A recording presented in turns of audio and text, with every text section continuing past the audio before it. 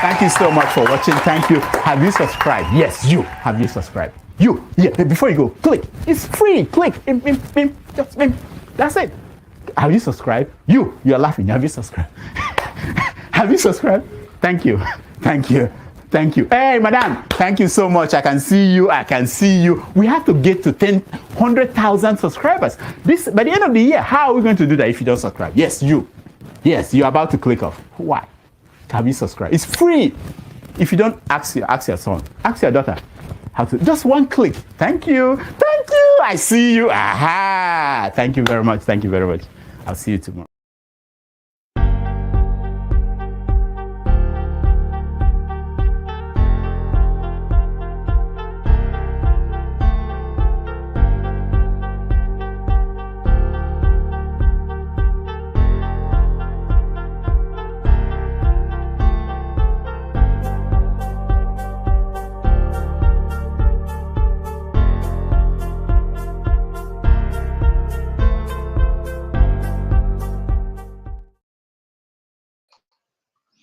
Yeah, good morning, good afternoon, good evening, depending on your geographical location. Welcome to this wonderful Wednesday evening broadcast.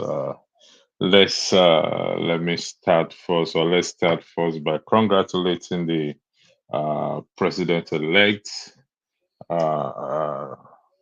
Donald J. Trump of the United States of America. But funny enough, the world has not come to an end. The way it was going, the election was going as if the world will come to an end after the election. But Thank God we are still standing here. We are breathing and we are fine. But in all honesty, we have to give him thumbs up. It's a fought hard, and the boss person win at the end of the day. That's my own uh, view on it. So if he's hearing me or hearing us, Donald Trump, congratulations on your victory. You fought hard for it, and you got it. Last week, Saturday, there was the show ended abruptly because I had to attend to a medical emergency. So, and the women's segment. And I also would like to apologize to our viewers, particularly our women, as to the way I phrased a question, which shouldn't have been phrased. I did not sit well. So, my sincere apology for that. Again, I had a medical emergency, so I had to quickly end the show. So we'll be back again this Saturday. It's myself, Adama, and Topeho will be back this Saturday. Again, thank you very much for joining and look forward to seeing you, having you there this Saturday. So, uh, someone asked, I'm going to start with comments, please. Someone asked, I beg, waiting be the purpose of this topic. Timajek, as you want to know the purpose of this topic, now since they start with pidgin English, make I answer you with pidgin English. Pitobi say he will turn night vigil into night shift. Point of correction there. It's supposed to be night vigil into what? Into night shift. There's a night missing there. So that's what Peter B said. Now, I think Peter B talk with that. He's saying we'll turn night vigil into night shift. So that's why we are here today as to what does it really mean or can he achieve it? I beg your pardon. It's self-explanatory. Can he achieve it? Seeing or knowing fully well that uh, the likelihood of him being president come 2027, it's not there. So, how will he achieve this? He could not achieve this while he was governor of Anambra State for 8 years. How will he be able to achieve it when it is very obvious to me? That is my own opinion. And I want to believe some people also share this opinion with me that it will not be come 2027, he ain't going to be president. So how does he want to achieve this? Is he also an attack on religion in the country or night vigil? My answer is no. Personally, that's my own opinion. It's not an attack against a religion. However, it is worth highlighting that anyone can change that narrative of uh, uh, turning night vigil into night shift. And to achieve that, we must have what? Constant electricity. Yes, it started from consumption to what? To from consumption to production thing. That is what it started with during the 2023 campaign. Unfortunately, he didn't win the. It was robbed of it. Let's say it as it is. But here is my problem. He didn't fight for it doggedly, as I wish for him to have fought for it. He was more or less a peacemaker, or as people call it, a gentleman. So how does he? This is when I saw it first. I asked, "Is this man becoming a clown?" This is my opinion, respectfully to him, because giving these interviews, increasing viewership of other channels and this and that, to me, I feel he's becoming a clown. But on the reverse side, on the flip side, that statement alone, it's It's something, if broken down, which I just did, he can't achieve it except he is president of the country. He was unable to pursue this when he was governor of Anambra State. So, raising people's hope high is where I found out that it's a dangerous thing for him to do. I also heard a lot of religious leaders have attacked him in that regard. I don't have evidence to that. Uh, I beg electricity. Can you be specific that he could not achieve it after 8 years of him as a governor? He could have, but the question is, did he attempt it? Did he attempt it? This is a question which one have to put to him. Did he attempt it? Just the same with this, what they did in Abia State. Did he attempt it while in office for 8 years in Anambra State? Was he able to turn night vigil into night shift while he was governor in Anambra State for 8 years? The answer is there for every one of us what to say. So uh he won't spoil business for yes that be that. He's pandering while his constituents are the same ones who would rather go to night vigil rather than an intellectual productive pursuit. Who is this? Timoje. Yeah. You see, this is I think we are I've said this before. You see why my nickname is electricity or my state name is electricity? And I strongly believe. They often say we should never use the phrase never. So I'm not going to use the word never in this regard. But my position is without a stable electricity in that country, no matter what we say or do, we're just wasting our time. We sat down here for hours. Yesterday podcast was 11 hours going on. How do we think? What made it possible? Electricity. Everyone that sat down there probably have their system plugged in, watching, talking, listening for 11 hours. So that was possible or became possible because there was constant electricity in that constant electricity where they were. So if we don't get that right, there is no way anyone, either Pitobi or any other person, can turn night vigil into what? Into night shift.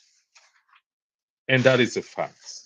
If you've been to the Western world, where they have 24 hours electricity, you have uh, manufacturing companies, not just manufacturing companies, other companies that work 247.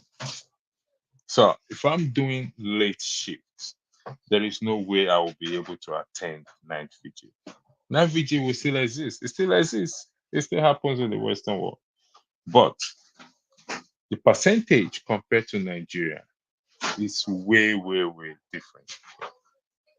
Does that mean we're not going to believe God? No, we will still trust in God. It's not our trust in God or our basis of trust in God is not dependent on night vigil. It's dependent on God Himself. So, once people should not think him making that statement, it's against religion. No, it's not against religion. Making that statement, it's not against religion. So, religious leaders should not take it personal because when they take it personal, then it becomes what? It becomes something else. It's a fact. If we have constant electricity, functional, stable electricity in the country, night vigil will be turned into what? Into night shift. Not many people attend night vigil in the Western world. That's a fact. So this is what we have to look at. I hope he's not turning himself into a clown at the end of the day because the chances, except there's something we don't know, the chances of him becoming president come 2027, it's 0%. If there's anything like that, it's 0%. Martinelli, you asking a question. I hope you listen to the whole interview. Tell me what I missed, what I've said here that is incorrect. This is conversation we're having. And I love when you bring this question up. What have I said? I listened to the interview. What have I said that is incorrect so that we can correct the record? That's the purpose of us here. Thank you for joining me in the comment section. You said again, Mark and Peter B is not a miracle worker at electricity. Nobody have suggested that or claimed that is a miracle worker.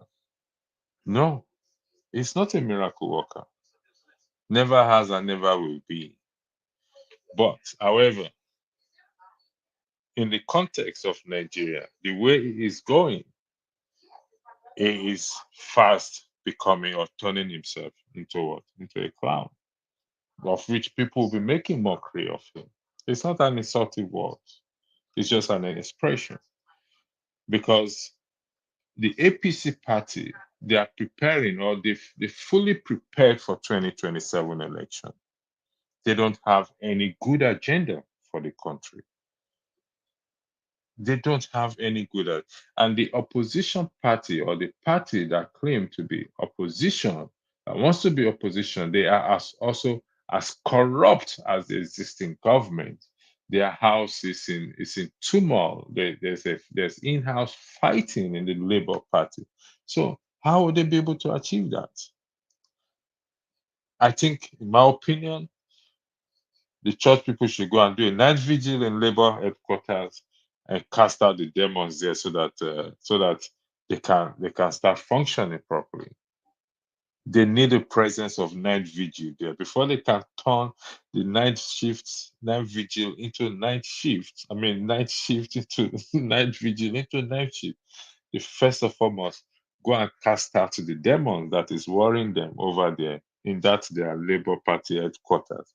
Ajero and whatever it is, I only God know what their name is, and cast it out. Then they can now come around and say they want to turn night vigil into night. In fact, it's an insult. Let me just put it that way. Team Majesty, it's always been one, not becoming. Okay, so I'm not the only one that shared this opinion that is becoming a clown. People are preparing. Yeah, I did mischievous. Team Macanelli, yeah, may God forgive you. So you see, look at.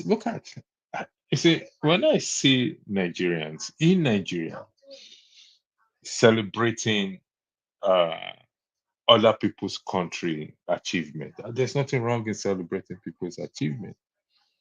When you see them celebrating Donald Trump won, how has that translated to electricity in our country? As that translate into electricity in our country? You see how the Americans, the citizens, the role of the citizens in nation building. Can we also apply the same thing in respect to building our nation? These are the things we need to focus on and start to ask the same question again. How can we achieve this? We have all the scholars, we have all the knowledge, we've acquired everything. How do we now put this history that we've acquired, knowledge, into use without compromising and everything? So that is where we are today. How can somebody who you and I know can never be president? I use that word. I'm not supposed to do that. That we know cannot be president come 2027, except he's going to join the APC party that we don't know of. If he's going to join the APC party and become corrupt as they are, which I doubt, then we can agree with him that he's going to turn night vigil into what? Into night shift. But anything outside that, that ain't going to work. I believe that what P2B meant is that people don't have jobs, which is why people are in churches from Monday to Saturday. Of course, people don't have job. That is why they're in churches or in church from Monday to what? To Saturday. And that is exactly what it's saying. However, if you look at the statement, I will turn night vigil into what? Into night shift. You have to consider first night, the phrase night, into shift. For shift, if you work shift work, I work shift work, you need electricity to be able to carry out operation. For your operation to be successful, you need electricity to make the machines work. Industries depends on electricity to function. Even even the everything in the house is more or less powered or controlled by electricity. So if the light goes off for 1 hour, then you will know what it is. 1 hour. People's life are dependent on it because they use oxygen, and this electricity is used to power the oxygen. So just think about it. Let's just think about it for once. Yes, we're looking for that man that will turn night vigil into night shift for us. By this, I mean it will what? It will make sure that electricity becomes stable. The reason why I'm able to sit down here and talk to us is not because of the Wi-Fi. Yes, the Wi-Fi is important, but what is the purpose or the benefit of a Wi-Fi when you don't have a functional laptop with electricity connected to it? The Wi-Fi is useless. So to make things work, Nigerians at home and diaspora, we need we need the constant function electricity. To turn night vigil into night shift, you need what? The presence of uninterrupted electricity. Without that, we're wasting our time. But that is beside the point. The man who made this statement is likely there is every likelihood that he will not become president. Either in the next 4 years, in the next 8 years, in the next 12 years, in the next 16 years. Agreed. People will say what God cannot do does not exist. Of course, I agree with you. But God Himself does not work in a vacuum. God expects certain actions and reactions from us. And that's just the truth. So, for us to come to that, yeah, Abi, yes, last night was epic. The election, there was 11 hours. I saw a bit clip of a clip of it. I even joined early this morning for a few minutes, and I had to leave. It was interesting conversation. A lot of things were said. Some things I'm not going to weigh into it. We are not going to weigh into it at all. So again, Martinelli said, with such conversation, we are not ready to move motherland. I don't know what do you mean with such conversation? We are not ready to move motherland. This conversation is essential. Martinelli, I don't know where you are. If we can be honest with ourselves for once, if we Nigerians can be honest with ourselves for once and agree that or come to that conclusion that without a stable electricity, we are wasting our time. Everything depends on it. Have you practically everything depends on it. Even when the plane, they taxi in and they land, you see those in the whatever they call it, connect the power electricity on it. In the meantime, when he is there, until such time that he wants to take off. That is, if he's leaving. I have broadcast from the airport once. I've run a broadcast from the airport once because what? There's constant electricity and there's Wi-Fi in the airport. I have done a broadcast from the airport once. How is that possible? Because there's stable electricity. They do night shifts. That is where you can turn night vigil into what? Into night shift. You're not against, nobody's against people praying to God. No, I'm not against it. In fact, God will be delighted that we are working. We'll be delighted that what? That we are working.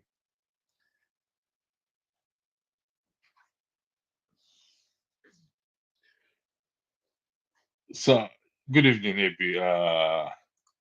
Who is this? I can't believe even your electricity didn't get it. Have you heard of Sab Miller in Onisha? No, I've not. What is Sab Miller in Onisha? Please listen, we're here to have a conversation and to educate each other. What is Sab Miller in Onisha? I'm not from Onisha. I don't have a clue what you're talking about. And I'm not ashamed to say it that I don't know. Electricity, the only site that need 24 electricity are the industrial park. We don't necessarily need electricity 24/7 everywhere. Who is this? AB. We don't necessarily need electricity 24/7 everywhere. AB. Ah, shame about if I make heaven by AB. You sure you want to make heaven? We need electricity 24/7 everywhere. In homes, industries. What do you mean you don't need electricity 24/7 everywhere? In hospitals, you need electricity 24/7. So tell me, what do you mean by we don't necessarily need electricity 24/7 everywhere? Of course, it's a necessity. It is a necessity. You need to clarify. People can create job as an entrepreneur, no need for presidency first. Yeah, listen, the man has already created jobs. He has created job as an entrepreneur. He has, I believe, he's a businessman. He has employees. But look at the statement. I will turn night vigil into night shift. In the context of Nigeria, if some churches run seven days or 14 days night vigil at times. Now, if we are productive, or if we are a productive nation, that will not happen. If we have 247 electricity, it will never happen. It will not happen because I'm working night shift, 7 days, 14 days night shift. Maybe I will only attend one out of those 14 days or two out of the 14 days. So you can see that it has reduced. It makes us to be productive. And it also makes us to what? To love God and fear God. It won't take the fear, except the individual don't want to. Do you think where we have 24/7 electricity, some people don't have respect for God? They don't even acknowledge God, more or less, to have respect for Him. So if we think because we don't have electricity, if we don't have electricity, we'll be close to God. That is fallacy. It ain't gonna work. It ain't gonna work. I ain't gonna. Yes, Kamala Harris, she has given a consensus. I saw it on YouTube. She has called Donald Trump and congratulated him, which is very, very matured of her to do. That is a good thing to do, and that is what democracy is all about. Democracy will always prevail when we understand each other. So that's good of her. Thank you for bringing that. Yeah, to see person who really wants to turn this country to the right path. Yet to see person who really wants to turn this country to right path to greatness. Or we are yet to see a person who really wants to turn the country to. I believe that's what you're trying to say. Yes, we're yet to see. Yeah, you're correct in that. Sure doesn't want to work with anybody. how does he think he will become president? Himself will not even, he won't even come close to the Aso Rock. He doesn't want to work with anybody. He believes he knows everything and he has everything. But he forgets that he needs the numbers behind him. But he's not willing to. God have mercy on him. So why is Dr. Damage not live now for update on the US presidential election? I don't know. I think there was a coverage, 11 hours coverage. The winner is now known, but I can't speak for him. So, but we're talking about it. We are highlighting it, and we can talk about it. If you want to come on the platform and talk about it, you're welcome to talk about it. In spite of the topic, it's still any other reasonable topic will be accommodated by me. So you're welcome to talk about it. So thank you for joining this show, very much. At electricity, not only electricity, you need to be a bit more logical and objective. Okay. Martinelli, you know, it would be nice if you can shed more light on don't let me say me, us being logical and objective in respect to electricity. How is that? I mean, at electricity, not only electricity. What I said, and I'm going to repeat this, if we have a leader who can make, has that willingness to at least give us 50% of functional electricity in the country. Let's go with 50% first. With functional electricity in the country, trust me, that person will be able to turn night vigil into night shift. There is nothing you and I, listen, I'm not making this up. You can come and challenge me. If we have the best person in Aso Rock today as our president, the best, think of, let's just say hypothetically, we can't use Peter Obi because he knows how important electricity is. So let's give that to him. Look for the brainiest person in Nigeria become president today. Failure for he or she to fix this electricity is failure on their administration. Have you ever seen, beside Peter Obi during this 2022 presidential election that he went to, is it Egypt he went talking about from consumption to production? Have you ever heard any presidential candidate campaign on fixing our electricity? Tell me, is it Atiku? Is it Shawara? Is it Kwakwanso? Name them. Is it Prince Adebayo, this and that? Which of them have made electricity their priority or in their manifesto? Point it out to me, please. Let's talk about it. Let's talk about it. You see governors, council, ministers carrying power bank around with them wherever they're going. The only thing I put in my bag is my charger because I know wherever even on the buses, you can charge your phone, even though there's no electricity from it, you can charge your phone. So I just put my charger in my bag so that wherever I go, I can charge my phone. Take this to the market. Take it to the market. So you said I'm not being like the other things? No problem. Uh Florence, so he said if Kamala had won, Rudolph would have been here for 24 hours. I think I'll be here too. Let me highlight my bias as well too. I really wanted her to win, not because I support Democrats or Republican or I care what happened in America. I just want to change for the fun of it for a woman to win. But she gave her best shot. So we have to congratulate her too. So that is very important as well too. You say, Makena, you need security, good rules, good hospital. Do not take the whole conversation interview out of context. Okay, thank you for this, for putting clarity, for shedding more light onto this. I'll take security first. Makinelli, if we have 50%. If we have functional, don't let me say 50%. If we have functional, stable electricity, take this to the markets. 80% of our security issues has been solved. Insecurity issues has been solved. 80% of our insecurity issues have been solved. Because why? You need there'll be uh light everywhere.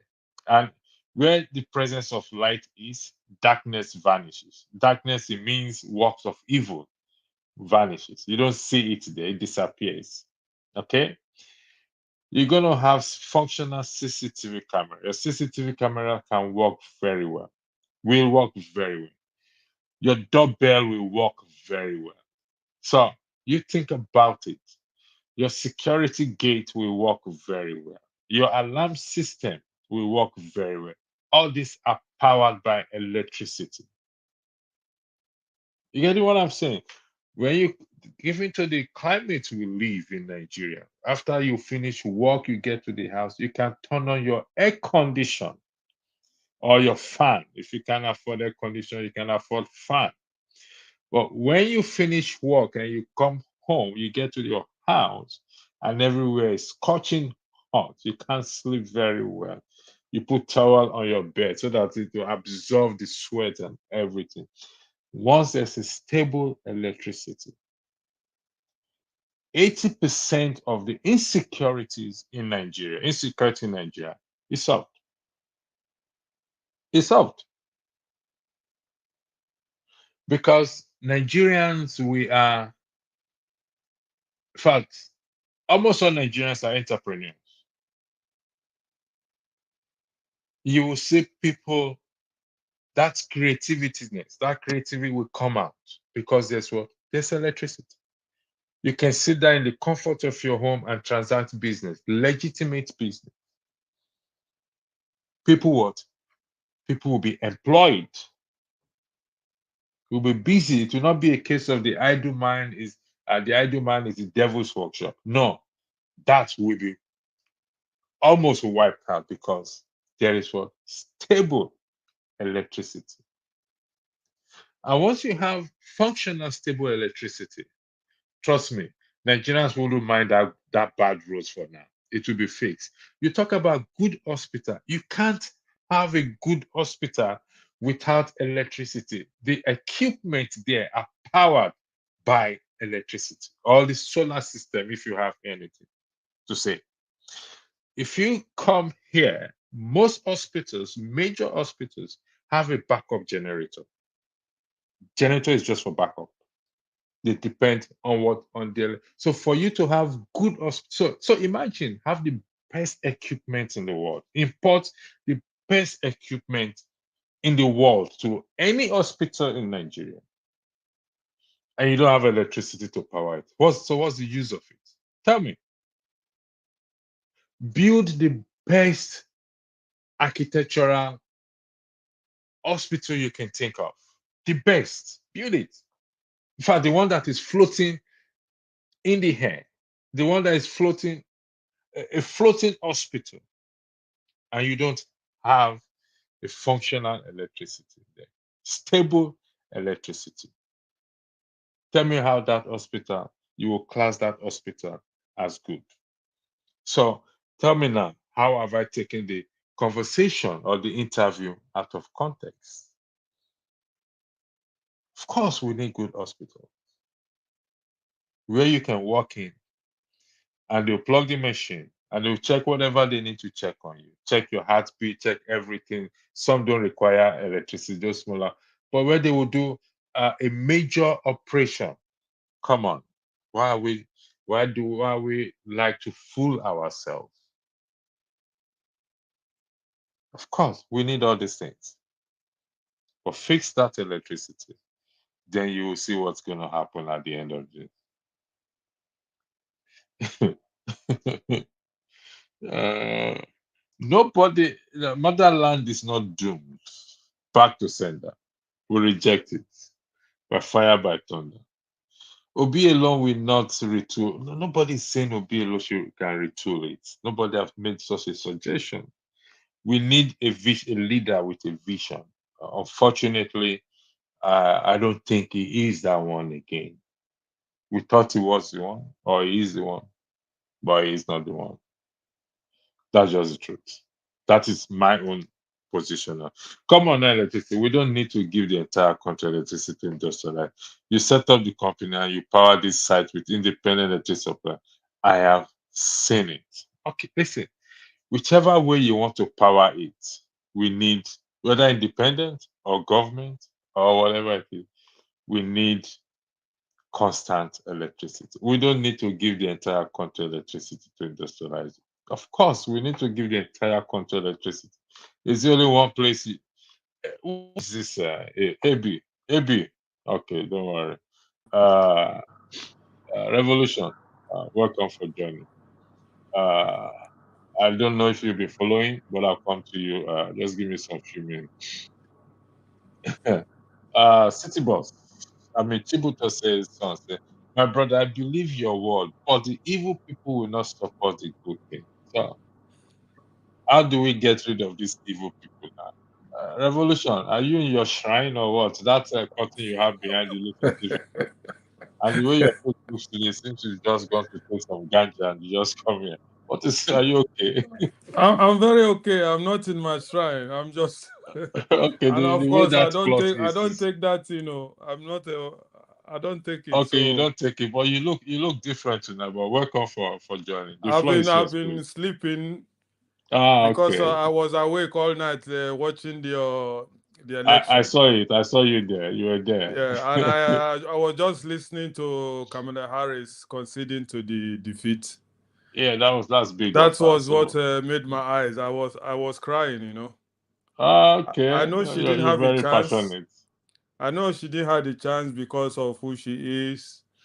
I don't think a woman, America is ready to for a lady, of course, with her background, black and Asian and all those things. But anyway, she gave a good speech. That's just by the way. So on the Uh, case you are talking about, I've been listening. I don't know if you want me to weigh in or let me yeah, yeah, listen yeah. more. The floor is yours. Weigh in on it, please. You see, what Epitobi said, we've been saying it all along. But being our leader, only that he disappointed us. That's why most of us say that I don't think he will ever have that opportunity to come that far. Because when the whole Nigeria, north, south, east, and west, military, soldiers, church people voted for him, we thought he would put some resistance so that all those glitches and all those things they told us. For me, glitches is acceptance of the rigged election, but they found another name to accept that rigging. They call it glitches. I was checking the encyclopedia to find another word for glitching, and you'll be surprised. Rigging was part of it. Other name you can call glitches. No, just to tell you how But painful it was. looking at the topic, P2B said he would turn night vigil into night shift. There is no Yeah. chance for him becoming president 2027. So how does he want to do that? No, for if you have been listening to me here, I apologize one time because I know you're a pastor. I told you one day, I said, please, it is not personal. But all the pastors in Nigeria, they are criminals. Please remove that title, pastor, from my. I've removed. You can see it's electricity. So just stick on electricity, please. Thank you. Okay. I'm Now not you have said rejecting it. it. I'm not condemning them. Don't get me wrong. But just to correct the record, please. Thank you. Okay, thank you. Because I don't want you to think maybe I'm saying it on a personal ground. What Peter B said is what we have been saying, especially those of us who are Rastafarians. Because we know what is happening. When Nigeria was Nigeria, we don't have churches everywhere. You know what I mean? We know where church is those days. When on Sunday, that is on Sunday, not Monday. Tuesday. People who went to church twice a week that time was people, maybe choristers, people in the choir. They go for choir service on Saturdays. Then Sunday, they come and show us what they have been rehearsing. Then suddenly, The last time I went to Nigeria, I can remember very well, that was 1999. That was the first time I saw this shock Peter B is talking today. I went to Abuja. Believe me, from 5 in the evening, you cannot rest again. This corner is shouting, hallelujah. Your neighbor is God will catch them. Don't do, I told the guy I was quoting with, I said, oh boy, now so you did for this, because that I've been out of Nigeria for about 12 years. So coming back and seeing, I mean, I'm telling you, people were having churches in rooms where you are living like this. You will see somebody shouting and praying. You cannot do anything else. So Peter B now coming up to say it, that means he's listening to us. Those of us who have been calling him that he played a coward game for not fighting for us. I think he's taking that move now through another way to make a comeback, because we are saying he's making a comeback by attacking the real problem. How is he making a comeback? Please educate Yes, me. How? electricity. If you just give me, I will land now. The floor is all yours. We are just you and I here. Just go ahead. Okay. My He's camera making a will be on for 30 seconds, but just go ahead. I'm listening. Okay. Making a comeback in the sense that I've said it, that the people destroying Nigeria are the traditional rulers, the politicians, and these so-called religious criminals, religious leaders who call themselves criminals. They are the three problems we have in that country. I can start by one. The traditional rulers, number one. When I mean traditional rulers, I mean both local government, traditional rulers, chiefs of your village, elders of your family.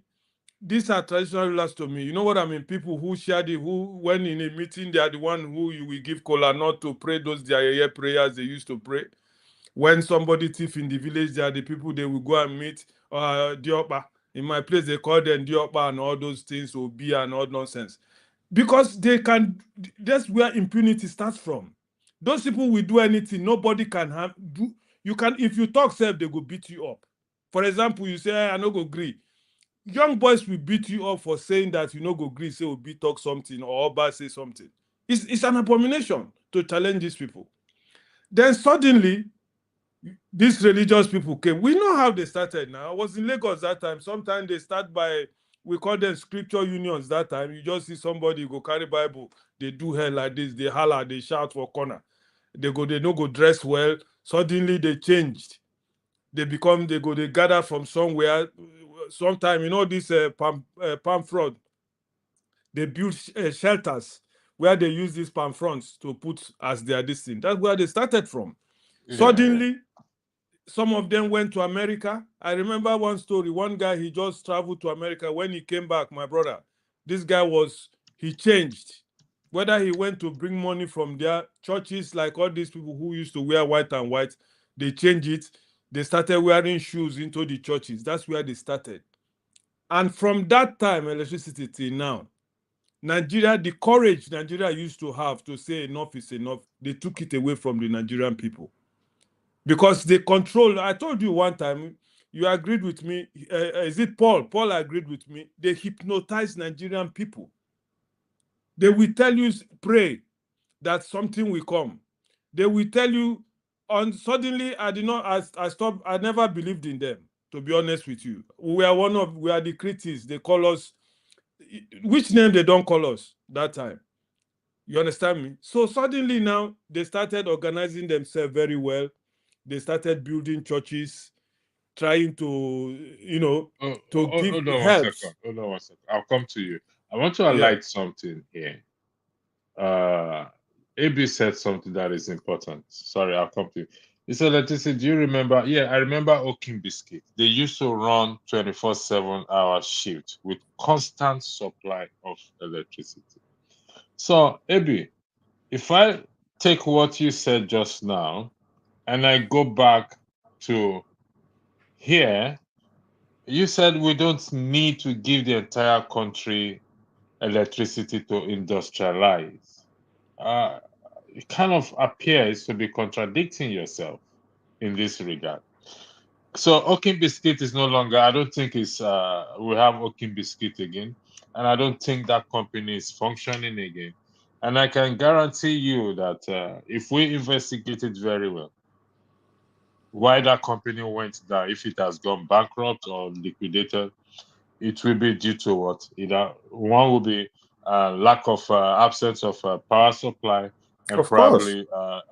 probably materials or forex that made the company to go down. So most industrial company today are going down because they use their profits to buy diesel. So what do they gain at the end of the day? This is what I'm saying, that for us to make progress in that country, we don't need to go to school for this No. to get this right. Sorry, back to you. If we can, revolution, if we can just stay on this issue of electricity and Yeah. not necessarily put it on religious leaders or traditional rulers, or this is government making this possible. Yes, citizens will have responsibility as well too. We cannot shy away from our responsibility by paying. So, are you driving or you're stationary, please? Yeah, I'm stationary. I'm packed. All right. Thank you for joining.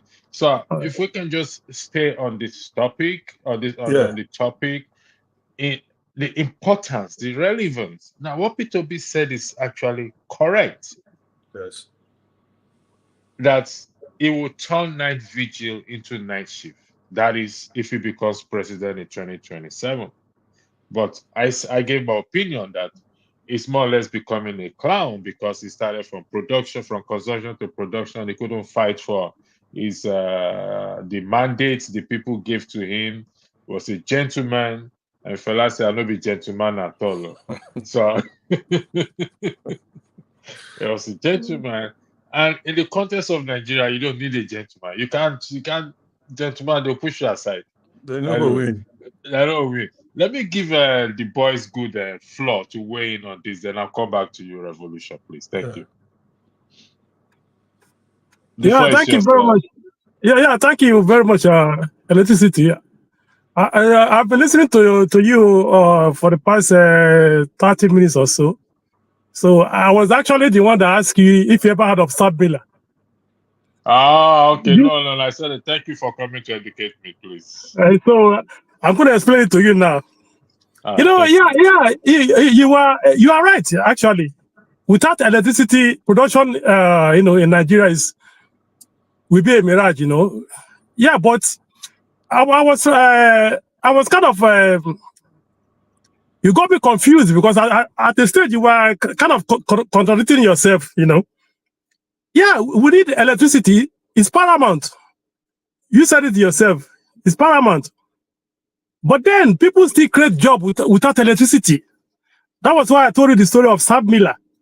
Sabmila is that company Obi invested Anambra State money. Till date, I have two cousins that are working there. They started from 325 workers now to 1,800 workers, and they are doing day shift and night shift. What do they do? They produce Hero drink, Hero beer. What's it called again? Budweiser. They are the producer of all those things, So, secondly, there's another company called Juhel in Oka. And it's without electricity. They don't use electricity. No, they have electricity, but they created, they have their own generator. No, they still power it. No, he's saying without electricity, the way it's in Nigeria, you can't do that.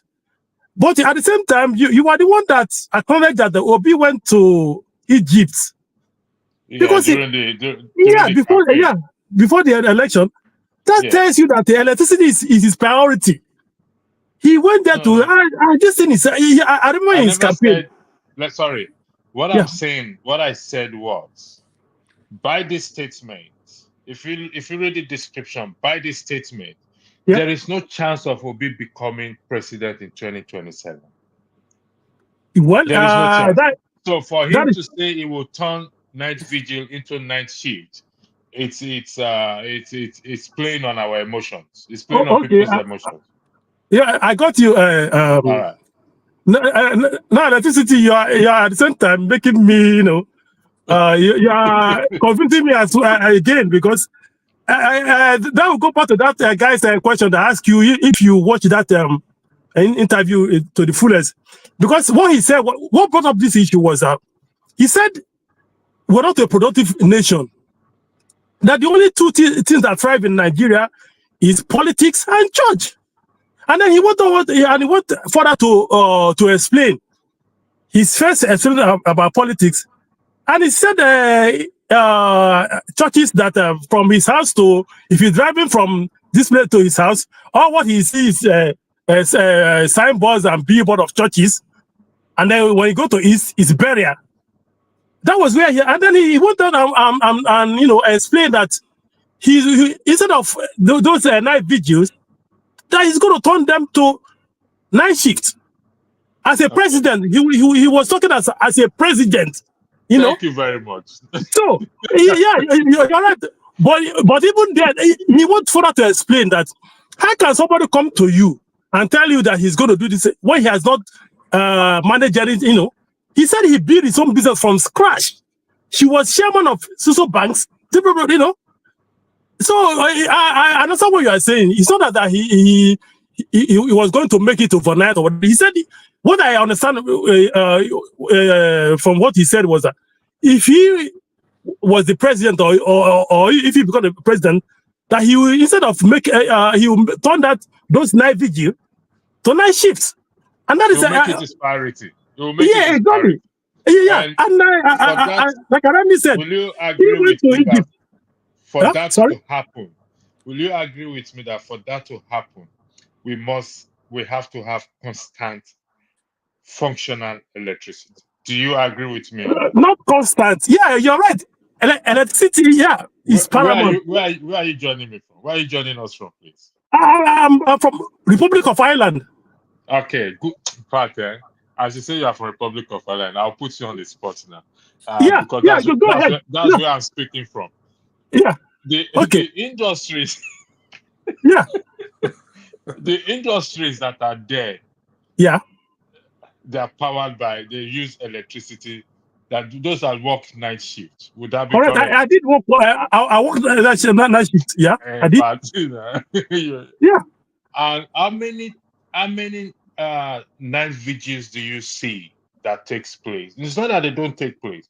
How many people do you hear they say, "Bros, I'm going for night vigil"? Our brothers and sisters here, they've created their own. They do go to that their nonsense here.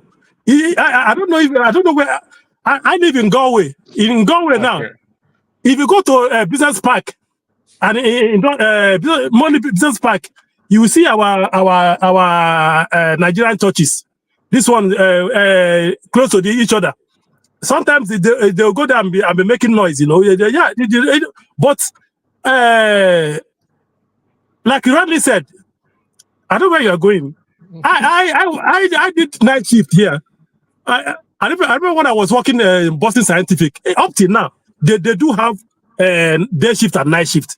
I worked with Apple and Cork. I did night shift and day shift.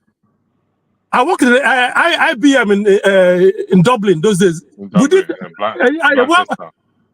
Manchester, exactly. Day shift and night shift. But what I'm trying to say, you are 100%. Electricity is paramount. But I'm trying to tell you that there are businesses. Okay, I'll tell you. I've told you about Sam Miller. There's another one called Juhel in Oka. Go and verify what I'm telling you. Oka, Juhel is in behind 5-star. Is beside 5-star restaurant in Oka. Anybody that know by Regina bus stop, they know that for the past 12 years that I know that company, my wife's younger sister works there. They do night shifts and day shifts. But my brother, sorry to cut in. What electricity is telling you is what you are saying. But you are saying they private, they use those, they work in that night shift with generator. Generator and electricity is the same thing. I understand what you're saying. Now. It's the same thing now. Now you are not going to comment to my point now. The only difference that their cost of production might be high, compared to and it's for those people who have money to buy the generator. yeah, right. But people are still striving. They are still, breaking their neck, to set up. The rich people like P2B, they are the one who can afford generator to run night shift. But if electricity is normal, like in Ireland where you live, poor people like us can also thrive. Yeah, but we are still saying the same thing. What I'm driving at is that we cannot fold our arms and be waiting for government to provide 24-hour electricity for us and not do and do nothing. So what of those who don't have the money? What are we of the normal people? Yeah, John Laba, welcome. Justin, the please, normal if you people don't who don't mind, have that money. Sorry for interjecting. Justin, please, if you don't mind, it's an appeal I'm making. Do you mind to take off your hood, please? It's just an appeal I'm making. Okay, sorry. Thank you very much for that. Okay. Electricity. All right. Morning, all of you. I mean, I say morning. Justin. Now UK I did, good evening. Jonaba is here. Revolution is there. Before I'll now come to you, then go to Black. Okay. So let me allow the good to finish. The good. We are now more than. No. We have to. No, he can go ahead because he seems that he's in a hurry. He's eager to say something. Let me. I will be. Jonaba, you go let ahead. me allow him. I'll give you 2 minutes. Go ahead. You run. Finish. All right. What we are saying is, what I'm driving at is that we cannot wait for government, because those people I'm looking at, I'm seeing there.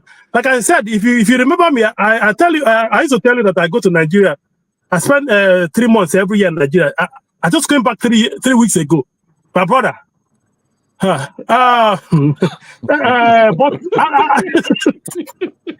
No, there's constant electricity. As you went to Nigeria now. Which kind of constant electricity? Listen, electricity. My place, they said they gave us band A. Band A that used to cost the electricity that used to cost 279 units. If you buy 10,000 naira, it's now 40 units. 10,000. There was a day rain fell, heavy rain. We didn't see electricity for 5 days. Imagine, for 279 units to 40 units.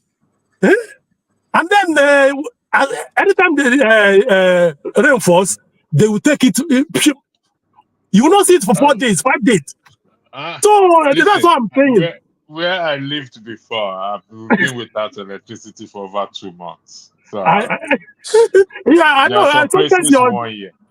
Sometimes your transformer will spoil, and then they will come and take it. For 1 year, I've been in our house in Lagos in Coca. Our transformer spoiled. We contributed money. They came and took the transformer. They didn't bring it until 13 months. We're here and 1 month. They took it.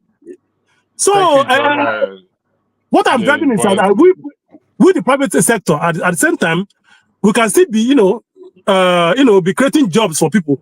Like I already told you, Juhel, they are makers of syringe. Ask anybody in Oka, they've been there for 12 years, which I know I've known them for 12 years. My wife's younger sister worked there because it's closer to my house in Oka. So she's been working there for the past 5 years. And that is owned by a private person. We're not disputing that. We're not disputing that there are not private sector that are functioning there, but they're not functioning to par. They use most of them use their profit to buy diesel to run. Yeah. 100%. That's why I said it will drive up their cost of production. Thank you for that. But at the same time, they are creating jobs and making profits. That's it. All right. Thank you. I will leave you for now. I appreciate you coming in to clarify yourself. Jonathan, the floor is yours. Thank you for joining us. Thank you, electricity. Yeah, thank you. Jonathan, sorry. Revolution needs to round up. Revolution, do you want me to go to Jonathan before I come to you? Then let Jonathan continue. Jonathan, the floor is yours. Thank you. Good evening, electricity and fellow panelists. Nice to see you. Your headline, can you rephrase it again? There's a night missing there. Would that correct? Hmm? What headline do you want me to rephrase? The topic what we are treating. The topic is Obi stated that he will turn night vigil into night shift, and that is not possible because while it's a good intention, he won't become president 2027. So is he playing on our emotions or is turning himself into a clown? This is not first time he has run for public office. I guess he was governor for 8 years. He run as a running mate with Atiku Abubakar for as a vice president, and then he ran on his own. That Nigerian have been struggling with no electricity, and church has been full before he says that. I have respect for him as a citizen of Nigeria, or he also among the elite that put Nigeria where Nigeria is today. Um, he knows how to talk, and he know how to talk to the Nigerian people. But unfortunately for him, church is a business. So he will lose more business because those people, those pastors, will not love to hear that. They want to keep the docile society, focus on empty promises, not taking a physical responsibility for their own life, and hoping that somebody will do it.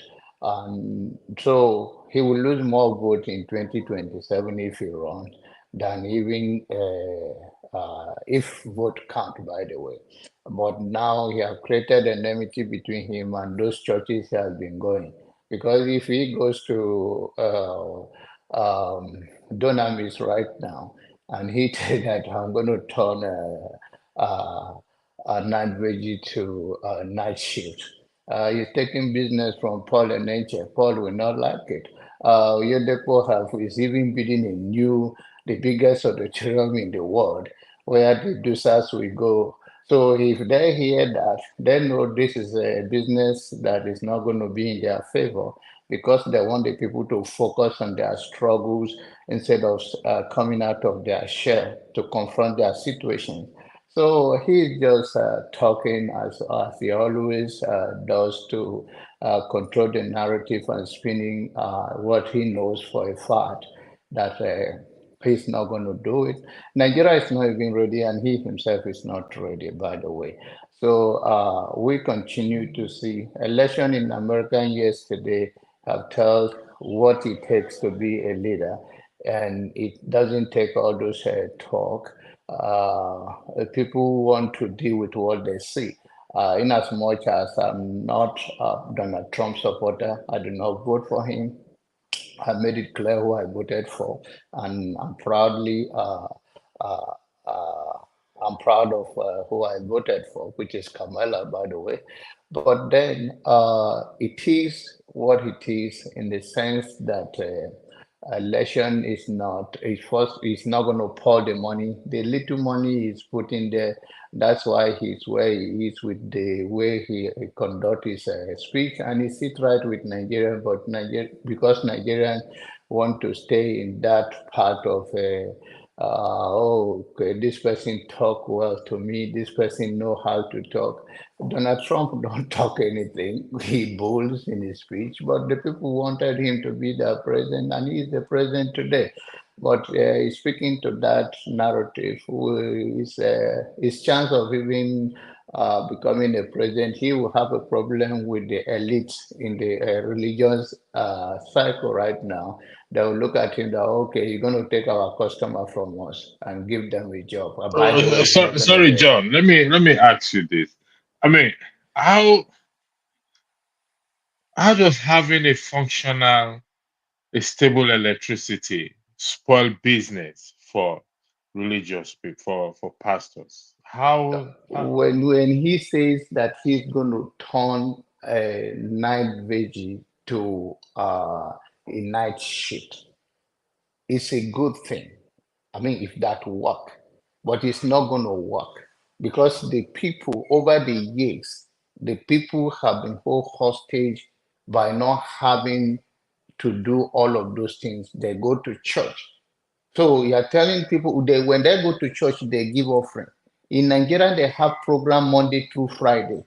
So are you going to tell me that the pastor, those elite pastor who manipulate things, will now say, oh, our people is going to focus? I mean, in the good sense, other world where religions and this manipulation is not order of the day. There is electricity here and there is church in America, and I believe there is church where you are, but not in our place. They give this false hope to the people. So, and the church in America or any other civilized world, it's not the way Nigerian church run. So it's like he has put himself between the church leader who want the people to stay dosa. They want the people to stay with that because that's how they come to church, to boost their own ego. John, let me add to what you are saying before, just to help what you are saying. Just 1 second. I went to a Winners Chapel church in Gambia. And do you know what the pastor was telling us? That anybody who goes to a job when he's supposed to be in church will be tied that job. Can you imagine? He was telling if you have a night vigil, and because of his night vigil, you went to a job, may God will be tied the job. Continue. Exactly. So they have played in my summary of my words. It's like this is not how Nigerian people, no matter what you say. I'll give you this as I end my submission. A popular pastor in Nigeria said that he was trying to be reached by one president of Africa, and because the person could not reach him, he gave hold of former president of Nigeria, and the person told him, "Hey, you will not reach this man. That see that a man diligent in his business, he shall stand before king, will not stand before unknown." So the point I'm trying to make, he is busy about his business because this is a calling of God upon his life. His primary calling is to the people, and not to say, "Oh, I'm too busy not to receive a call." And if it's somebody of his caliber cannot receive a call from a president of a country, you can imagine the ego and how he highly places himself. And that is the thing that Nigerian buy. Nigeria is when you still take their self-esteem, strip them of who they are, and turn them to mumu, is what they want to do. So for him to say, I'm going to do this, I'm going to do that, they want them to be mumu, to be coming to church, to be coming to their shrine and drop for them. Thank you. Thank you very much. I'll go to Austin. Yeah, Revolution, you made. I'm going to ask you a question based on the Gambian story you just gave. Yeah. For the pastor to say, if you go to work when there's night vigil, will be tied the work, correct? Not only night vigil, anytime. Who is to be blamed? Who is to be blamed? The pastor but or the person? that is what we are telling you, Mr. Electricity. These guys are criminals. And John Abba have stated it clearly. Anybody who wants to spoil their business, because anytime you go to church, you have to drop. In fact, before the pastor come up to the pulpit, they pass the tray sometimes 2 times. So if you're asking me who is to be blamed, the person to be blamed now is those criminals, pastors. Okay. Not the one going, because most of the people going to church today are hopeless. They don't have nothing, no hope. I don't want us to go in this. Probably we'll come back to it, because the purpose of religious leader going by the Bible or shepherd is to feed the flock, not to fleece the flock. To feed, not to fleece the flock of Christ. So the issue of it should be an advantage to them if there is constant electricity, because by doing so, people will go to work, everybody will be working, and they will have enough to give tithe and offering, if I'm making sense. So it should be. They should see it as an advantage. Excuse me, I don't know what you are asking us now. Are you talking about electricity being constant in Nigeria or religious people? Let's leave that religious people. Justin, the floor is yours. Then I'll go to Blackstone. Okay, so I don't know where some of you are probably in the UK, right? So how many of you are in the UK? Sorry if you don't mind me to ask the relevance of that question, please. That's this kind of. I was going to basically say that. Have you not noticed that in the UK here, like the pastors that you meet, they do this their church of a thing as part-time job. They're not in the church every single day. In Nigeria, the pastors are always in church. That's like their own full-time business. Talking, except if you work for like council, cathedral in like the town center, because obviously your workload will be more. Most of these guys, these pastors, is like they themselves are not even employed. The church is their own employment. It's basically a run business. In the UK, pastors get work. Justin, we're focusing on the importance of electricity in Nigeria. That was not the original question you asked. Maybe you changed it just now. No, Justin, if you look at the topic, Obi said it will turn night vigil into night shift. Did you see the topic? The electricity, if I can come in, I think you can hear Justin. It's the same line that we are saying that he say, I know where you are coming from, but we are trying to let you see the other side that it's going to spoil business for the church people if that even happens. It's not going to happen, by the way. But how will it spoil business for the church because people? They want people to come to church, and if they have a constant and they have to be going to work. Okay, in the developed world, do you go to church every day? In Nigeria, from Monday through Friday, they go to church. But Sunday John, I originally wanted to talk about electricity. I just added what I said first. So the thing John Abba was saying. Justin, hold on, please. In the developed world, people still give their tithe and offering online. We have online services, and people give their tithe, they give their offering, they give their seed faith. Some have not even been to church for 1 month or 2 months. So how will electricity spoil such a business? I'm confused. Okay, I don't know what you are trying to get at. The talk of Peter Obi saying that he's going to turn a night veggie to a night shift. It's a good talking point. Trying to say that if there is electricity and there is employment, people instead of going to church, they should go to work. And we are telling you that millions Nigerians rank by even calling the number of their followers. And that is going to be a struggle, even though if it is possible, it is not even possible in Nigerian space for now. And it's a talking point, and they have created enmity between himself and those churches that have been going, because anything, they want to keep the people docile. They want to keep the people. Many Nigerians that travel abroad, when they come, they don't go to church every day. In Nigeria, people go to church Monday through Friday. Now you are saying you're going to create a job for them. John Abba, they don't like that. To this church this thing. Let me give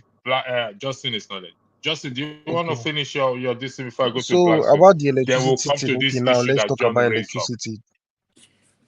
Okay, just talk about electricity. Let's talk about electricity. To this issue of drop the whole church thing now. So let me church rest till Sunday. So if you notice, electricity is very important. We all know that one already. And the funny thing is that when it comes to electricity, is a very ironic industry, like electricity and utilities, right? If you really notice, there's some electricity that is more useful than others. And in a country like Nigeria, I don't know why. I don't know whether it's the transmission that is the problem. But generally speaking, it really seems like outside of Lagos, they don't even forget transmission, and they don't even have enough generation of that electricity. When you really look at it, Lagos, I mean, most of it is generated in Niger State, because that's where all those their big dams are. But Lagos, as per gas, because that's where their electricity comes from in the south, mostly gas. They have more electricity, more stable electricity, especially in the most posh areas than the rest of Nigeria. Normal, it shouldn't be like that, right? I don't know. Somebody was saying that it's mostly the industrial parks that need electricity. That it is not, maybe the person was talking as per se, it's not really a super necessity for the average common Nigerian in their household to have electricity. But I disagree with that. It's not just industrial parks. If the electricity was limited, maybe you can now mostly supply it to industrial parks. Fair enough, because it will boost productivity overall. Because those industrial parks will probably be hiring us, right? But when you really look at it, electricity now, if Nigeria was serious about electricity, some things they should have started 30 years ago, because the problem with anything in electricity generation is not one politician's tenure type of thing. It can take three regimes to work it out. And you know how Nigeria politics is. It's about what can they use to vote me quick. That's just the thing. If they are building a power plant, it can take 8 years. But how many regimes is 8 years? That could be, well, if you're an APC politician, that's one regime, sha, because most of them run 8 years. But it's not really something that they would focus on. 2 or 3 years ago, there was this hype that Russia was helping them build one of the VVER 100 PWR nuclear reactors. Since Tinubu came in, nobody has spoken about it at all. It has just, they've dropped the whole project, his voicemail.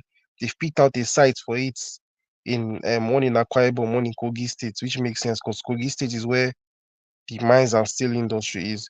So it would have worked out if they started it, but no, Tinubu has not mentioned nuclear from his mouth at all since the very day he came in. And when you really look at how electricity works, the whole delusional idea that, oh, our country is a hot country with lots of sunlight, let's use solar panel, solar panel, solar panel. Solar panel is the most overhyped version of electricity I've ever heard of in every way possible. Less than 50% of the actual solar energy gets converted to electricity. When you really look at it, like there's so many stupid misconceptions about solar that doesn't make any sense at all. And we can't use wind because Nigeria is not like UK, where the other day I was walking outside, the wind blew away my umbrella. We don't have that type of wind in Nigeria. Even in the north with their Hamatan wind, it's not like Spain or all these other countries where, generally speaking, the colder northern countries they have more wind electricity. So wind is not really a super useful option for Nigeria. The best bet for Nigeria is nuclear energy, nuclear electricity. The thing is, and this is what the problem is, a lot of the mistakes of our forefathers were bearing it today. Countries like all these Canada, all these what is it called? Yeah, Canada, US, they started nuclear electricity generation in the 1950s, 1960s. That was when our country was not even that educated. How many graduates did we have in Nigeria in 1950? That was when Canada started generating their own nuclear electricity. They invented their own type of nuclear reactor, the candle reactor, that is even safer than the ones that most of the world use, but it's its own special design. And the thing that I just have in mind is, when we were doing all this our independence, this thing, why did we not think of things like this? Is it that the politicians themselves were not educated enough, or did they not have any say or control?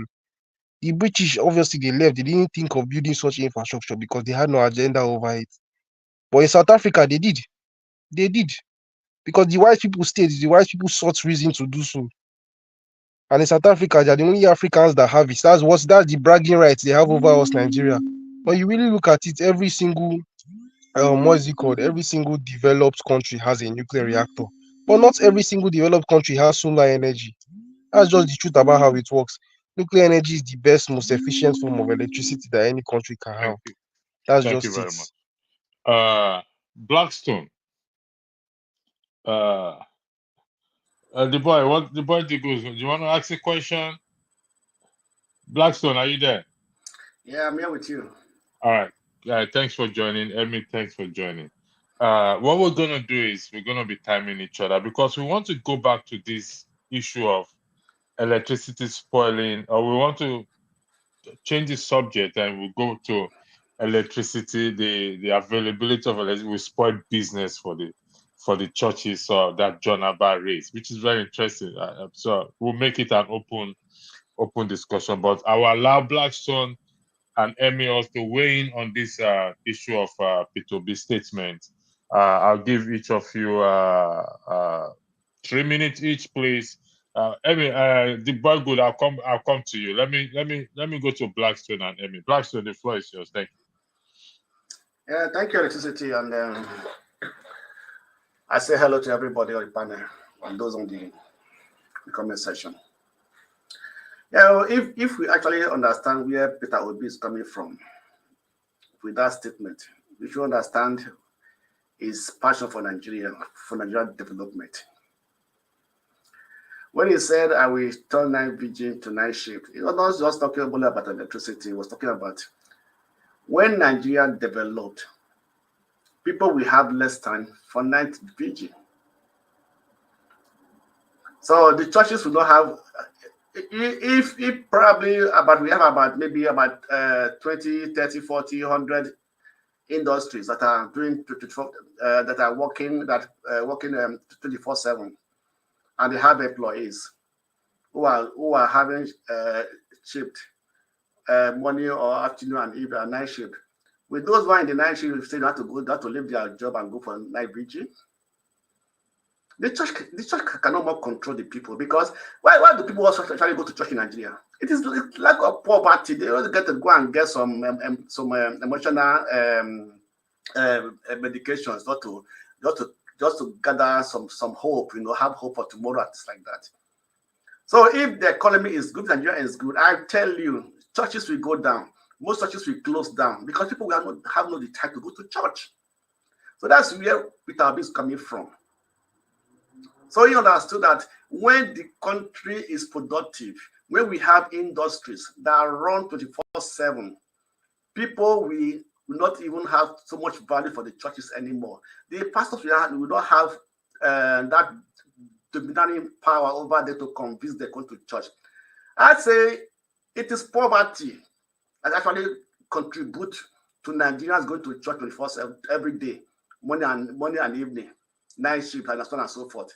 Because they believe that they go to pray for provisions, and they forgot to have sympathy, mercy, grace from God, but whereby they're not doing what they're supposed to do.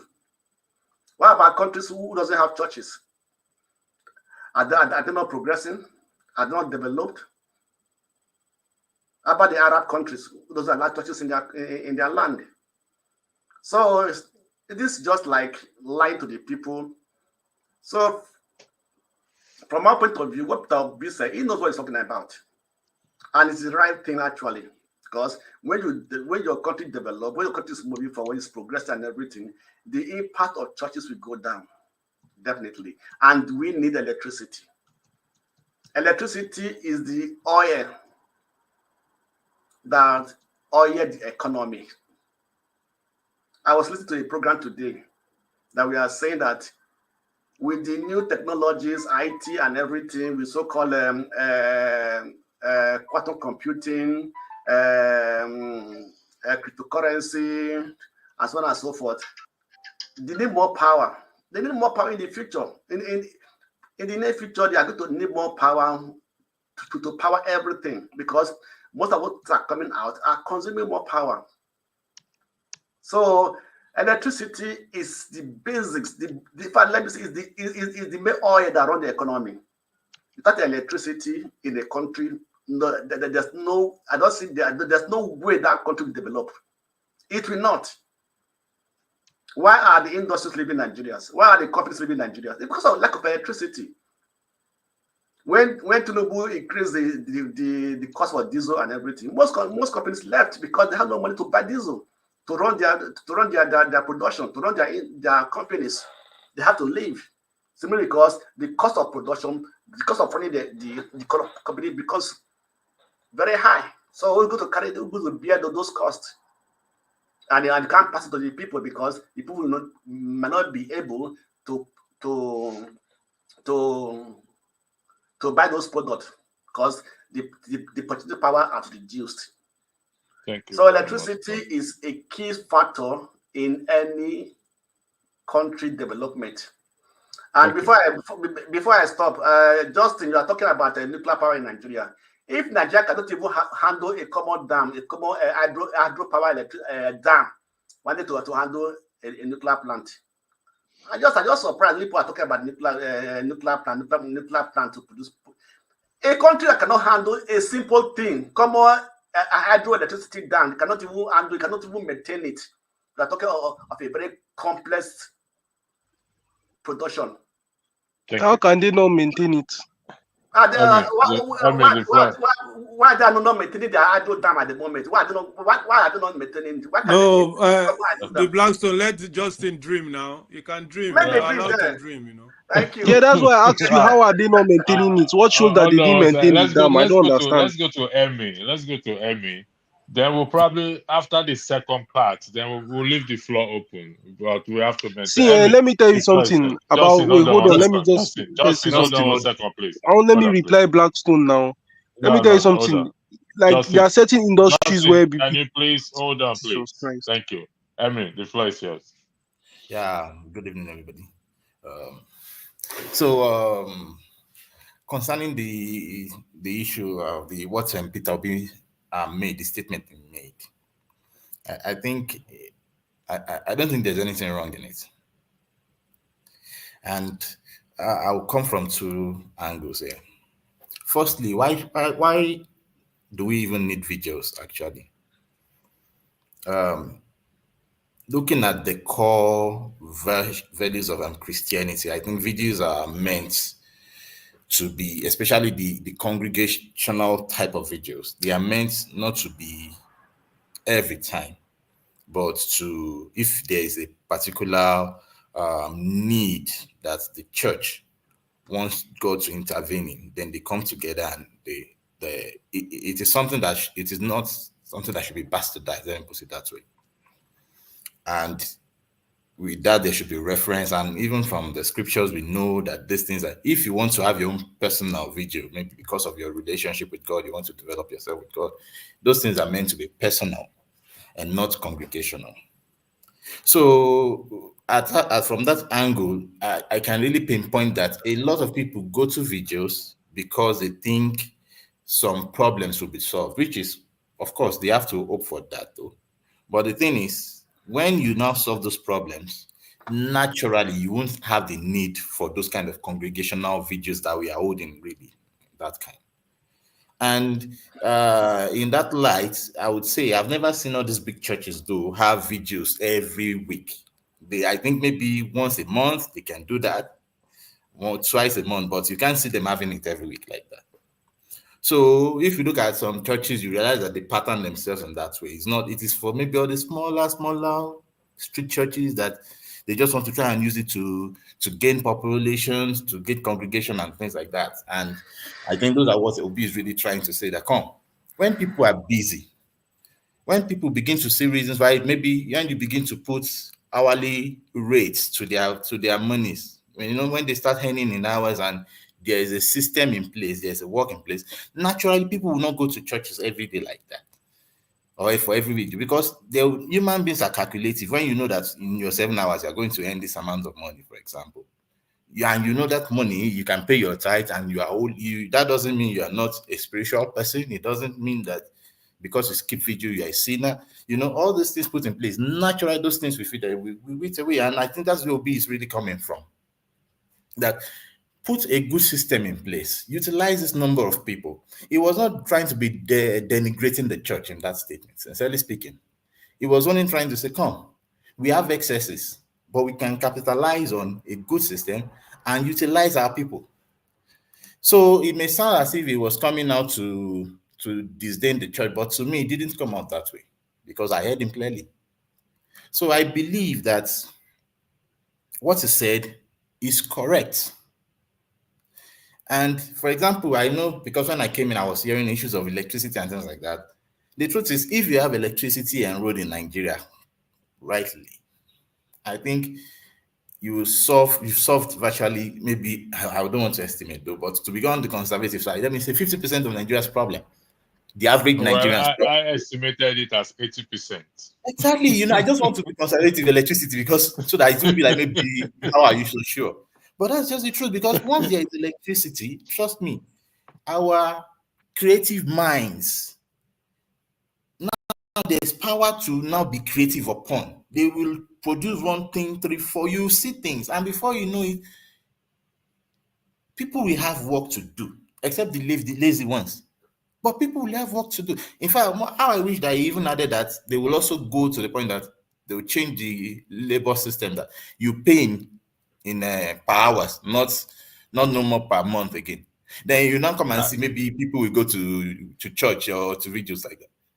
Because now people will know that they're earning in hours, they will go with that. It will be. I think he mentioned it about, but will be paid per hour. I think so it did. Yeah. When you put those two things in place naturally, come and ask people to go to videos because of that. Of course, people will go to videos, but realize that it will now not be because of the purpose of maybe they want work. God must provide work again, or things they want to eat food. No. They will go to videos for the purpose of videos themselves, because it's not that people are hungry before you get the point. Unlike this time around, maybe because of hunger, because of visa, or because of one thing or the other, husband or wife. No, it will not be for the real purpose of videos. And then people will become calculative, because now you know your time is money. So you will not spend necessary hours in unnecessary times anyway. And when you want to go for videos, you go for videos because you want to achieve one particular thing. So that is just the way I see it. I don't blame Obi for doing that. And I think as what Mr. Jonathan says, please, just to finally round up, I don't think this will affect him in any way, sir. No. In fact, he's gaining more popularity with that. The thing is, I didn't. So you people are still talking Obi. Obi no, we finished Obi now. We finished now. Obi don't finish long time. Don't dream. Obi call Obi. Well, that is your opinion, though. No problem with that. His time is gone. He had his chance. He's gone. Says who? Okay. I think if you want to go again, let me have a if you want to go for your. Yeah, hold on 1 second, John. You see, nobody's saying, I didn't say the statement will be made is wrong. No. This is what we want. To turn night vigil into night shift, I did say that we need constant electricity, or else it's not going to work. I also went further to say, if you look at the heading, that Obi does not have chance of becoming a president in 2027. No, it's finished. So that statement, it's. I mean, please let me round up. In my opinion, I wanted to round up before you stop. Yeah, in my opinion, I felt he's turning himself into a clown. This is my opinion. Okay, so we'll round up. I mean, this next topic, I will start what John Abba raised. You've already weighed in a little bit on it. John, revolution, every one of us here, those of us in diaspora, we go to church. I don't go. Offering. Okay, I said revolution. Okay, people give their tithe, their offering, whatever they want to give online. It doesn't affect the pastors or the church for them. So why will the churches in Nigeria think that, based on what John Abba said, thinks that if there is constant electricity, it's spoiling business for them? Why would they, if they are genuinely call and understand the purpose of their calling? So I'll start with you, Revolution. I'll go to John Abba, then I'll go to the very good. You'll be the third person. I know you're driving, so I'll give you concession. Then we'll go to Blackstone, Justin, then Emmy. Revolution, I'm going to time us this time around. 3 minutes. We're not going to exceed that 3 minutes. Okay, I will use my 3 minutes. I don't like to waste much time. You see, this question you asked, that John Abba tried to explain properly. People will say they go to church because they have problem, they have all these things, go to pay tithe. Of course, I will never give anybody my money. I prefer to give it to blind school or deaf school or things like that. That's how I give my tithe. Or I don't give to lazy people, all these pastors. They are all criminals. I want to make that clear to anybody who is telling me about church is what? Church today is criminality. That's what they do there. Lazy people. People who don't know what to do. They just open one place, gather stupid people, panic them, hypnotize them, put fear into them, come to church. You go to, if you want American visa, you come here and pray. All those are criminal-minded people. It doesn't exist here where I live. So electricity and this, what you say, night vigil or whatever, how you want to mix them together. It has no connection. If we have lights in Nigeria or we don't have light in Nigeria, as far as I know Nigerian people, how they think, at least 85% of Nigeria think one-sided. Yoruba talk say everybody, that is what is wrong with Nigeria. When they come church, everybody church, and look at where we are in Nigeria. Poverty everywhere. That's what P2B is saying. I used to like him, but for me, if he trying to use this religion thing to come back to Vigil and thing to build himself again, his time is gone. Nigeria gave him everything in 2023. He let us down. He was having an interview. Yeah. You say what? He was being interviewed. Yeah, he's trying to come back. It's a political statement, my brother. We know Nigeria, all this as political statements to come back, to start to say P2B say this again. What is this saying that me and you don't know, or we have not said in Bia Palace or in this platform? All this thing is just a political comeback. He's finished. That's my point, brother. Let me say good night. I'm very Thank you very much for joining. John Abba, then we'll now go to the boy. The boy is good. The boy is good. Wait for before after John Abba, I'll come to you. I know you want to leave. John Abba, the floor is yours.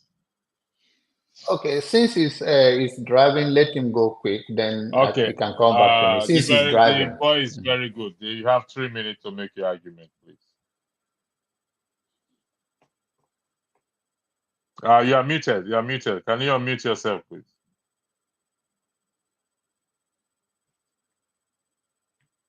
You are still muted.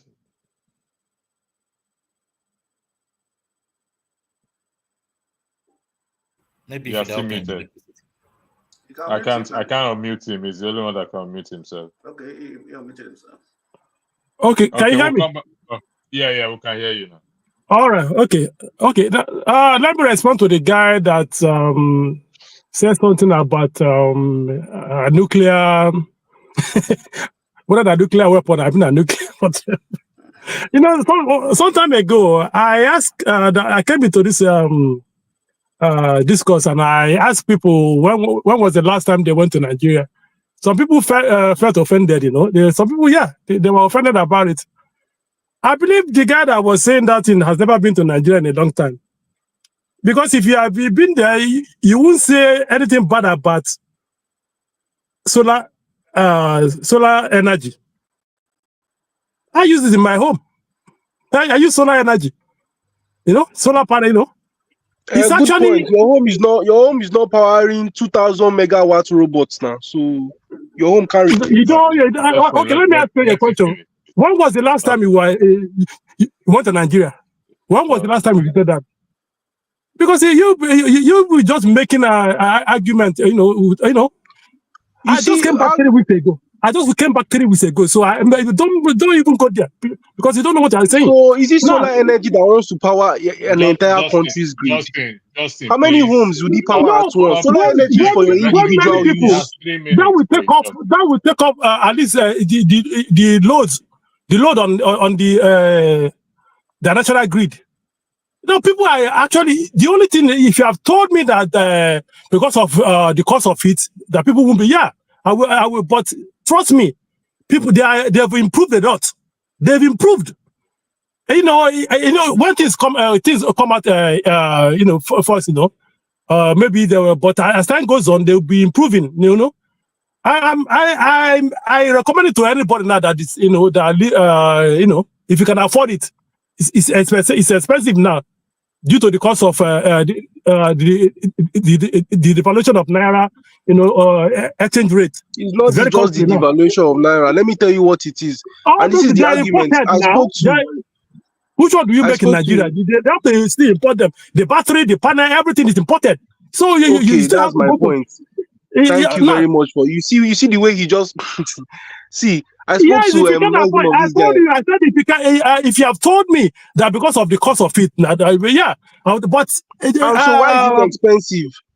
Because the cost of it. Why is the cost of it? I can't be making. It is you don't understand. You're just making. Allow him to finish. Then you have your time, please.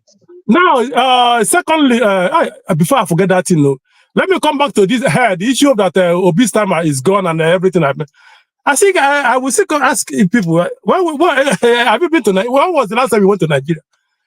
Obi, if Obi had, okay, let me say, even start from 2019, I went to register in August 2019 to participate in the election. I've been going to that country to participate in the election. The last election, I was agent of Labour Party in my area, I registered up till now. They disenfranchised me. They told me my PVC is not ready. But every eve of the election, they will send me a text message that election is tomorrow. You go and exercise your franchise. And I said, mad people. But if I go there, you will tell me my. So, coming to what I'm saying about Obi and people saying that his time is gone. What do you want Obi to do then? They set a trap for the man to do you mean. So you want him to fall to call for revolution, and people no. Let me conclude. What do you mean they set a trap for him? Wow, the people there, they are just hungry lions. You see, exactly what Obi said. He said the only two things that thrive in Nigeria is politics and church. And I'll give you an example. Electricity. I'm glad you live in Ireland. I don't know what city you live, but I live in Galway. There is a lady here. She's a counselor now. Her name is Helen Obu. Do you know that the husband left here about 14 years ago? Very nice man. He wanted to go and change Nigeria. Change his people after living here. He went there to go and contest under, for House of Rep, I think. When we first got there, they asked him, what did you bring now? He told them, I just brought, let me, give you, show you people how to. Do you know they murdered this guy? They fire him just because he came back from. He want to come and take off their feeding bottle. But the wife continued that lane. Today she's a counselor. Now she's going for the TD now. She's representing us, and we are doing everything to know. Just to tell you how desperate how those people are. So if Obi had called for any protest, any revolution, man, we just all of us remember. I don't know. Some of us might not remember. Electricity, like you really like this guy, you don't like me. You guy don't talk 4 minutes, 5 minutes safe, not because you keep interjecting him. If you have stopped, exactly. You interjected him more. You kept talking into what is. Right. So many of us must have forgotten 1993. Very good. When people are pushing Abiola to go and claim his mandate, on his mandate, they stand. One day, Abiola was incarcerated, and eventually, all of them started singing another song. If Obi had done anything that time, because I was in Nigeria, I was there. These people, they build up their mind. Very good, boy. Your time is up. Thank you, John. All right. The floor is yours. All right. Thank you very much. Good night, everybody. Good night. Have a lovely night. Electricity. I do not say that what Obi said is wrong. I always said that other side of it. And I don't really care the view of the obedient, how they spin things to whatever concern Obi. I don't have apology. I will not vote for Obi. Even if you come to my next neighbor, I'll not look outside. I've said that over and over. I have no apology. Those that love him and they want to follow him is okay. The only thing I said that even him, it's a good thing if you have a stable electricity and people can be employed and all the good thing. But what I said is that is the same people that bring him to the pulpit. That in Nigeria, we have the largest church in the world, the largest congregation building in the world. So those deplorable gullible Nigerians that think church will solve their problem, I don't think they will be fine with to be have the people empowered and all of that, because they have used weaponized poverty to control the people over the years, and that is a good statement if it would be like that. But it's a created talking point, because this is not the first time he knows that there is no light in Nigeria. When he ran in 2022 or 23, thereabout, he never talked about no turning church or night vigil into night shift. So it's not new to this. It's a created talking point, and he can reach out to his people and go, "Oh, it's a good talk. Of course, it's a good talk. But where was he all this while? Why did he campaign on that before? He's just sizing the people and know what to sit with them. But it's not going to sit to the top, because there is no reason of having the biggest auditorium in the world in Nigeria, building it in 21st century, which is a slavery camp, instead of people to go for their own destiny." Thank you. Thank you very much. Blackstone, the floor is yours, then we'll go to Remy. Yeah, thank you, electricity. Anyway, I don't understand why people are so. I don't know. I don't know how I put it. But what I will use about the churches in Nigeria. If you want to be a pastor, be a pastor. Do what you want to do. Nobody's holding you. So whatever a pastor does, let him do it and let him wait for his own judgment. We say that there's in fact, the word says there's consequence for everything you do. There's a reward for everything you do. It might not be today, it might not be tomorrow, it might not be here, it might be after year. So I don't know why people just like take the pastors, just begin to talk about them, or maybe try to rubbish them and things like that. So if you want to be a pastor, be a pastor. If you want to be a pastor, leave them alone. Let them do what they want to do. But Blackstone, here's the question. How will electricity, how will the having a functional electricity disturb their preaching or disturb people from giving tithe and offering, and they consider it? It will not disturb them in any way. That will not be anything it matters to them. One, there are today many churches that have online services. Their members, some join the online and they give offering online. We are in the modern world of technology, and Nigeria's churches are keying into those technologies for them to function very well. People are there. We know this. We know the churches. Every big churches, major churches have online services, and most members join them. They stream their services live. So what's the big deal about it? So even the electricity will even help them more. If members cannot go to church, they can join, can do their online services. They can watch online service and give their tithe and offering. I can do that and do everything. So I don't see any because reason some are even collecting their tithe and offering via they have ATM machine. I mean, is it no POS? I know in the first place. Okay, a very good example is Jerry Eze. So don't we see what is in fact people donate online?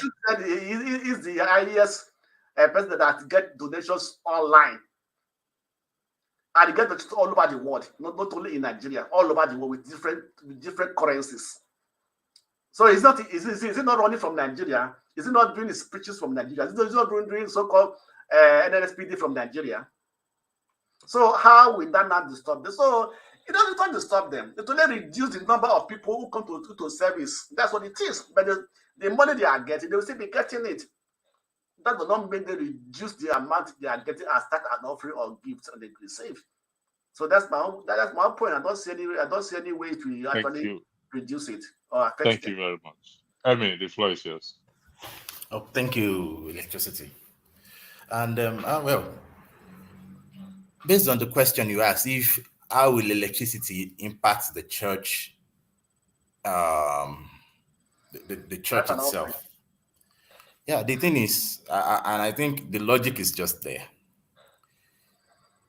electricity impacts everything. If people have electricity, a lot of people will go to work. Now, those people will not be physically present at a lot of church programs. But that doesn't mean the church won't function. And thank God we've seen, as Mr. Blackstone also said, that with the advent of the internet now, we have a lot of churches who have more online members than physical presence. And it even pays them more to do that, because you are not limited by the boundaries or the borders of the walls of the auditorium now. You are now limited by the vast internet itself. So you can have members from South Korea, from the US, in all time zones also. So there's no limitation to the church in that regard. And I don't think anybody should I don't think it is right for anybody to think what he has said, or electricity and all those things, will simply affect the church. No. For those church who know what they are doing, though. Because there are going to be a lot of churches that basically thrive on the numbers right now. So, but when you now have those, it's either that they improve or they do what they simply die off. It's just like normal technologies. There was a time it was the typewriter that was in vogue. When these computers came in, gradually the typewriters died. The internet has also come in. You know, that is how technology is all about. And that's how everybody for you to be surviving today is because you've simply survived as the fittest. That is how life is. So the fittest amongst the ministries, the churches who innovate, who continue to utilize the new things that are available in order to do their things again, will continue to survive. And so I don't have any issues with that. Sincerely speaking, I don't know why the outrage was that much on that statement, to be candid. I think we need people who will continue to tell us these things. Fine, Obi may not be president. We may try to. I don't think that is even needed as at this time. And I don't think we should be bothered because we think, it's because he wants to become president. That's why he's saying what he's saying. If I want to be president, if I don't, this is what we are discussing without even having the mind of becoming president right now. On several occasions, Mr. Even your name, electricity, I know one way or the other, you must have a reason for that. So the thing is that we all know the reason for my name. Let me go ahead. Sorry, when you finish. the reason for my stage name is I'm so. I want electricity. Listen, if we have functional electricity working in Nigeria, most of us will pack our bag and baggages and say, home we go. Most of us will pack our bag and baggages. If we have functional electricity in Nigeria today, we will carry our bag and say, you know what? No, okay, electricity. Let me ask a question. Go ahead. And I am thinking that the issue of electricity in Nigeria is a deliberate. Of course. It's a deliberate doing. It's a deliberate doing. Yes, is it really deliberate, or is because we have basically inept people? I don't think it's deliberate. We just have inept people. Now, listen, the floor is open because we're surrounded, so you can unmute, do but we have to interject with respect. Listen, it is to me, it is a deliberate. Yes, we have inept people. I can agree with that, but this thing is intentional. Are we saying that we don't have the goodwill to turn this thing around to make it work? Let's be honest with ourselves. Mr. Electricity, if you want to say goodwill, if you look at how much the government has been spending, or let me say has spent over electricity, and okay, well, I think my argument will still finally come down to your point. I think I see where you're coming from. I see where you're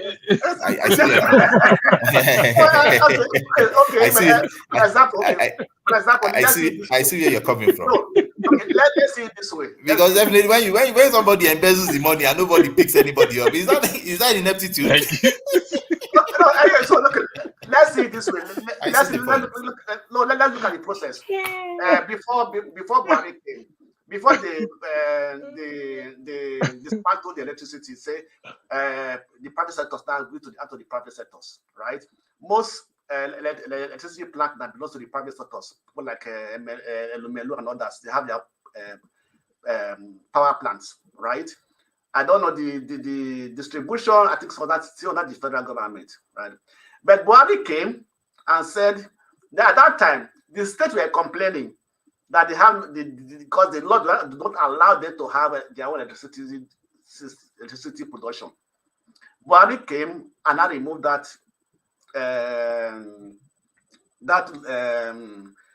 problem that the states can have their electricity, right? Since Buhari removed that hurdle, now the state can have their own power production and everything. How many states today is going that pathway? That pathway. Thank you for bringing that one up, Blackstone. How many states there? Go ahead, the boy is good. The boy is good. Thank you, Blackstone, for bringing that. Yeah, you're 100% right. But Buhari himself didn't do justice to that. He delayed until the very last time he was leaving. Yeah, in fact, I don't know. He signed it now that the state can have it. The state can have it. Yeah, to be honest with you, he didn't even sign it. He didn't even sign it. It was T-Pain that signed it. No. Buhari signed it. I think Buhari signed it. It will be at the twilight of his, of his regime, of his time. Yeah, when it was about to leave, but he already signed it. He already signed it. Okay, now let me come back to that issue of whether the thing is deliberate or not. Electricity, you said my mind, because I packed my bag. It was electricity that chased me out of Nigeria in the year 2000.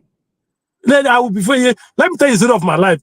Before then, I used to come to Europe for business for 11 years, from 1989 to year 2000. I said no, because I suffered meningitis in Lagos. Meningitis. I didn't know until when I got to Ireland. Do you know what they were telling me in Nigeria then? That it was witches and wizards that this thing just like ratchets all over my back. It's very obvious that it's witches and wizards. I'm sorry. Your village people are worrying you. They pursue you to get money. That was what they're telling me. They took me to prayer places. They told witches and wizards that.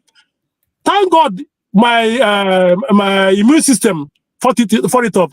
I didn't know until when I got to Ireland, after you go to your distance and then they did test. Now they told me that like 6 months ago you had meningitis. I started thinking, oh, it might be. Then I remember that rashes that covered all my back. I said, that would have how I will buy, and they will say it's witches and wizards after me. So that was the end. But you remember again, I remember that time when a passenger came, he raised our hope. He said by I think January 2021, light will not blink again. I don't know if you all remember that statement. It will at least by 2021 now. Light will not blink by January 2021. Baba have said it now. Until when he left, we now realize that this man spent $15 billion to achieve darkness. That's the problem. That's the problem in Nigeria. If you give anything to Nigeria, $15 billion to achieve darkness.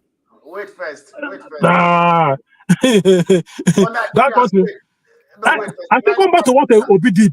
If you remember in my earlier comments, before the election, Obi made it a priority that electricity must, that was why he went to Egypt to study their electricity, because he said, how can these people improve from 25,000 megawatts to 50,000 in just in 10 years. It is very and we Nigeria, instead of improving, we're going backward. So that was why he went there. I give him kudos for that. Whether he would have succeeded, I wouldn't know. But at least he raised our hope. He raised our hope because one thing about this life is hope that keeps us going. He even said it. He said these churches we are going to is because they are preaching paradise. You know, they're raising our hope that there's another word. You know, that's why we are going to that church. If none of them is not preaching prosperity and paradise, we will be going there. Okay, wait, hold on. Let me tell you something. One thing. There's something I realized about Nigerian. There's something I realized about Nigerian companies. Anything you give to Nigerians, only Nigerians to handle, it will never work. Look at, for example, MTN, the mobile communication. Most of them that started coming to Nigeria were foreign companies. You understand me? Look at LNG, partnership with Shell. You understand me? If I wish Obasanjo was able to have a partnership with a foreign company, Nigeria will be having light today. Because they will not like to have their investment wasted. Look at an NAPC, that is 100% Nigerian company. When is it today? So that's why I come to realize that Nigerians, every Nigerian company that is being sponsored or being under the government doesn't work in Nigeria. Yeah, you're 100% right. You're 100% right. So the best thing for Nigeria to move forward is that every major industry or plant should be privatized. It should be privatized. Not privatized. Let them give a partnership to a foreign company. Let the foreign company has. I mean, what do you have to say to that? Let them have a major share of that. Yeah. A major share. Under PPP arrangement. Yeah. It could be under PPP arrangements. You know. Yeah. Look, all these things. This thing is not difficult to achieve. Yeah, exactly. It's not. And that is why, if it is not difficult to achieve, I don't think we should just continue to complicate the best way to achieve it and complicate matters. Look, we should just have people who are not corrupt and who just fairly want to solve electricity problem and will solve it. For example, churches have electricity. Let me tell you one story. Redeem has electricity. I'm sorry, Mr. Blackstone. Redeem has electricity that they generate. Canaan Land have electricity that they generate. Who handles it? No one handles it. No, they are the ones that handle it themselves. Yeah, they are ones that are private. Yeah. Excuse me. Yeah, my point is this. Anything government is involved in Nigeria. It never works. No, wait, and that is the point. Of course, I agree to that 100%, at least so far. I agree to that. But because they'll bring tribalism and nepotism into it. Just imagine, just look at the person, the Minister of Power. This guy read accountancy or whatever. He's an accountant. And then you because of a political this thing, because he's the son of is it Adelabu or what because of the of his political this thing. You now made him power minister, a whole minister of power. Powerless. You made an accountant. That is why that is why I said we need someone. Because you see, if you remember the time that Buhari came in the first 3-4 months, there is one thing they call body language at that time. And with body language, he was able to achieve 1 or 2 things until they now understand that Baba don't get anything at this body. Baba don't get any odor. Now body odor, they said body odor. They figured him out. But wait, do you think if you have one serious person that just locked his mind on 3 things, that okay, I want to make sure that I want to achieve 3 things personally, and I will make sure I pursue this to the very best of my ability. And he picked electricity, road network, and what can I even call the third thing? Okay, yes, food, agriculture. I think one would just be okay. If that person picked electricity. Electricity, please. Can I just round up? Please, can I just conclude my statement? Hold on 1 second. Go ahead. At what level that person will be that is going to handle it? What level? Look, I might be naive in that regard, but I feel like if the president, but now with the look of what Buhari has done, that he has now decentralized the electricity. How about T-Pain? What is also doing? That he has not decentralized it in quotes one way or the other. That he has given the privilege to states to now generate themselves. Then I think we should have each of our people, governors, to say, okay, we want to now pursue this thing and electrify our industry in order to bring in industries that can come and work and give work to people, and from there we generate revenue. But if I look at the first person, like the root, it has to be like the president, for example, in Nigeria. Of course. If the president just say, okay, I want electricity to be solved in the next 3 years, you can do it. We are not going to have 100% solution, but the most important 50%. Places, you get the point, they will have electricity so that you can power industrialization. Sir, we will see the difference. And if we can, if we can put it is because if he's serious about it, then corruption will be reduced in that line. Because you can imagine what you're going to spend with $1 billion, for example. I feel like $1 billion might power virtually half of Nigerians' electricity. I feel so, I might be wrong. But with the look of the corruption we have, even if we spend $100 billion, we will not power 1/3 of Nigerians' electricity because of that corruption. It's just like the way they build roads, and they'll tell you $1 billion naira we build maybe 100 kilometers of road. But whereas when you look at that, we wash everything away. And funny thing, that same amount in other countries, they use it to build 500 kilometers of standard good roads. No, so, let me ask you a question. What happened to OBJ plan of electricity in Nigeria? What happened to it? Of course, that is where OBJ needs to answer us. I think number one, he was naive, and then he brought in inept people into the system. He was naive. He brought in inept people there. Then he maybe also he was also proud. You know, sometimes when you become president, you want to show that I'm the president. Then you just appoint and you begin to, we don't need people who want to be presidents. We need people who in their presidency work, go to places, begin to monitor, supervise, question, call every day, because this is what you want to see happen. What is happening there? What is it? Go there and see if this thing is working or not. By doing this thing, by being present, not just you just appoint and you close your and you say.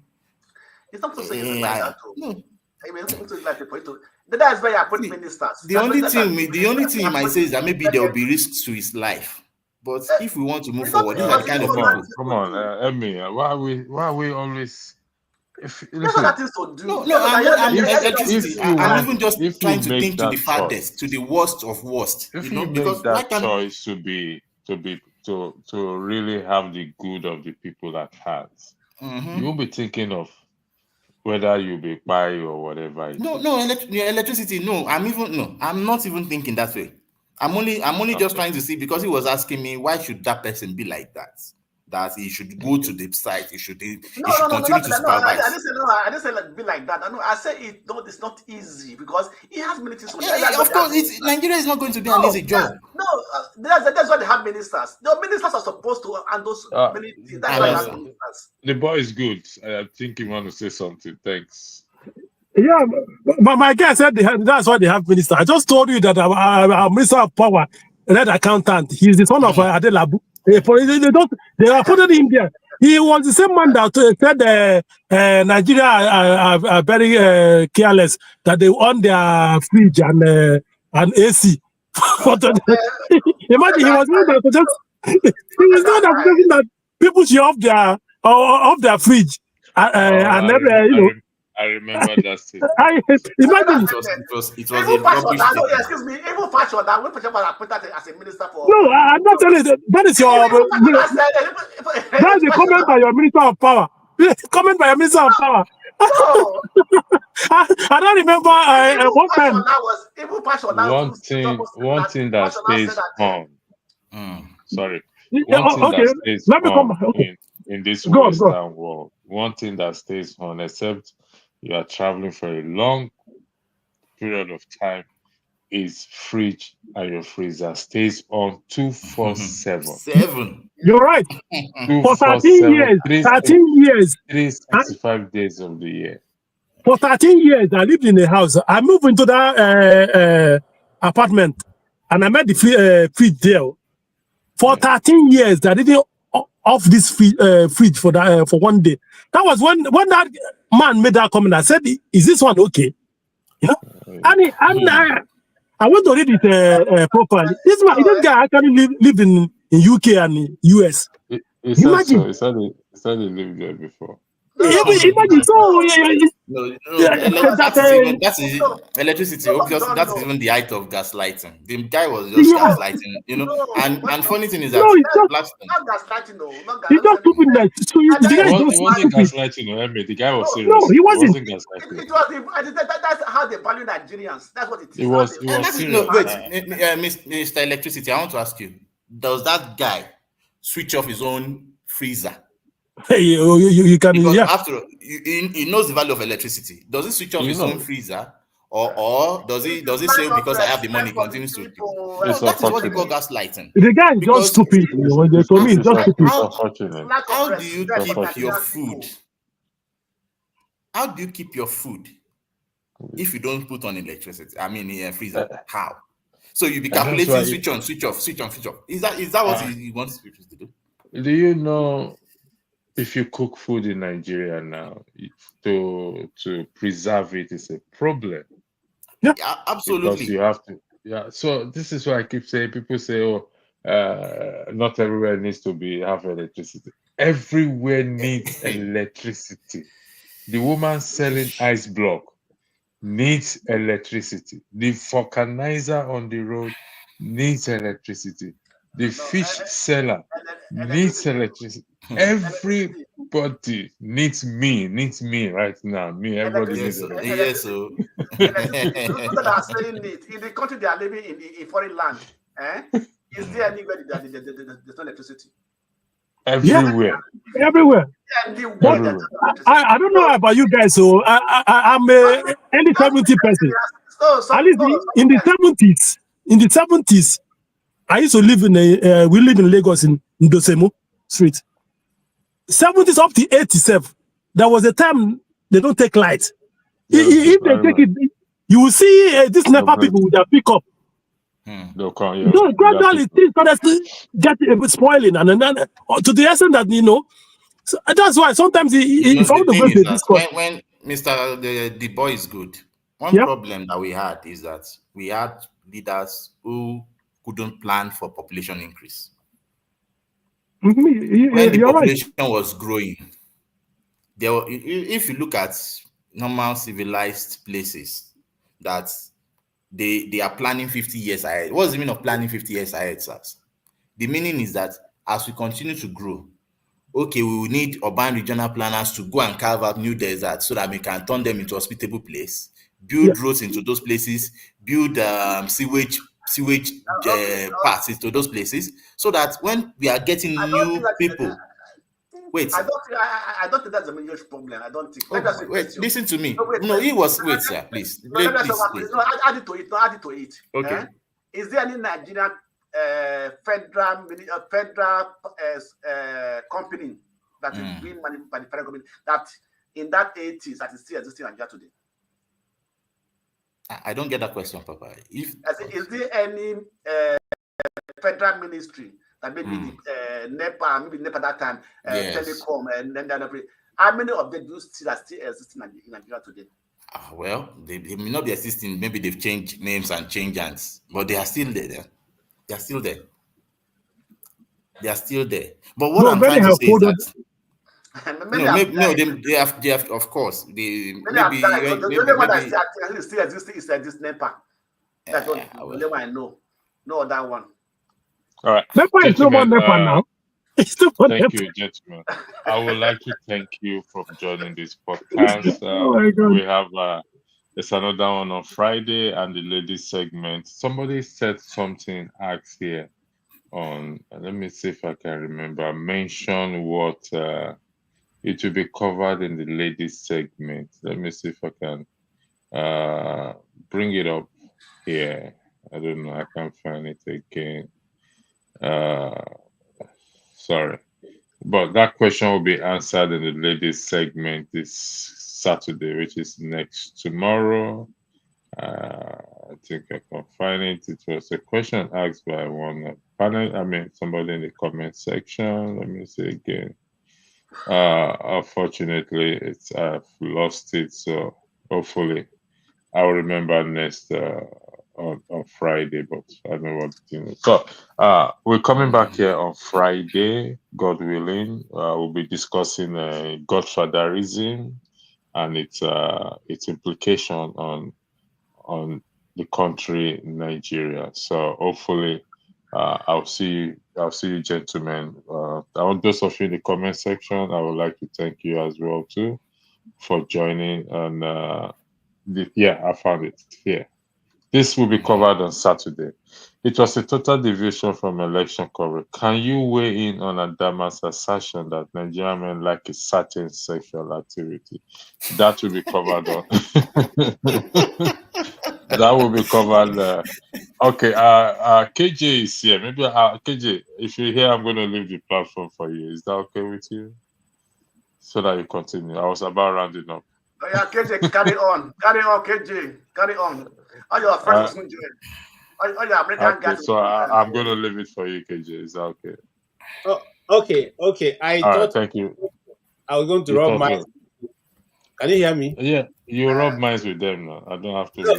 But me and you are the corporates in the system, so.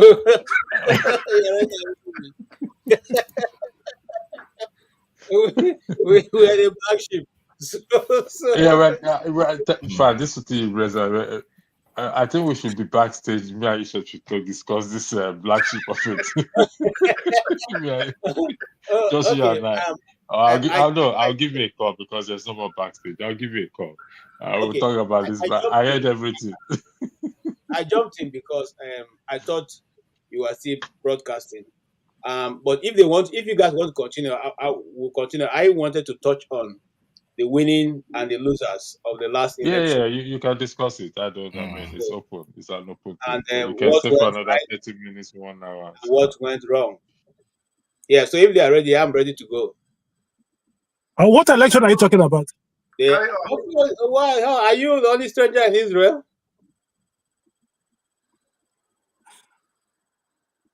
Hello? Yeah. I said, what election are you talking about? What election are you talking about?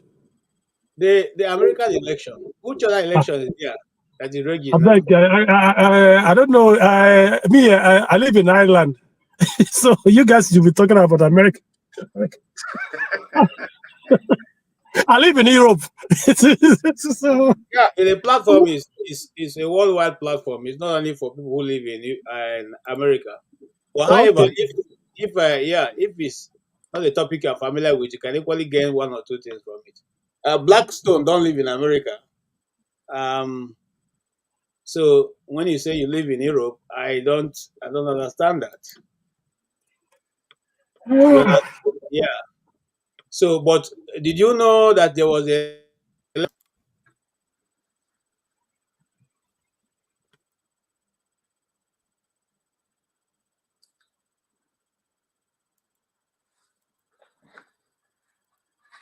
Hello? Hello, can you hear me? Yeah, we can hear you now. No. Okay. Do you guys heard about it? One minute. What is going on?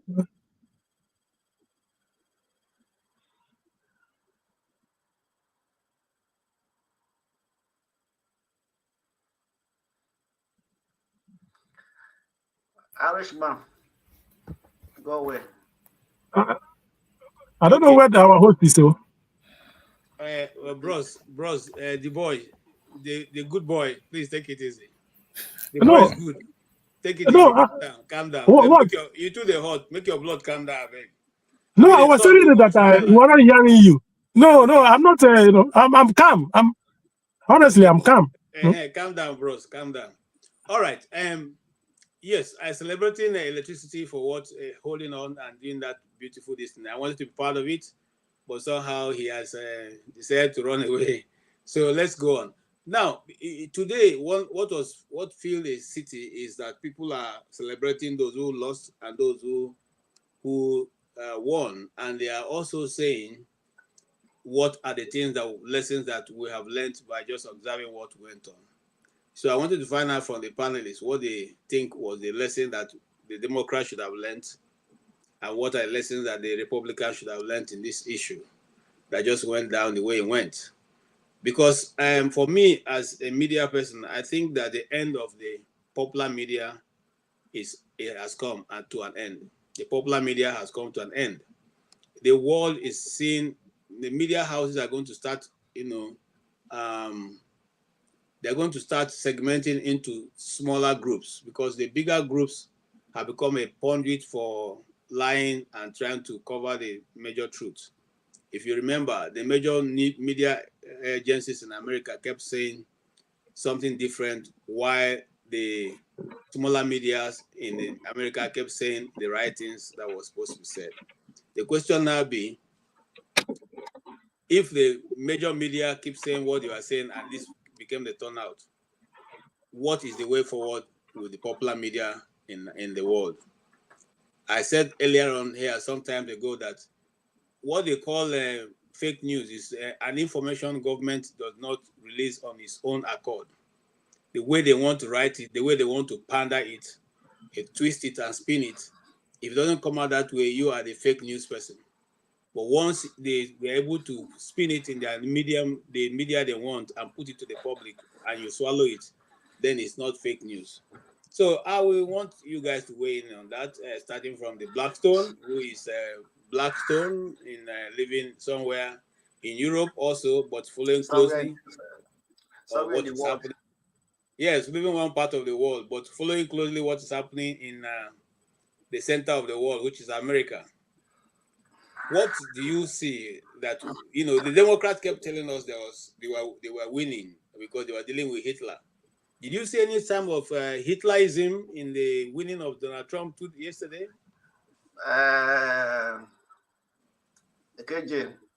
Sir. One pastor said that one pastor said that they should pray that he said should pray that that God should help you not to settle for the praises of men. Because that's what killed Kamala, and that's what the media, the popular media, the mainstream medias, that was the confidence they were praising her. No, just look at how she started from vibes. You understand me? It was like everywhere she go to campaign, it was like a concert. It was like bubbling. You understand me? From there start going down.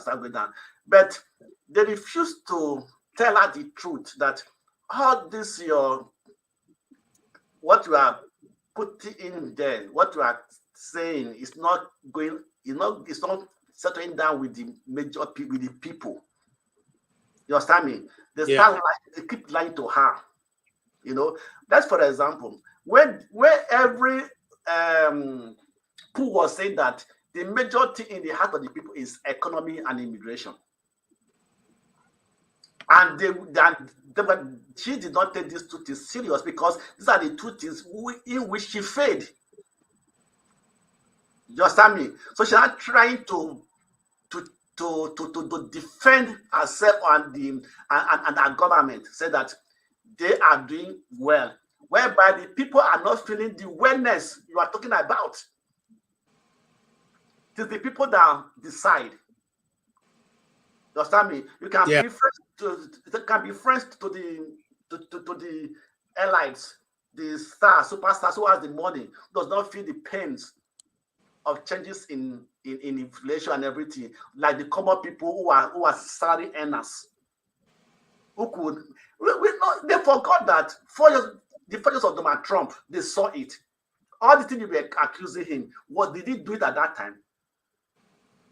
Donald Trump said one thing. He said he would have persecuted Hillary Clinton because of the dossier and everything during that campaign of 2016. But he said he refused to do it because it will create problem for the country. At least it will not go well with the people. He allowed her to go. No persecution. But when he left now, the Democrat took it as a major thing. Go after him. Thinking that when they are doing those things, they are winning the heart of the people. But not knowing that there are also, many people also like it because it has never happened in America, to any American presidents. You understand me? So, game the Democrat played was a very wrong game.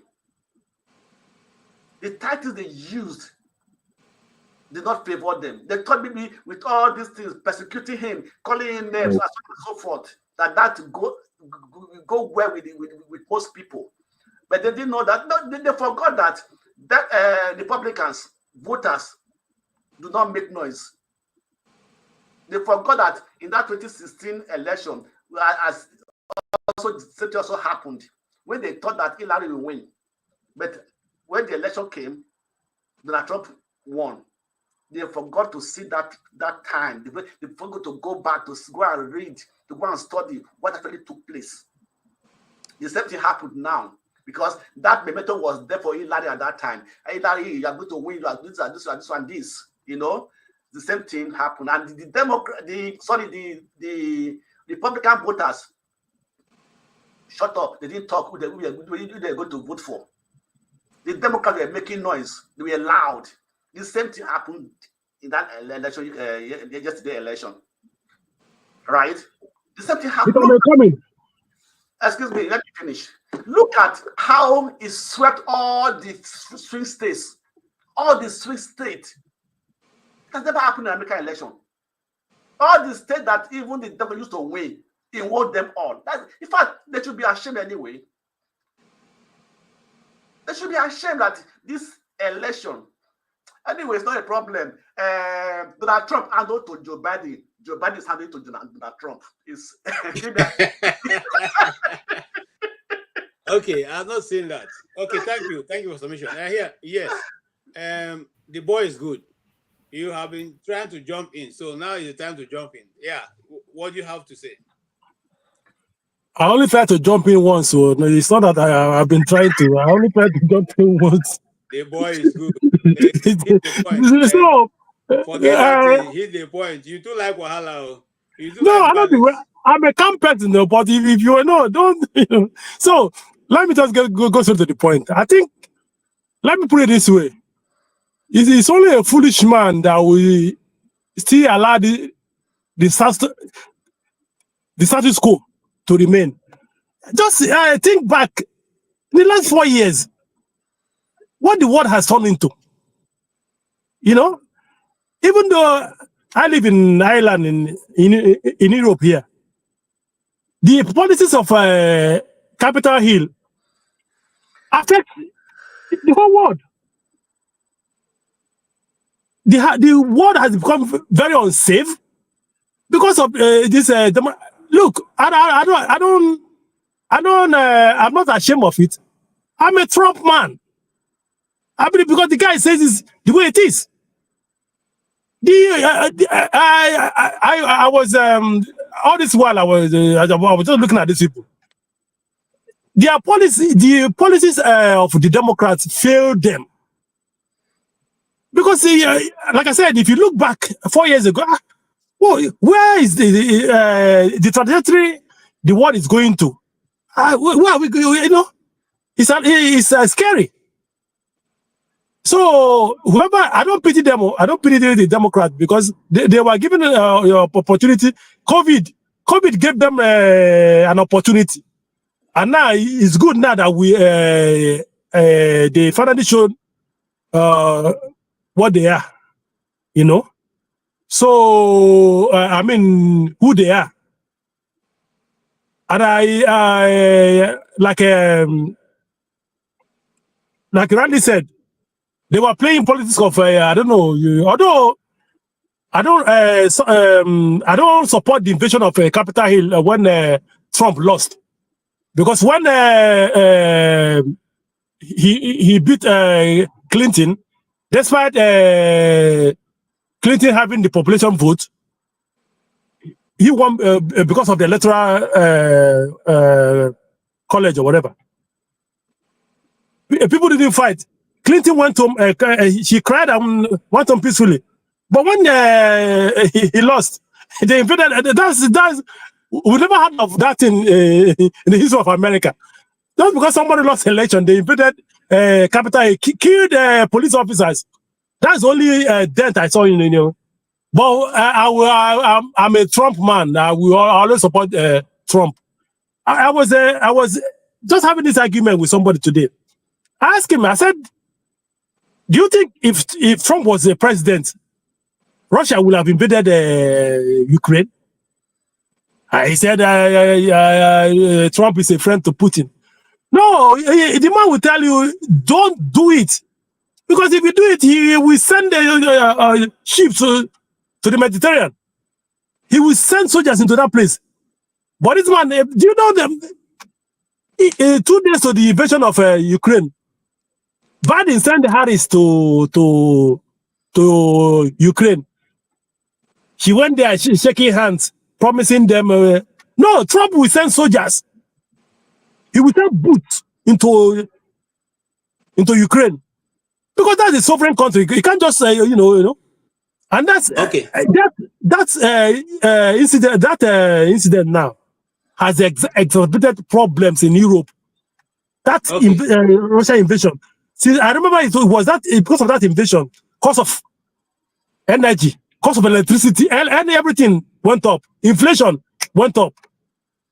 That singular act, and up to now we've not recovered from it. It affected the whole world, even my country, Nigeria. It affected everybody. Although some people gain from it, like other oil producing nations like Saudi Arabia, and they declare surplus. It's only Nigeria that they were declaring losses. Even up to now, NFPC has not remitted money in the last 1 year. They've not remitted a dime to the commerce of Nigeria. Thank you, the boys. All right, thank you. Okay. Ehime, this morning there was a discussion going on in that popular democratic media house called MSNBC, saying that it was because of racism. Obama's right-hand man, I don't want to call his name, said it was because of the racism that was in the message of Donald Trump that gave him the victory. So it seems like the Democratic Party, I know, is really still ready to face the truth of the situation on ground. What do you say? Well, please, all my comments are just from the outsider, so I'm not. I hope people won't take it to heart too much. But from my own observation,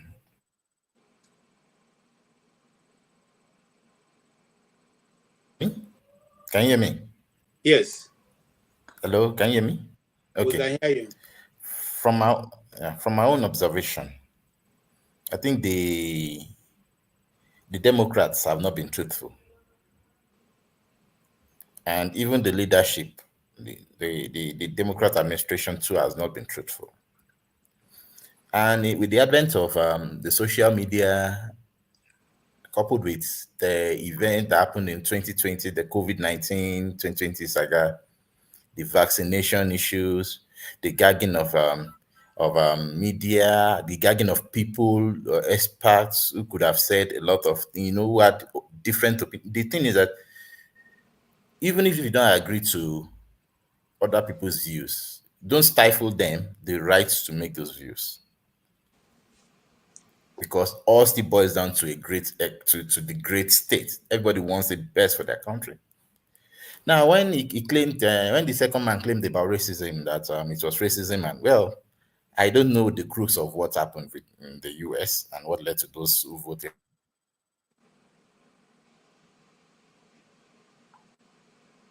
Okay, yeah, you're coming in and out. Are But you in the Nigeria? thing is that mine no, I guess the I don't know what is happening with my Wi-Fi actually. Okay. So, but the thing is that they might have had a point. But to outsiders, to those who know what is happening, I don't think that's the only thing.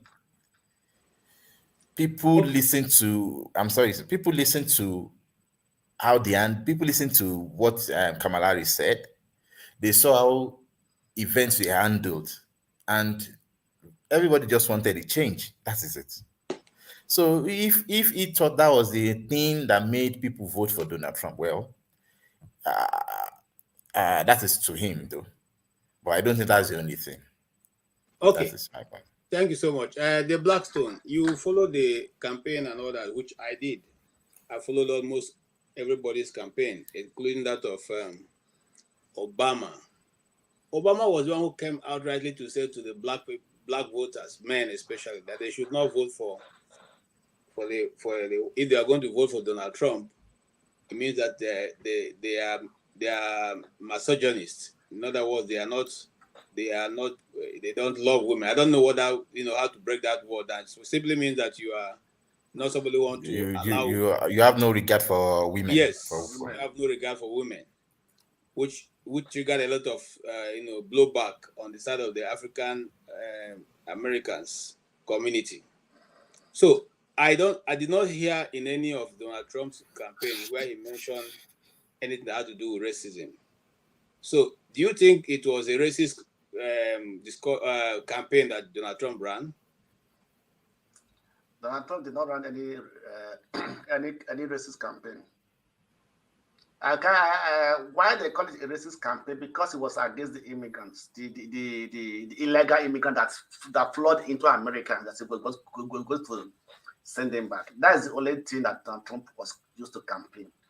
And I tell people that the first major thing of a president is to defend his country.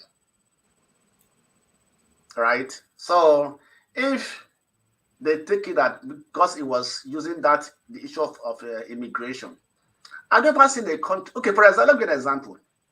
When the former chancellor of Germany, when he allowed about 1 million Arabs from Syria and everything into the country, understand me? She was doing very well. That singular act make her lost her election. Because no country actually want to take in millions of people illegally. You are good to come in legally. Get the visa, come in. You have to come in. Let it be legal. Not that you go to the border and everything, and then now become a problem to the citizens. So the Democrats did not see the atrocities that were being done by these illegal immigrants that were coming in from other countries, going to the border, that were being let go. They did not see it. Do they talk about it? Do you know what's so painful to women? That I lost my child from an illegal person. And like for example, Kamala never called any of these women that lost their children. The children were murdered by these illegal people that came to America. So how do you not expect? How are you going to start to preach to the people that you are going to defend them when you are not even done any single thing to defend them? So this is where the wrong messages, because their messaging was wrong in different ways, because they do not see the pains of the people. Obama said that word. Even the wife also said a similar word. That the men that we vote, that the men I don't know, that the men that we vote for Kamala, I don't know what, whether their wife will leave. I don't know what. I don't know. Their wife should vote for the other party. The men should vote for another party. I don't know. That said that you are going to, like, you are not separating the family. But so at the end of the day, their words, they use a campaign, came back to haunt them. You understand me? Donald Trump was hammering on the issues that were pertinent to the common people in America. Okay. We're talking about the inflation, about the immigration, about the issues of transgender, women's sport. We won't allow men to go into women's sport. So these are the things that we actually in the heart of the people you are feeling. Okay. But, what will you say? What will you say about the people, the caliber of people that Donald Trump is bringing into the cabinet with him? People like Elon Musk, people like Tulsi Gabbard, people like Tucker Carlson, people like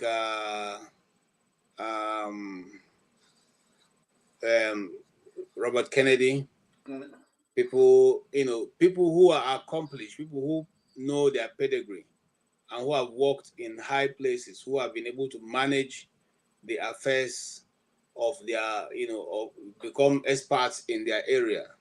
And these people are coming in to make sure that the government is run with efficiency and preciseness and conciseness.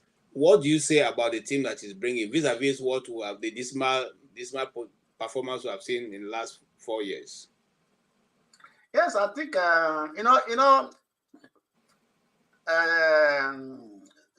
Donald Trump is a businessman, right? And he's trying to run. And in fact, let me also put it like that: running a country, if you run a country as a business entity, you'll be more successful if you run it as a businessman, sorry, as a politician. Because the excesses, the spending and everything that goes on within the federal level is very huge in every country. You understand me? Yes. So bringing in these people will help me to manage the American financial sector, maybe trying to build America, trying to put America in a solid financial strength, right? That will help the economy. Because the economy is the major factor that he used to win, and he has to deliver in this area. So these people coming in as an advisor will help him a lot to take decisions that will help the economy of the country. Thank you so much.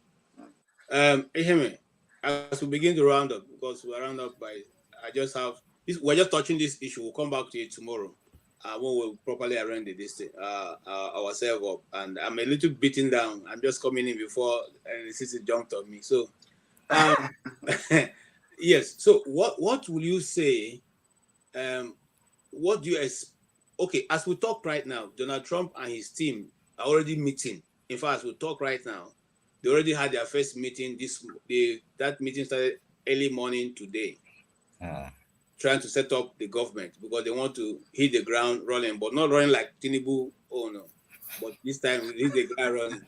Now, what do you see as this sign? Because he seemed to be almost like somebody who is already on the track, moving already, because he seemed to have what he wants to do. What do you think that is a good way forward that can deliver the needed dividends of this victory that the American people have spoken? Secondly, why you said that, remember that Donald Trump also won the popular vote.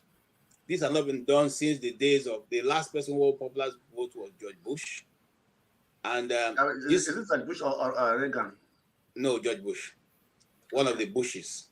Now, after this thing, George Bush, very sure, one of the Bushes. Now, before now they said even if it was going to be a victory, it was going to be a very marginal victory. I'm still surprised. People are still saying that the people who voted do not know anything.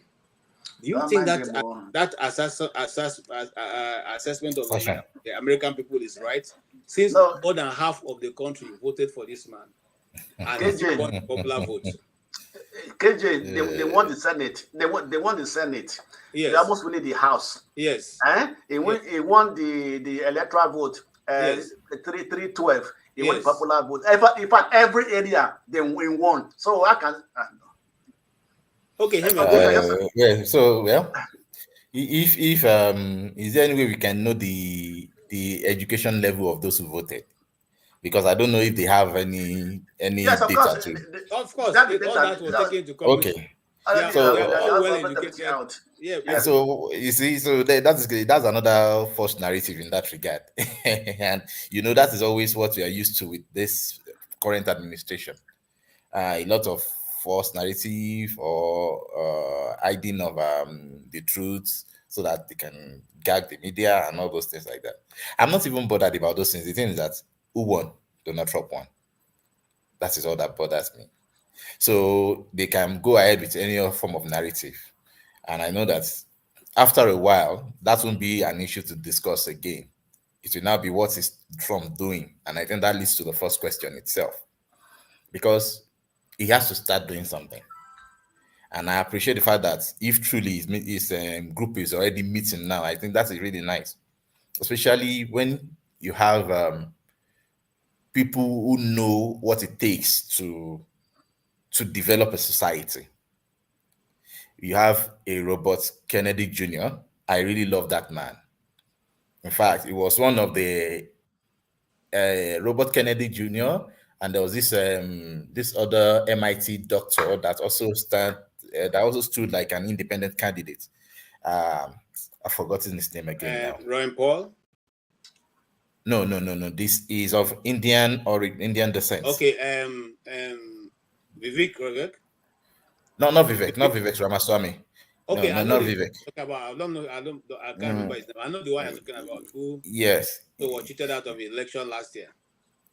So these are people that I love because on their particular issue they pursue, like Robert Kennedy Jr. I know he's really passionate about health and vaccination.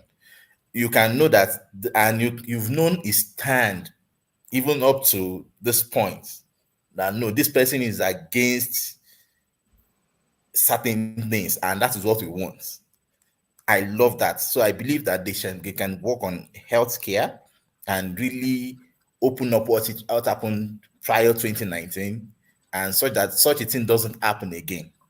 Then when you have someone like Elon Musk, someone might say, well, he's a businessman, he wants to put money into his pocket and this and that. Well, the thing is that I don't see Elon Musk as somebody who is just particular about money, because actually if he wants it, he already has it. He has no business with anybody. He could play along with anybody, and if they win, he will still be the one who wins. But there's still a level of, let me put it that way, though. That's my observation as of now. There's still a level of humanity in him. And that is what he's driving at. So we can see that whatever form of decision this set of people continue to make, one way or the other, will benefit the people more. All right. And that is what I want to see. So for you ask the question, if it is nice to start now, yes, because that is what people will start talking about, and that is what we keep the other half quiet, and also bring those people in. That yes, after all, we have somebody that is also thinking and working well for us. Thank you. Okay, thank you so much. The Blackstone, thank you for staying with us. Your last word in 1 minute, please. Yeah. One thing I would like to see in the Donald Trump administration, if he should be successful and fulfill his promise, right? That I guess that probably having in his mind that he wants to leave a legacy, right? He wants to leave a legacy as one of the best presidents they had in America. That is why I guess he's gathering these people who knows what they are doing, who knows what they want, and who knows what is good for the American people, for the country. So I guess that since they have just started and he's already meeting, bringing up his team and everything, I think it's the best thing to do. And so he has 3 months to get ready, to prepare himself. And this time, like I don't think he's going to make the same mistake he made last time, that when he left all the Democrats, he came to meet and left them in power. They became like the bottleneck to him in the office, So I think, I wish you the best, and I wish at least you become with a good program that will benefit every American people. Ify, baby, how are you? Good evening. Thank you so much. Madam Ify, you're welcome. And you just came right on time to make your submission. How are you? Go ahead and make your submission, Ify. Unmute yourself now.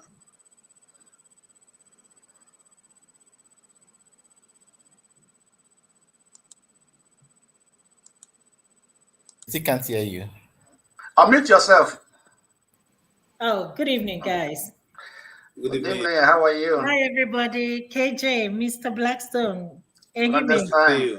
How you guys doing? Awesome. Fantastic. Good. So, KJ, what's the topic? You are looking so beautiful today. Oh. Wow. Look at Absolutely. Absolutely. Okay. See, you have to let this here. Everyone is here. Please. I don't mind. Okay. We were actually trying to round up before you came in. Oh, really? You have been on since 3 hours? Yeah, 3 hours, yes. But we'll give you the 5 minutes to make all your submissions. What we were saying was that, before now, the media had told us that it was a dead hit contest. And they have, people were calling all kinds of names and saying all kinds of things. Me, I'm concerned with my constituency, which is the media. It seems to me that the media in America was driving the people to a place of which was not the right place the Americans wanted to be. The media helped in leading the American people away from the truth.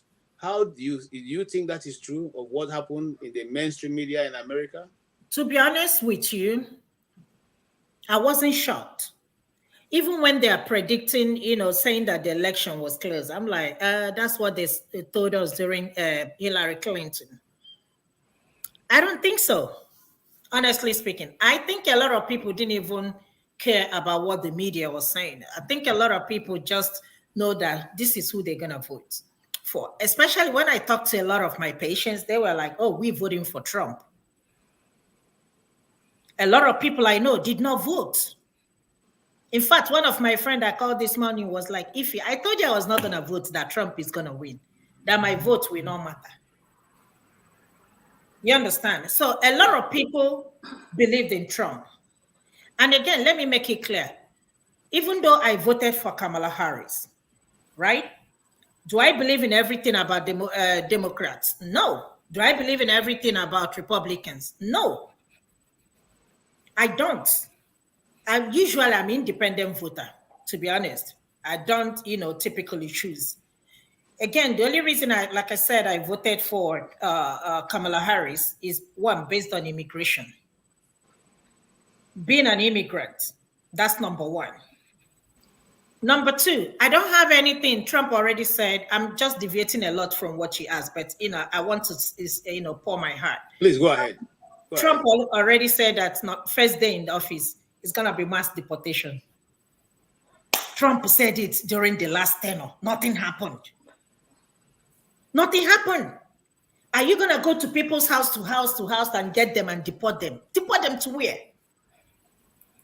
We have to look, Trump is the best person that knows how to play Americans' game. And that's what he did, and people fell for it. The issue of what is it called? The issue of gender, transgender, and all that stuff. It's not going to change anything. People, Trump cannot go to states and make laws for them.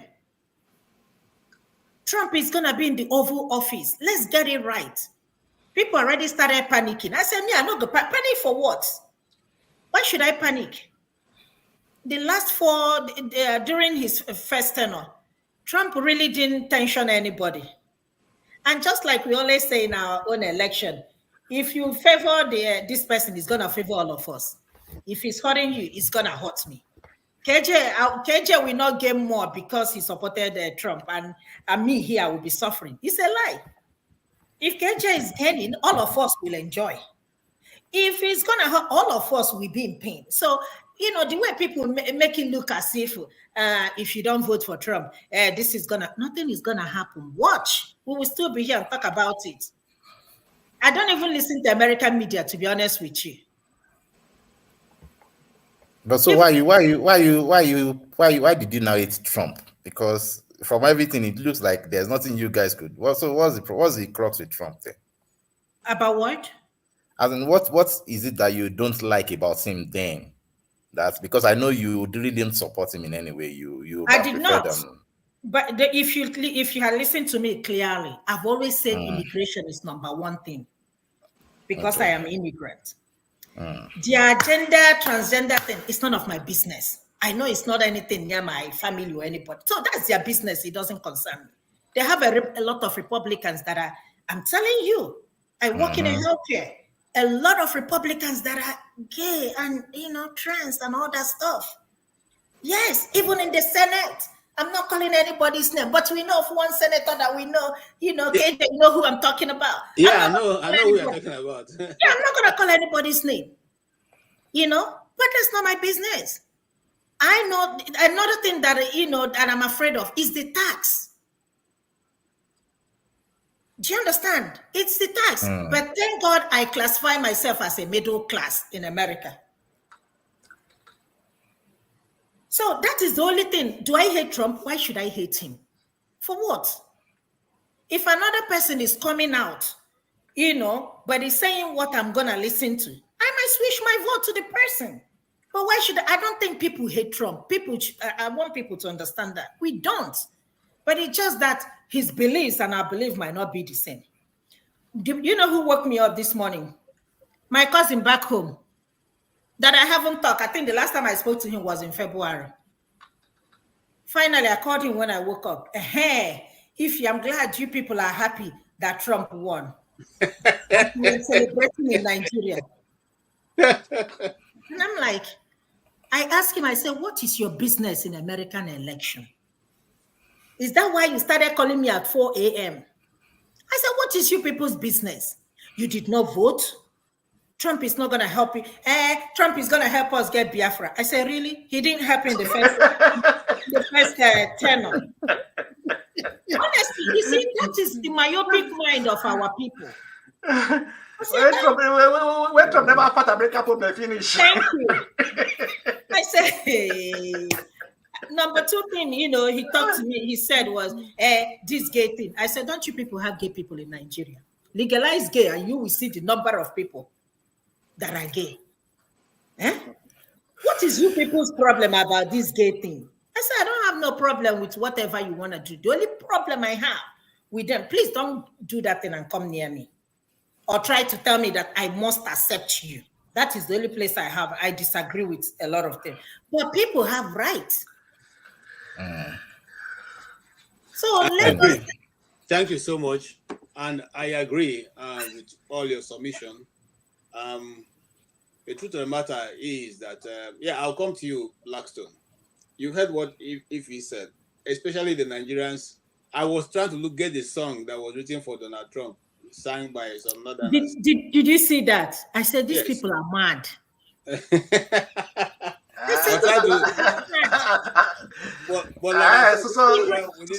Let me say this, right? We are complaining about foreign interventions in our country. And look at what we are doing. I hate when people call America that they are influencing Nigerian politics. No, they are not. You know why? Because you people are not mumu. If they tell you to put your head for fire, you're going to put your head for fire. Why you people keep always calling a foreign intervention? That's the reason why this and that. No, it's just because you want to do it. If you say you're not going to do it, you're not going to do it. Okay. If I want to fire a question to all of you on the panel, and if you were in the Minister of Foreign Affairs in Nigeria, and constantly America and Europe have always sent election observers to Nigeria and Africa to come and observe the election, and before the election goes on, they issue a statement that if there should be any form of rigging and all that, they will impose visa ban on the people, the culprits. Will it be right if our ministers of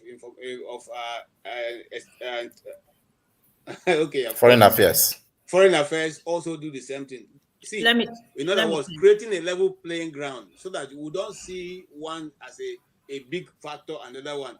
If you were the Minister of Foreign Affairs, what would you have done to tell America you are watching them? My eyes are on you. Let me tell you something, KJ. It's just because we have allowed them. Yes, if I become the foreign minister, whatever, to Tinubu, I will tell them, I don't want to see you in our election no more because we don't go to your election. Don't come and interfere. Leave us alone. Let us figure this country called Nigeria, or let us figure this continent called Africa. Why are you people intervening, telling us you are what is your business with that? I will tell them pump and plain. If there is any aid they are giving us, let them stop giving it to us, because even when they give it to us, we don't see the effect. The people in the government will steal the money. So Tinubu, if you're hearing me, bring me on. I will tell you this. I will stand Gidigba. You see this country. I will inform you that you're interested in the minister. I'm telling you, if you get the people, honestly speaking, to fix Nigeria is very easy, just that you don't have the right people. This thing,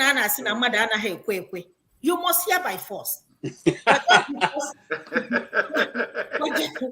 just because our government, we are so corrupt. Okay, thank you, Ife. Yes, the Black Stone. We have made you Minister of External Affairs. Yes. What will you be telling the American government during this course of the election? Will you have done the same thing they do to African countries? Mr. KJ, the Bible says that who you use yourself to as a slave become your master. So okay. Africa are yield themselves to America. The Americans have become African masters of Africa. We're talking about slavery. They are still enslaving us today because we have given them that opportunity. You understand me? Why is it that, okay, for example, you know that most Nigerians, they prefer everything foreign than things from Nigeria. Yeah. Why do we have that mindset? So that is the mindset of slavery. Because if you cannot value what you have, then how can you then work to better what you have? So because we do not value our election, we allow them to come in and be observers. Observing what? Mm-hmm. If they ring the election, then they want to go court, go tell judges saying they ring the election. So okay. This is where we are all making the country is giving that we have sold our right to foreign countries to rule us in one or the other. But maybe we are still we are not actually independent. We are but we are not yet a sovereign country. Because election is a paramount something right of a country, not to be influenced by a foreign party. Why are the Americans crying influence? Well, they're also influencing us now. And don't also influence other countries' election. So because we are giving that to them, okay, you can come and observe, and they come and bring their money, come and give to people. We say, so it's like we enslave ourselves because we are beggars now. And just Africans are beggars. They are begging the foreign countries, come and help us. So why would they come and enslave us with their rules and regulations? All right. Anyway. Anyway for inside. Okay. Although I don't know if I should say I disagree with the views of our two panelists that have just spoken, but I can't disagree. I know I'm but I see where they are also coming from. But the thing is that right now we are not at par with these people. We are not on the same level with them. If you think we're on the same level with them, I will ask you a question. Why are you where you are today? Because obviously you're not in Nigeria. You would say that you went there for your own personal whatever. But that is how it is. If that is just on the micro level, you have gone to somewhere you think is better. So did you think that Nigeria is better than America? That is why you went there to fix America's problem? It's because America is better than Nigeria. That's why you are there. Their country is better. I mean, their currency is better than our currency. The system is one way better than Nigerian system. You do like to have your children in America and those places or in Nigeria? I don't know what your answer will be. But virtually an average person will say, wait, would you like to, if I, please, Mr. Blackstone, let me even, before you give answer, if you have children, would you want them to be American citizens or Nigerian citizens as of now? To be honest, you see, the point is that you don't even know me. There are people that have American passport in Nigeria and they still have their kids in Nigeria. Well, you said they have American passports. Yeah, but they choose not to have their kids. They should just go and renounce their citizenship in America and use Nigerian passports. Let me tell you something. I disagree with you, Manny. I disagree with you very much. Wait, but anyway, let me conclude. Let me conclude. The thing is that, except if you are just trying to be hypocritical, from ancient times till now, people who are skillful or who want better lives, they always migrate to the more civilized place where they think they have opportunities, far better opportunities. And after they've gone there to make the opportunities and make their hands properly well, they may now fall back to their country and take advantage of the simpler systems in their country, and begin to develop. And that is how we've seen it. Look at the what do you call the owner of Glo? What's his name again? We have a lot of people who have gone abroad, made good living for themselves,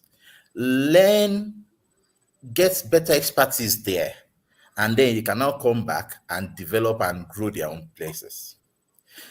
For example, now, if you say you don't value our things, question is, which one would you value? Somebody who studied abroad, where the research is par, and someone who studied in Nigeria. You can say, yes, an average Nigerian. Wait, sorry, sir. You can say an average Nigerian is dedicated. But the truth is that we all want something better. Thank you. Please, Mr. KJ, sorry, please. All right. So my point is that as of now, there's nothing wrong in when you know somebody, senior somebody. The only problem will be that in the next 10 years, what are you doing to meet up and to overtake? Because overtaking is allowed. Yes, sir. But if you just say they should just accept that, we are equal. No, we are the one receiving their monies. Our leaders are the one receiving their monies. So they, one way or the other, they will want to impose themselves, which is normal thing. As you are where you are now, you impose your decision on other families right now in Nigeria by telling them to do the right thing. And they will listen to you. Do you know why? Because now, if you be that she go out, they help our children. Now, Mr. Blaston be that he help me. So, and you can use that to say they should do wrong, but because of your good mind, you say they should do the right thing. Is that not so?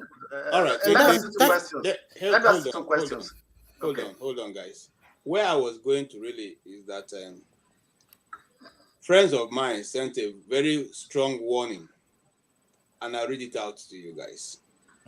Warning to the electoral rigors in the United States of America as the presidential election approaches. Nigeria strongly warns and condemns the shifting of ballot boxes, setting of ballot boxes on fire in Boston, in the U.S. Let it be known to all the U.S. government that Nigeria government is keenly watching the development of the United States electoral process. And Nigeria will not tolerate any subversion of the people's will in the United States. Yeah, they're just making fun. KJ, they're just having fun. Let me say something. Hold on. This is what I'm serious about. You see, if we, the African nations, are doing this kind of thing, okay, with time, they will stop that nonsense. I don't know if you understand what I'm saying. Now, if you absolutely constantly bully you and you keep quiet, after a while you become the punching bag around the community. Yes, that's the song written for our Jesus Christ for Trump. Yes. Jesus Christ for Trump. Okay. He may see your people. You can just imagine. But trust me, this thing now one geek. Now somebody will just want hammer make all of them, they give them money. So okay. Who give that money? That's what we want to know. Mr. KJ, I wanted to ask an email. Let me ask you a question. Don't American citizens migrate? You said? Don't Americans migrate? They migrate, of course. So because they not migrate now, it's a bad thing. No.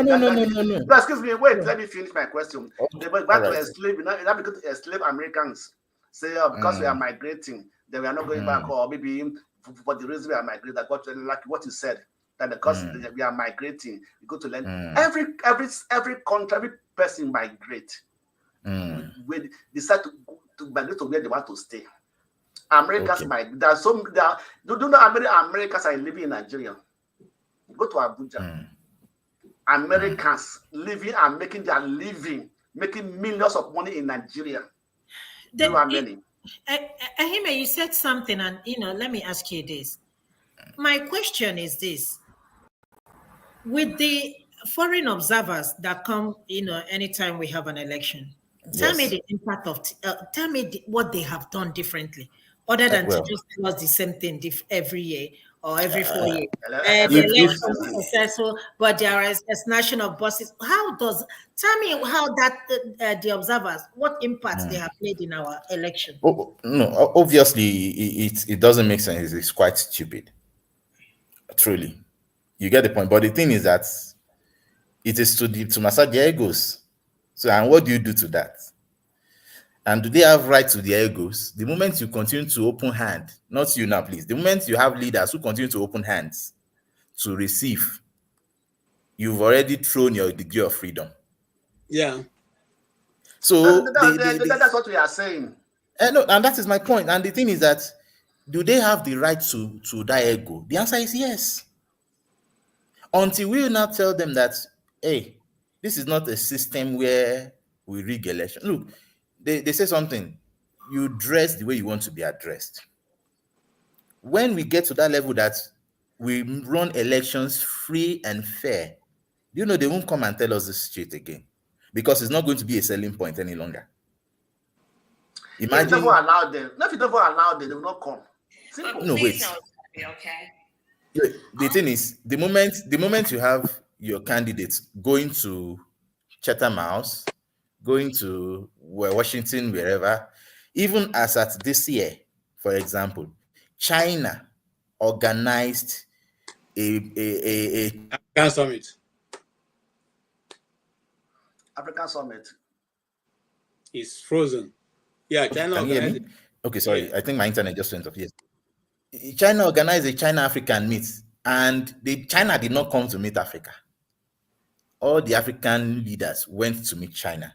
Yeah, puppet theater. So that's what we are saying, that they should be reversed. They should start on their ground. You don't get the point. You don't have the power to say, China, come and meet me. No, China is building. Wait. China is building your railway system. Why are they building it? Please wait. Please, Mr. Blackstone. Mr. Blackstone. No, wait. Even if it is a contract, you want to borrow money from the bank. Who's paying for it? All right. Hold on, gentlemen. If you don't have somebody that will borrow you, will you do the things? We need to close now. We'll resume this discussion tomorrow. I can't hear you if you are muted. KJ, there is something I want you to address. Okay. This issue of Nigerians spraying dollar in Nigeria, how do you see that? It's so disgusting to me. You are also coming to that same point again. You see, that's where the superiority comes in. No. Don't worship you. This is the only place I see that happen. Kuwait is the strongest currency in the whole world, to the best of my knowledge. Nobody's talking about it. Because you don't even get access to the Kuwaitan money. You don't get access to it. No, but what I'm trying to say is that we have so much devalue our money to the extent that we're going to bring another country's currency in our country and now trying to make it as our legal tender.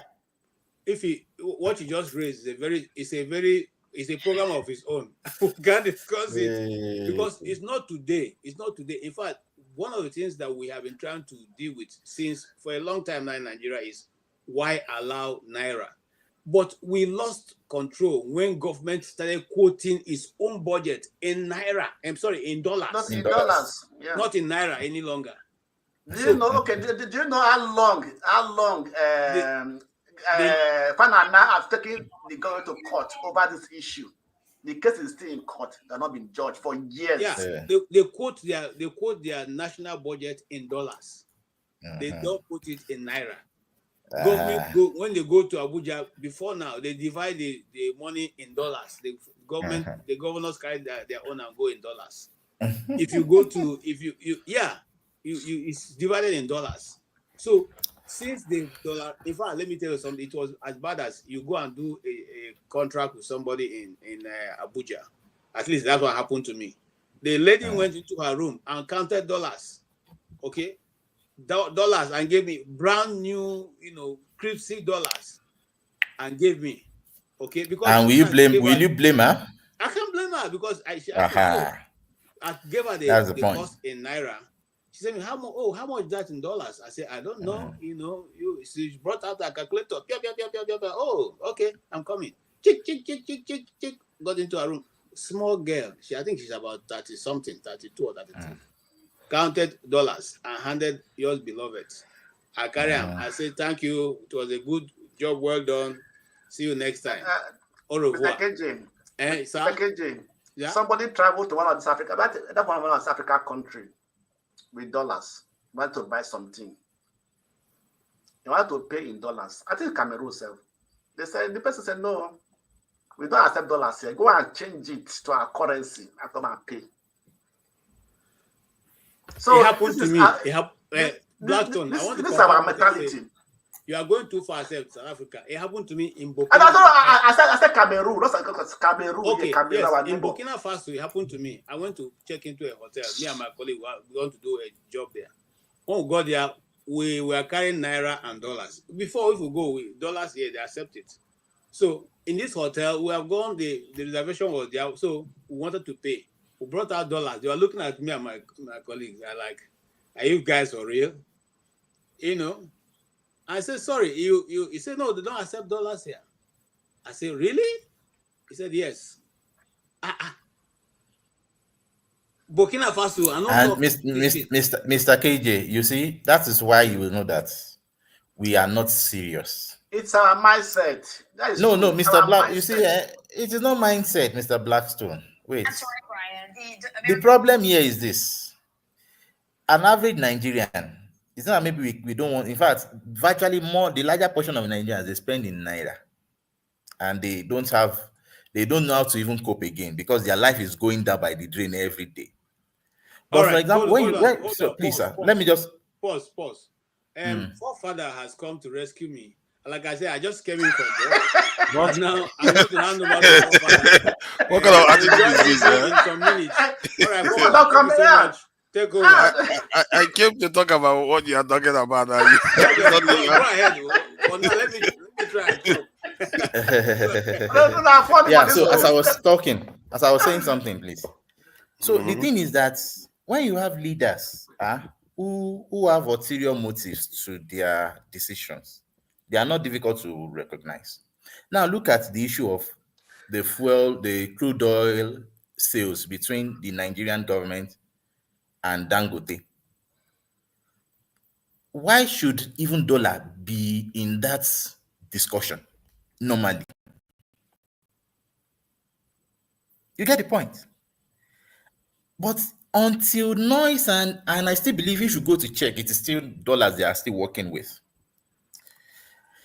How do you now want people to live their lives on not dollar but naira? In the last 6 years now, how has the dollar trended against the naira? And looking at that projection, it shows that as we continue to go, because we don't have people that will continue to make good decisions, it shows that $1 will still get to 3,000, 4,000 eventually.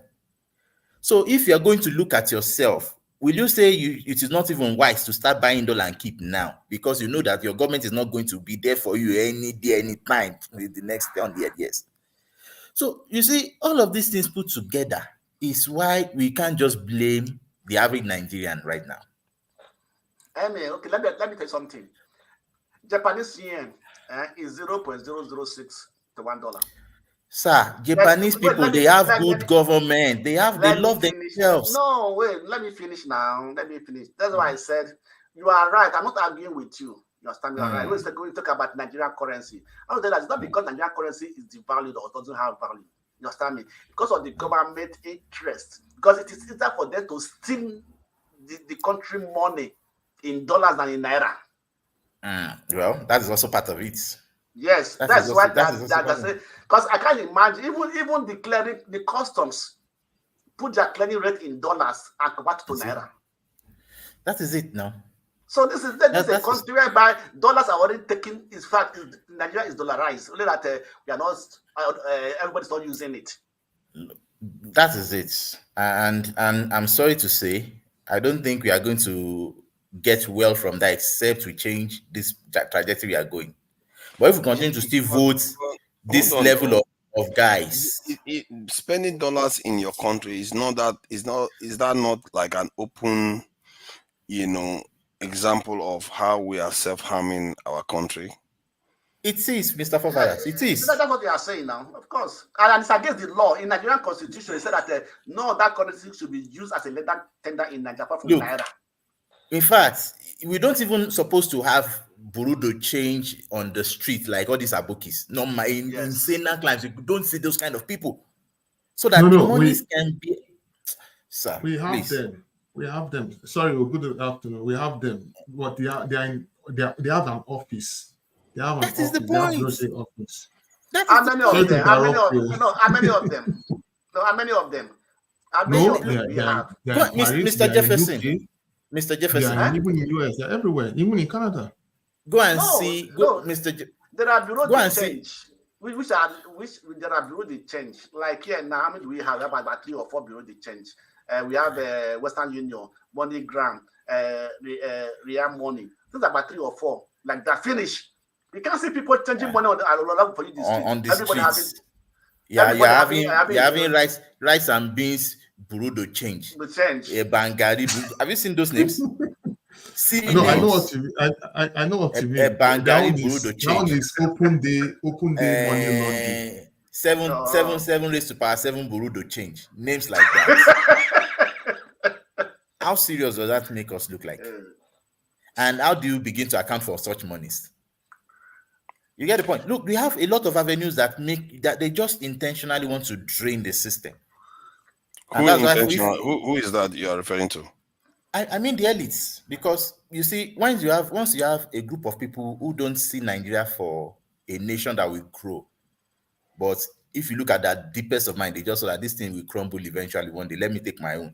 This is the kind of result you get, and that is quite a kind of, I don't know. It's like a terrible way to look at it, because if you act like that and everybody act the same way, especially if you're an elite, then you're going to have a cumulative effect that is going to destroy your own country. As an elite, you have a level of responsibility. I think maybe that's where our elites don't understand stuff. Don't say they don't understand, sir. They are intentional about it. It's intentional. They after the money, but forget that story. One video that I saw about Zeke in the 70s, 60s or so, just before independence, or maybe a little bit after, when they were doing the first elections. They said because they found out that he was doing some shenanigans with some of his business. Obviously, the British are monitoring everything, according to what the official was saying, that they were monitoring every single thing. So they found out that he was doing some shenanigans. So they said, okay, if you do what we want, we are not going to be vindictive and come after you and put you in jail for all these activities. And then he considered and said, okay, fine. Tafawa Balewa can be what he wants to be, or the Northerners can hold power.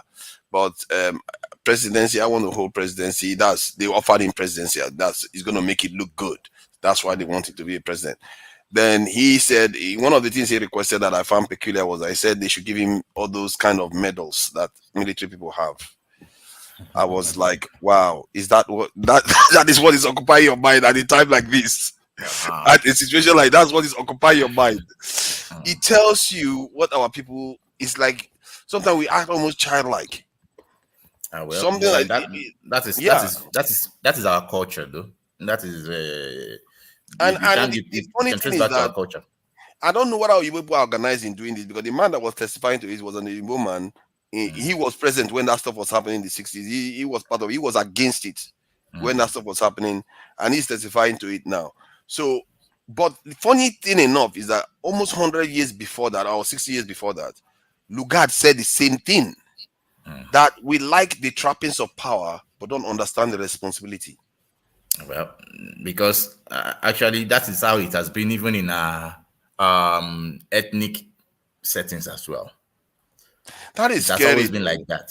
And that is, the thing is, funny thing is that is what the average child looks up to become. We love to become wealthy, and when you question what does that even mean, it means that we are less responsible, we can do anything we like, and we can control and own people.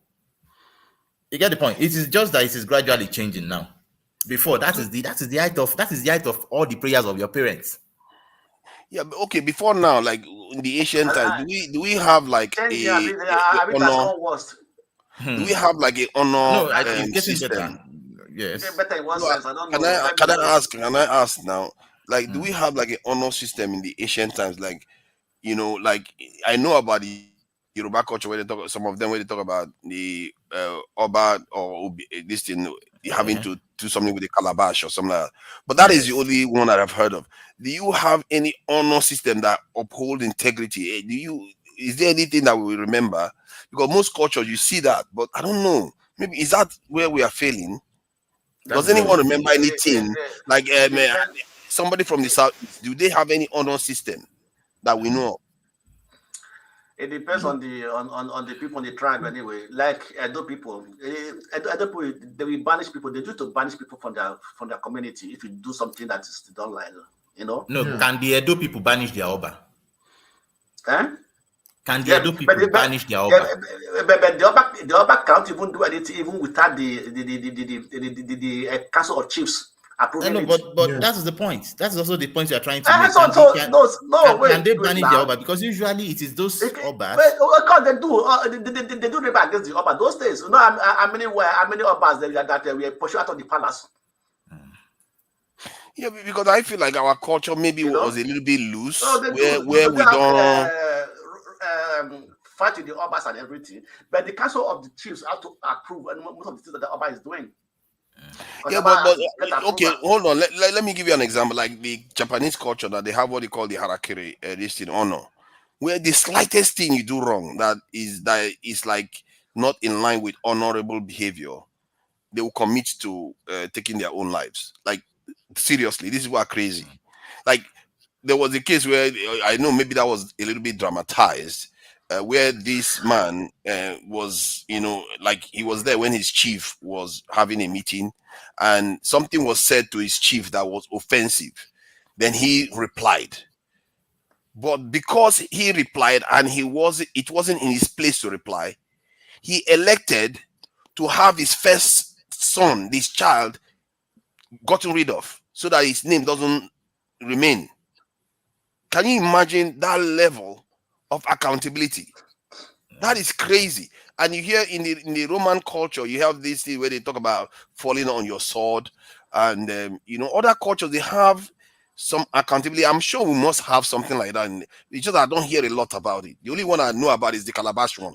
If they don't like the standpoint, their own culture. Pardon?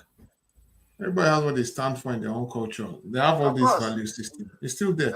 But we don't know them though. Maybe that's why we don't behave properly, because we've completely disconnected from it. Go and find out about it. I know you like following. You keep saying go and find out and read about it. Share it with us now. I don't know. You don't know. I don't know. What I know already. Forefathers, the truth of the word is that disconnection you said is just the thing. We are totally disconnected to those roots. But the thing is that there's a reason why those things too were there, in order to checkmate the excesses of the leaders, usually. Yeah. Because the leaders can checkmate their own citizens and subjects, but who will checkmate them? And that's why those things are there. But right now, since we've disconnected from those things, and it's just because of the same greed in that system, when you can bribe the institution, because the institution, after a while, they begin to generate all these things into nothingness. And you can see why we have it now. And coupled with the fact that the God of Christianity that we now serve is a very gentle God. Doesn't really. Gentle God, No. eh? It's But okay. that's the truth. That's the truth. You know, we are now bent on we hand it over to him. Let him be the judge. But Emilokundo, is it not a bit sad that none of us really knew about our way of accountability? I remember one of that one. It was in a drama. I don't know whether it's real. In forefathers, look, you see, if you go to the occult group, for example, in the occult world, there is what they call for example, in the Yoruba settings, for example, they call it something, you know, you take oaths. Yes, that is the word I wanted to say. And by taking oath, there are things that are put in place that if you go against this thing, this is the judgment that person sees, and it is almost an instant thing. It happens in their circle because they want loyalty. Yes, exactly. So people adhere to rules where there is a serious process of accountability. I don't know whether because Jagun looks like he's been around for 500 years. I don't know whether he has any idea. So let's find out. He's an ancestor. He's one of those ancestors. On this page. You know, with that years that he has, you know, we don't know how long. Yes, help us. Do you have any idea of, guys? If I can quickly come in, I was listening, and you know, I think what you said about honor is very important, especially amongst our people. I think we take a lot away from our parents, my parents anyway, and I when I look at my parents and I look at Nigerians in the main, it's almost like they were trained in the same place. My parents gave us a lot of honor, and it was something that we used in negotiating our route into this life. Somebody like Kemi Badenoch, for instance, when you look at her, you can just see her parents, her upbringing in her, which is why she's been able to do so much in one clean swoop. You know, she was 16 here, and now she is the head of the Conservative Party in the UK. This is a deep Nigerian something that she throws away, which is all to our pain. Now, when you speak about sacrifice, in Yoruba land, I don't know about anywhere else necessarily, but in Yoruba land, the king would kill himself with knife. He would fall on a blade or drink poison. One or the other. It'd be up to him. But that was part of our culture.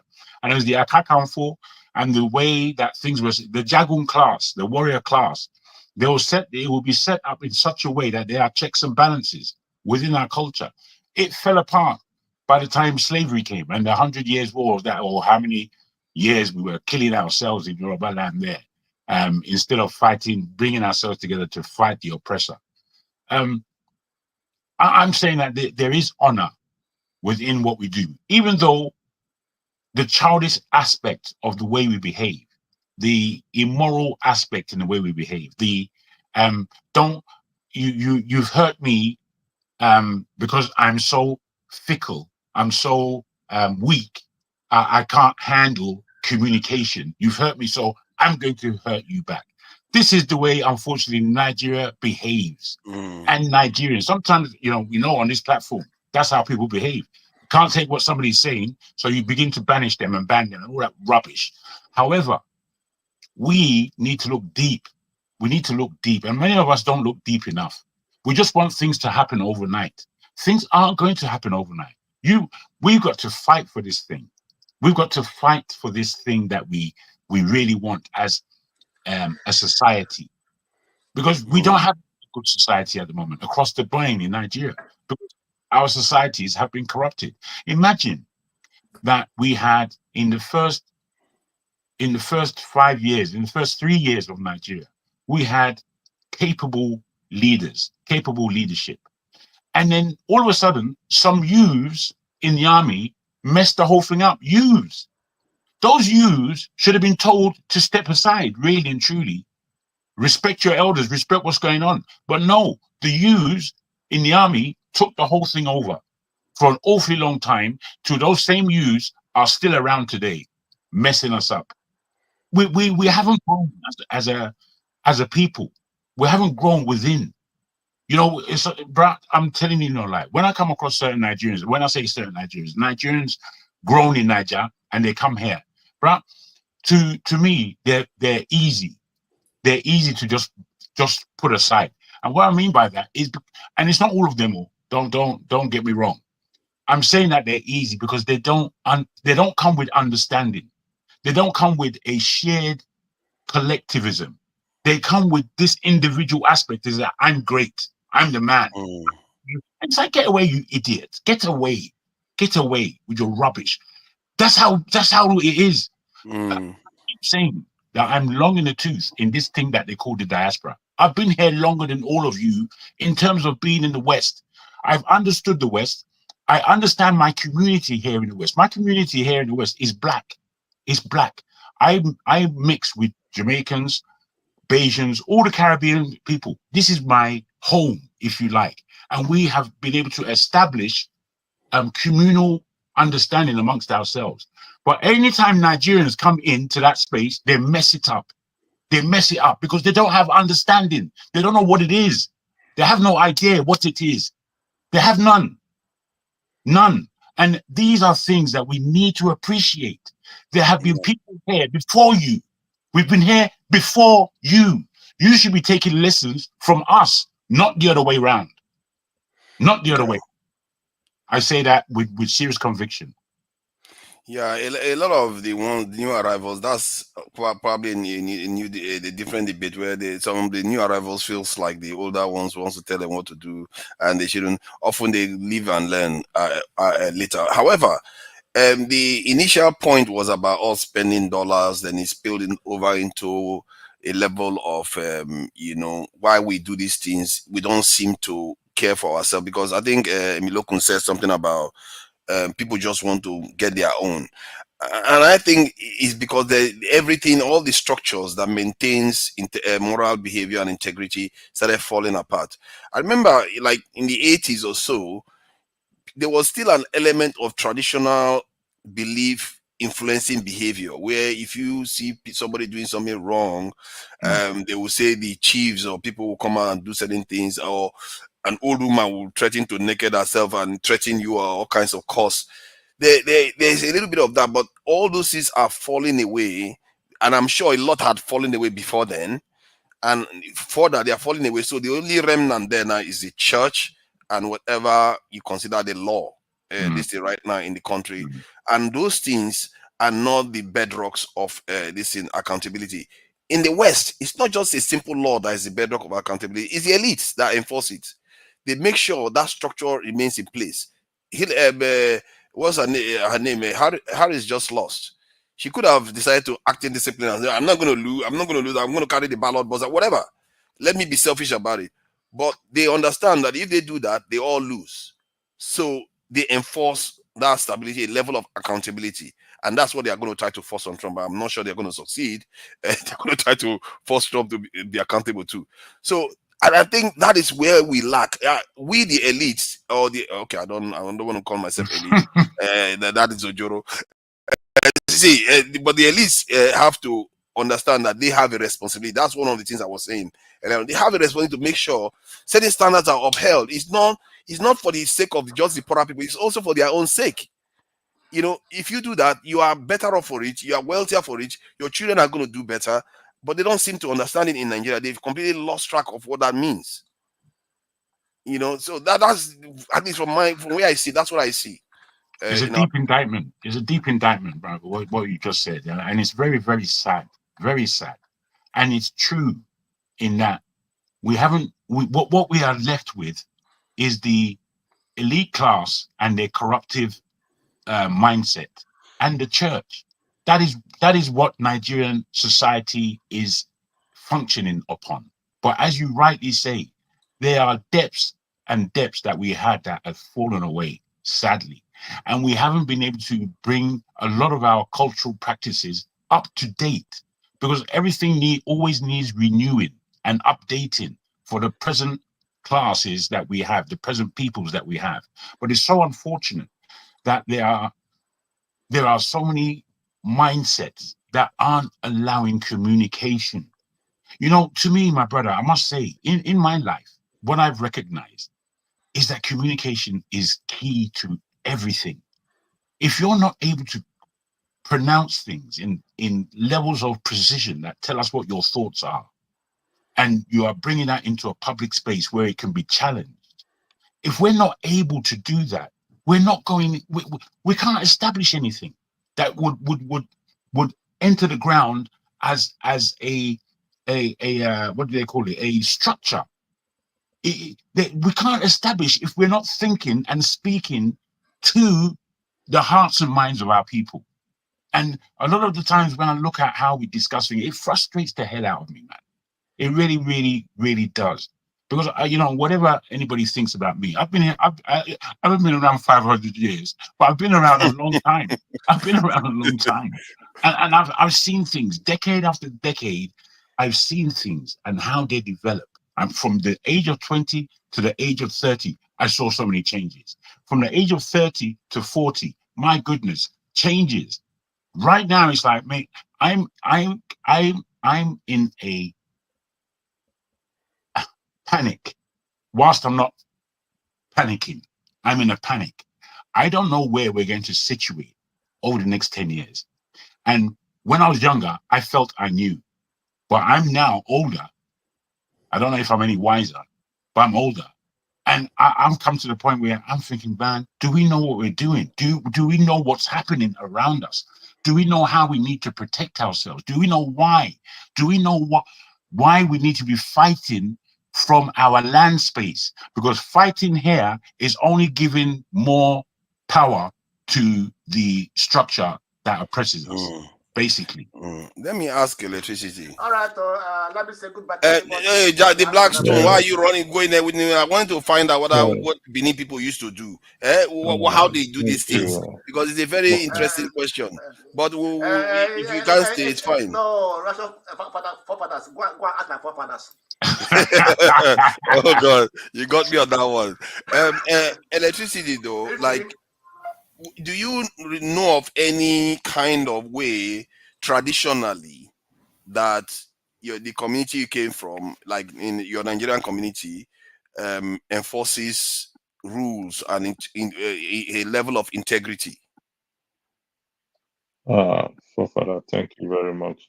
Actually, I came into KJ texted me earlier if I was coming back to take over the moderating. So, do you mind if I take over the moderating, please? No, I don't mind, as long as you answer the question first. So the rules are, whatever the rules are, it's okay. I don't really do all those community of things. No, it's not community. It's like where you are from, like the town you came from in Nigeria. Do you know of any traditional ways that they use to enforce integrity? No, I don't. Wow, that's massive. I don't. Okay, you can take over. Thank you very much. Does anyone have anything to say, please? Yeah, I have a lot to say. Let me just, so just to clarify some things that Jago said. You see, within the sphere of knowledge, everyone has their own domain, I'll put it that way. And that's what we have discovered, It has been assumed that, but it can always be vetted. But I'll speak in the African context. There's assumed that within the spheres of knowledge, that knowledge transcends from the eldest to the youngest. And that has always been our problem. And what do I mean by that? When the elder speaks, of course, the subjects are people who are not up to their age listen. It is always that way. And that's always how we have been operating. But over the years, that has been abused within our community, and most times, even when the young people have some knowledge, they are not even listened to. But it is there's some pattern of wisdom that even when the young one knows, there's a way he can also pass the message down to the elderly ones, and he can be able to understand. And the elders who are equally wise too will also learn from the young ones. You know, this is just the major problem I've noticed that we are noticing among the African community, and that is why we are not growing. That is the reason, one of the reasons why we are not growing. That's number one. Number two is there will never, and we even discussed yesterday, there will never be a time when everybody will ascribe to that holistic knowledge that you possess. The least we can do is to tell people, communicate to people and say, okay, this is what I feel we can learn from. This is what we can at least try to understand what, try to understand what this knowledge part, it could help. Because I know whether I would like it or not, the minds of people will always be different. I don't know if you guys are actually understanding. Yes, sorry for interjecting, Jeff. I sent you a message in the private section, Fofather. Can you take a read at it? Yeah, I can. All right, thank you. Yeah, it's a shame though. We are not getting more nuggets. Go ahead, Jefferson. So anyway, so basically, that is where we are currently. And that's why we're always having back and forth. And that's why even within the political sphere, it is very, very difficult. Even for the so-called political elderly elites to even take insights from us. And even if they are doing it now, they are kind of learning, they are kind of slow learners. Because other societies that know the importance of learning within the 360 sphere, they are exploiting it and they are going places. So you know how, I don't know how to explain it. If you're in organizations, you know how in an organization where you have a pyramid, right? The chief stays at the top. Okay, just like the pyramid behind me now. The Olorogu stays at the apex, and then all the subject stays down. But now, within the organizational, in the modern organizational sphere, it has now become a 360 affair where you have, so what I mean 360, children, teenagers, adolescents, adults, youths, elders, everybody takes a center sphere. We have a center sphere and everybody is being listened to and we share collective ideas. And with that, we can be able to know where we are going from, which direction we are going, or where we are going and where we are coming from. Now, this is not to say that I will support the callousness of youths that are not patient to adhere to new knowledge. Because truth be told, yes, we have technology in our grasp. Right now, anything you want to learn now, you can learn it within 30 minutes with the advent of AI or whatever. But people are still impatient, especially our youngsters. Even elders, even we are also impatient in a way. We know we have some old knowledge, but at the end of the day, things are evolving. But the young ones will never understand, except those who are wise that will actually realize that, look, without those previous knowledge, we won't arrive to where we are today. I don't know if you guys are actually getting what I'm saying here. I'm not sure I fully follow that. I'm just trying to find out maybe, whether there's something we can learn from the past to bring back, so a level of integrity in public space. Because right now we are just using dollars. That's where this whole thing came from. And that is openly self-harming behavior, but we are just doing it anyway. The reason why I even brought it up, you see, what I'm saying is not out of place. Because when you see elders doing whatever they like, not being questioned, they are setting a precedence. And then the young ones who are wiser look, whether we like it or not, I'll give you. Do you take that as a strict rule that the elders are less wise than the young? Is that strict ruling for you? It's not entirely a strict rule. It's on it. We can do a probability. We can do a statistics on that. We have foolish elders amongst us. Truth be told, elders who are not in. Look at it. Let us tell ourselves the truth. Most of whatever some of us learn today, it's not as if some elders were not. They didn't really inspire some of us. No. Some of us, we learned the hard way. No, you don't understand what I'm saying. I'm not saying that some elders did not. It's the gospel truth. I hear what you're saying, but if I can understand, when you see somebody that's supposed to impact on you, they are not to be found. What are they really impacting? What do they really have to offer? You understand? You understand? So I think I get what you are saying. All those fathers you are talking, all those values you are talking about, they are supposed to be like a custodian. Like now, if you look at other societies, other countries, we are not saying that we have our own particular issues. You can actually see some inspirational leaders and businessmen that you can take knowledge from. On the average, majority of them, you see majority of them that you can actually ascribe some values and learn that can be an inspiration to us. But if you compare to a Nigerian context, you can't really see that much. And even if you want to count, they are very, very few. Don't you understand? Can I say this? You see, yeah, go ahead. In many societies in the world, the father-son relationship is almost like teacher-trainee, or the apprentice and the master. That is the relationship. So there's a lot being given to the next generation. And what happens is that at stages, further and more respect is given to that child as he establishes himself growing. The problem with Nigeria is that our respect values is one way.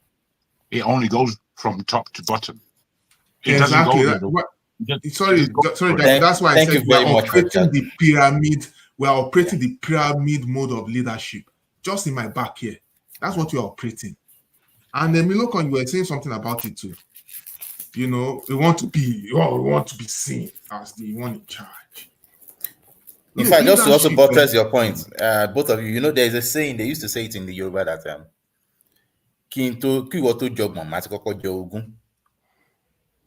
meaning that the meaning is that and usually it's like your father telling the sons that, hey, before I hand over my belongings to you guys, I would have first of all, literally it means before I give you 30, I would have first eaten 20.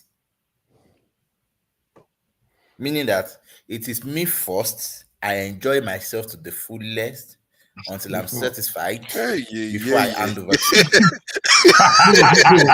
you. You see the problem? Oh God! Where did that one start? Where did that kind of attitude start? And guess what? That's not a good succession plan. But actually, the funny thing is that is, you know, although when they hand over to you, they'll make you feel like after you didn't work for what I handed over to you. So you should count it all joy that you were given that. Wow. You get the point. Yes. That's a recipe for not building something stronger for the future. Absolutely. So you're thinking about consuming it now. And that is it. And virtually that is how it has traveled down generations to generation. That it has become a culture. The fact that you remember that one. That is how the king sees his subjects. That he should be the one to enjoy all the best of the yam, then now give you the riffraffs. That is why the father is the one, even if there's a single meat in the pot, he will be the one to eat it, rather than the children to have it. That is the same mind. Sorry, Jagun. Sorry, I don't mean to interrupt you guys.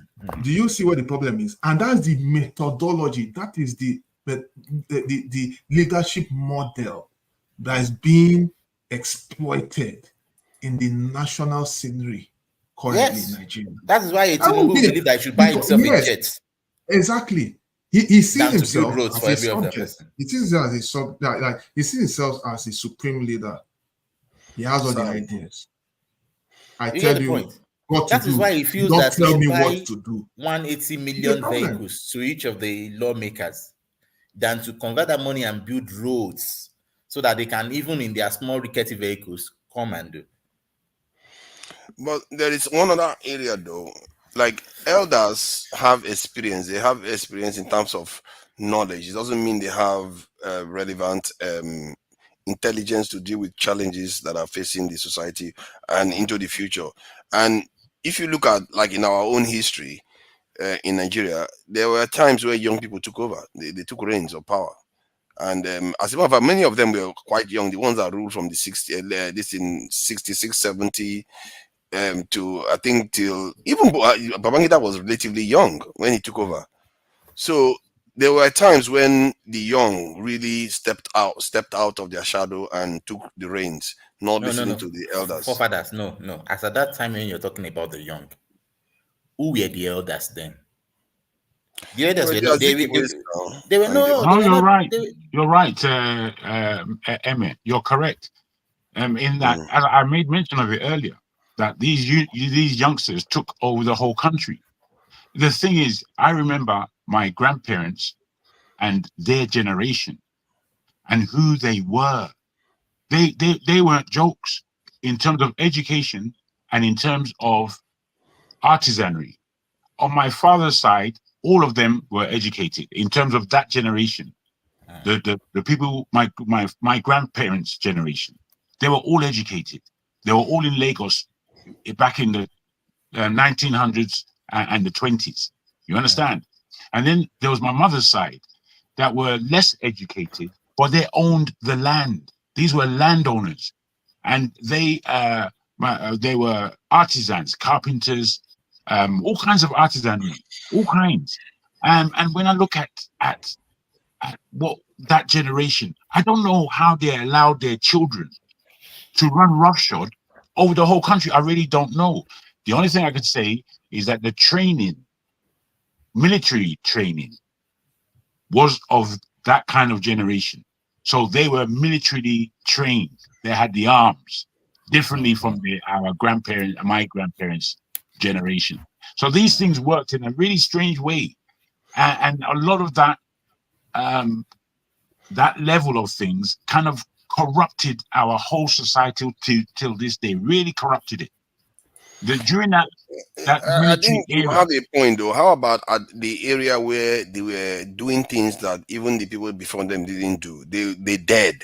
Yes. They dared to do things that nobody. But why wouldn't you dare when you've been trained and you got a gun? Why wouldn't you dare? What's wrong with the ones that are not trained? The ones that are there now. When you don't have a gun, you know what I mean, check somebody like Ojukwu, masterly educated to the hilt. His dad was a multi-millionaire. He was a bastard billionaire. And all of a sudden, he's got a gun. Of England borrowed his. Of course, he's going to be daring. Of course, he's going to be daring.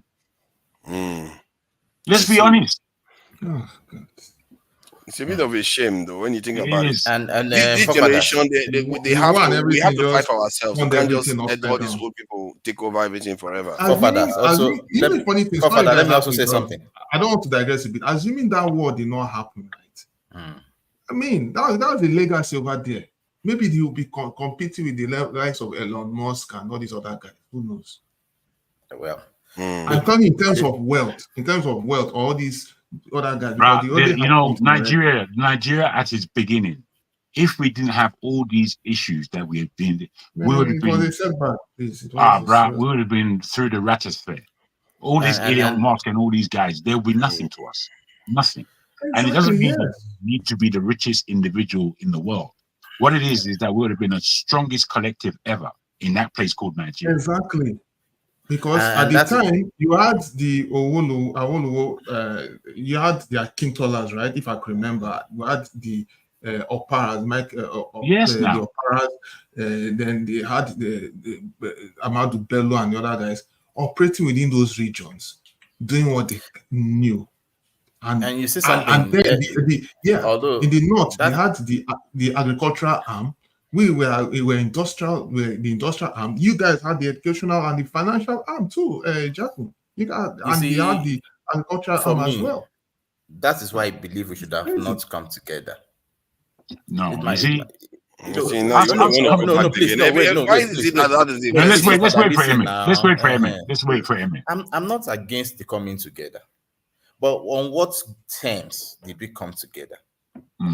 Wait, when the people do not have a sense of integration within themselves, this is what normally happens, because there will be lack of trust and there will be lack of nationality. What do you call it now? There will be that lack of nationhood. Yeah. In the spirit of nationhood in the people.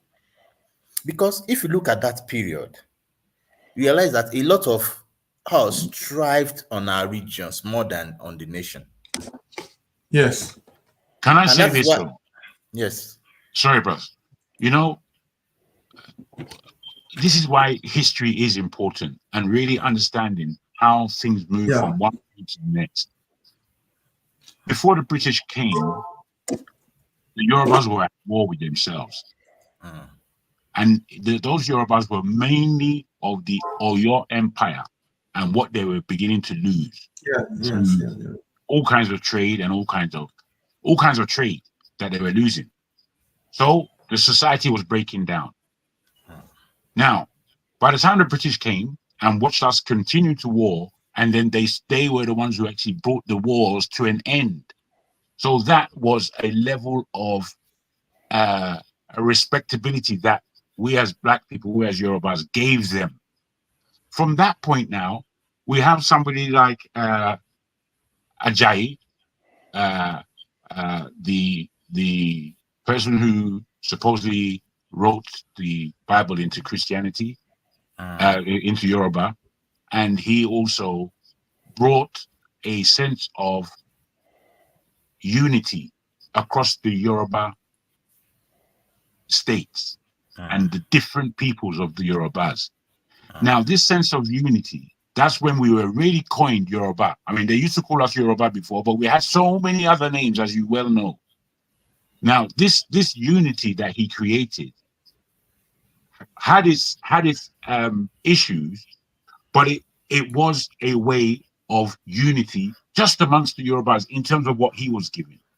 Now, by the time somebody like Awolowo came, that Yoruba mindset was even further entrenched in structure. Now, unfortunately, Awolowo was not our first premier. If he was our first premier, I believe that whole country would have been unified. That's my honest belief. They like to call him as supremacist or Yorubaist or all these names that they give him. But everyone in that country, including the Oyimbos who disliked him, there was no one that they disliked more than Awolowo, because Awolowo knew what they were doing. He knew their game more than any other person. The rest of them were licking Oyinbo ass anyhow. You understand? And I'm telling you my red understanding of this. So given this position, we look at why wasn't Awolowo the first premier of that country? We have to really look at it. And it's not just about votes. If you look at some of these Oyimbos who wrote about that period of time, and they wrote truthfully, they all said it, that no one liked him. He was very brash. He was, even though he had skills, he sometimes when people are very intelligent, people are very jealous of them around. Yeah, it just happens like that. They blocked him, and it was easy to block him. Easy for the Hausa and the rest of the people in the East to look at Awolowo as this guy. They knew him, they respected him, no doubt. But it's like, who does he think he is? And there's many that if we look at ourselves, that's how we think. Let's be honest. We are the people who cut ourselves down. The unity doesn't come by osmosis. It comes through serious discussion, negotiation, real talk. A lot of people don't like real talk. By the time you put reality in front of certain people, they are afraid. They are insulted. These are the human faculties that are divorcing us from our greater good. Is the only way I can put it. Should I share the video of that British man talking about what happened in that early days? He actually said those guys, in short, you hear it anyway. Let me do that now so you can see. Yeah, further you can share that. Just as I think that I will say this. Jagun, you're right. You see, that's the problem with most of us. We want things to happen, but we don't want to do the job. We don't want to do the job. People refuse to think, and it's an issue. And that is, I'm so sorry I had to come late. And that is why we're running into crisis. Until we develop our critical thinking, I know everybody will not be able to do that. But until we start doing the basics within our own domain, it's not going to change overnight. But it's more or less like it's more or less like a reorientation. But with that, for instance, in your household, maybe your children or your spouse or anybody, they do things haphazard within your own household. But then you now create a system where there can be some level of order. Everybody can be able to not just order way they arrange their household, arrange their household things, arrange, be orderly, be organized, and also develop some thinking their thinking capacity. By the time all those things are done within that domain, imagine if multiple households adopt that ideology, and those multiple households now come together and have a unified discourse. Then we can definitely go somewhere, because that is what is lacking. A situation where we cannot come and have a unified discourse. We cannot accept. We cannot. There's no way we can be able to achieve anything. Most societies who are growing, they do these things, and that's why they are achieving greatness today. Let me just play this so that you can hear what he's got to say. We have to always guard against some of their own way of looking at things, and what he said then is not always what is it's not clear that it read between the lines. Yeah, exactly. All right, let me play that. Didn't vote, didn't count for that. He didn't wait for that. I have to tell you, the British are counting the votes, and the British cannot be trusted. They look after their friends. Loyalty is the big thing for the British, and we were friends with the emirs of the north. We looked on people like Inaharo and Awolowo as rather dangerous people. They might even be communists. That's ridiculous, actually. They couldn't be communists in 1,000 years. But this was a sort of thing that was being said. And we were, Europeans, were getting a bit worried about all this. It wasn't quite the honest, straightforward election that we were hoping for. Apart from Professor Anderson and Dr. Patrick Wilmot that supported your submission on the rigged election, there were other people who also served in the colonial office in your days. I mean, who opposed to this submission? Initially, I was warned of what was going on by my senior officer, a Major Bunker. I didn't know. And I knew that the Governor General had directed me to take all the office staff of the Ministry of Labour to help Chief Okoti Igbo in politicking in Warri. And this was most irregular, and I refused to do this. Having refused an order, I know what the drill is. You resign. I resign my post. That is the proper thing to do. What they did then was rather devious. They persuaded me to withdraw my resignation. Hear what he said there. The proper thing to do, he resigned. Would you say how people do that today? Never. When I did, because he was asked to do. Hold. I thought it was a bit low after I'd resigned and was prepared to leave the country. This was not very nice behaviour. They later withdrew this and said that I had been of some service to the state, and actually commended me for what I had done, and said I could leave Nigeria with splendid testimonials, and we shook hands on this. And this was done with the recognition of the Deputy Governor General, Sir Ralph Grey. And then I left Nigeria the first time and took up a job as a personnel officer, a very big job with the Esso refinery. And then government came after me, declared that I was a traitor and I had betrayed the British people, ought to be imprisoned. And I lost that job.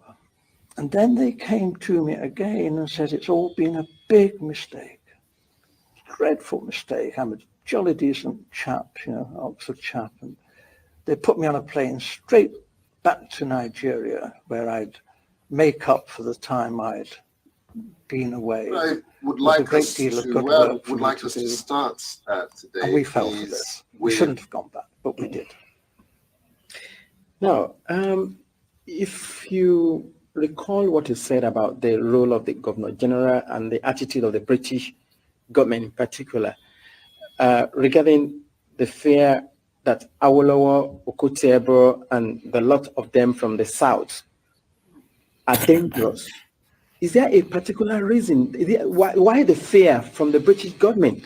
Is it that they don't want to release or relinquish Nigeria? They still want to control Nigeria? They knew that the North would do as they said after independence. If it had any, the North would just, because it was their habit, they liked the British, whereas the nationalists were an unknown factor. Actually, when they took the flag down and hoisted the Nigerian flag, not one of the major nationalist politicians was there. They weren't even on the platform. This was incredible. These were the people who had sought independence. The people in the North didn't want independence. They didn't want the British to leave. So this was a farce. And for most Europeans who were very close on watching this, we were disgusted. We thought this really had been manipulated, this election. It was unworthy. It was unworthy of the British people, this. This was no honest, straightforward thing that you would expect Britain, the mother of parliaments, to do. This was cheap and low and criminal. And I opposed it. And I opposed it then, and I've opposed it ever since. And I'm telling you the truth. And I was warned, if I told you this state secret, my life could be forfeit. Earlier on, you said the British government wanted the North in alliance with either of the southern region, either with the Yorubas or with the Igbos. But without which they cannot do this rule the country. The problem was that Awolowo was a highly principled man. Okay. You didn't talk to Awolowo about squalid deals and fixing things. Awolowo was not that kind of person. If you read his books, this man was a world statesman. And his young lieutenant, Chief Enaharo, was brilliant, absolutely brilliant. However, they did do a deal with Zik, Dr. Azikiwe, from the East.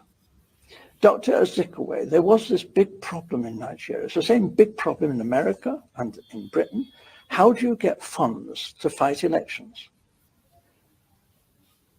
The candidates in Nigeria had no money, but they did have marketing boards, which were a kind of semi-nationalized industry. And they borrowed money from the marketing boards. But there was a suspicion that Dr. Azikiwe, who had formed his own bank, the African Continental Bank, was actually bankrupt. But he was borrowing very large sums of money from the marketing boards and not necessarily repaying the loans. We knew this. We had a great secret service. All the politicians' phones were tapped. All the politicians' mail was opened. Everything that any major politician did in Nigeria, we knew in hours. We watched. We knew all that was going on. Are you saying, in essence, that Dr. Azikiwe took money? He was blackmailed by the British to do our bidding. We told Dr. Azikiwe that he could go to prison if an inquiry was carried out into his bank and his financial circumstances. However, we would not want to be vindictive if Dr. Azikiwe was cooperative in helping forward the plans that we had made in the best interests of Nigeria. Dr. Azikiwe has nothing in common with the northern politicians. He loathed the northern politicians. But Dr. Azikiwe went north, did as he was told, and what he was promised was this. The real power, effective power, would be in the hands of the northern emirs.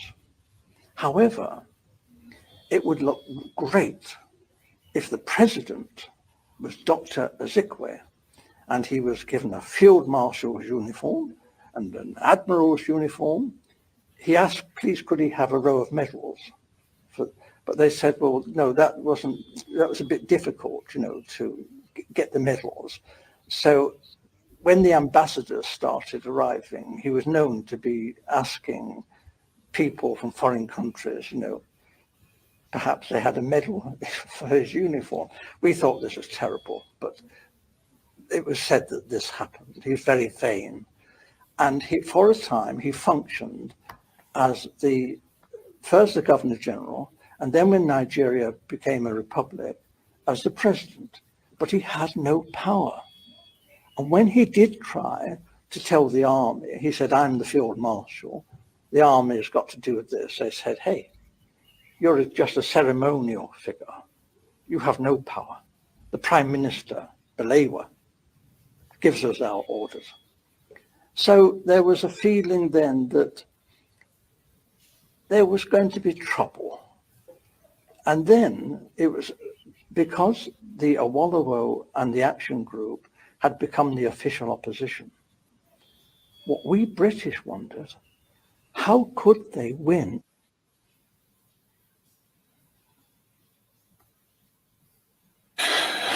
So, man, I really wish that went on and on. I really wish the entire interview I saw it, because it was quite compelling, as you can see. I've never seen an audience, a panelist sit quietly and watch a 10 minutes video. So, what year was that video done?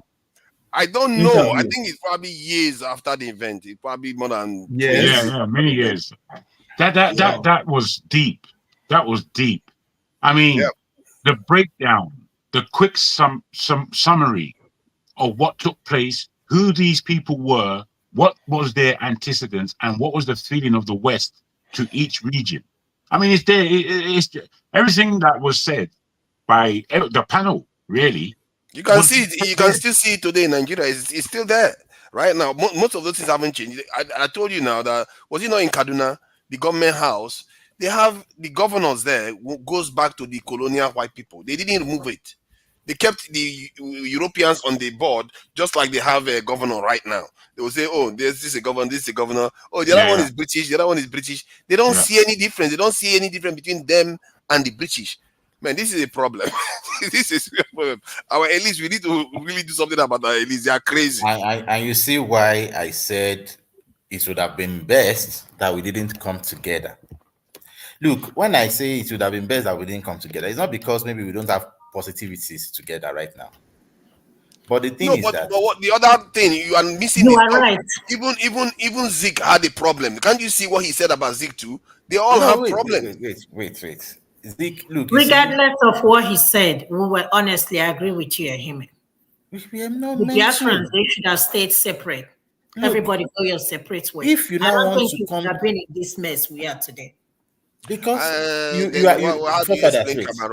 forefather, wait, let me explain something to you. You can't run faster than the slowest part of your body. As they say it in chemistry, that the speed of a reaction is determined by the slowest rate determining step, kind of. Look, that applies to every nation. I don't know what they wait. And that is the thing. Now, if you want to grow fast, then every person at least must try to run commensurably enough so that we can go. It won't be a burden. We shouldn't be unequally yoked together.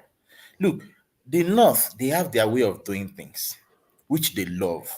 And you can even see that the British government, they loved their way. It would have been nice that they handle themselves the way they grow in their own unique pace. Because now look at the way the South, the West handled themselves. We went boom.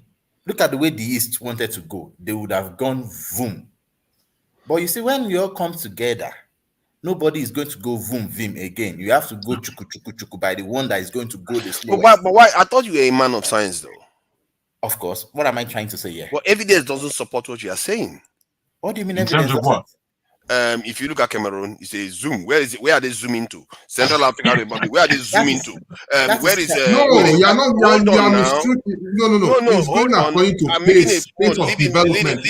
Let him answer. You don't get involved because he knows exactly what I'm talking about. Because you can't just say just because we didn't yoke ourselves with the North, we would have just zoomed because the others didn't zoom.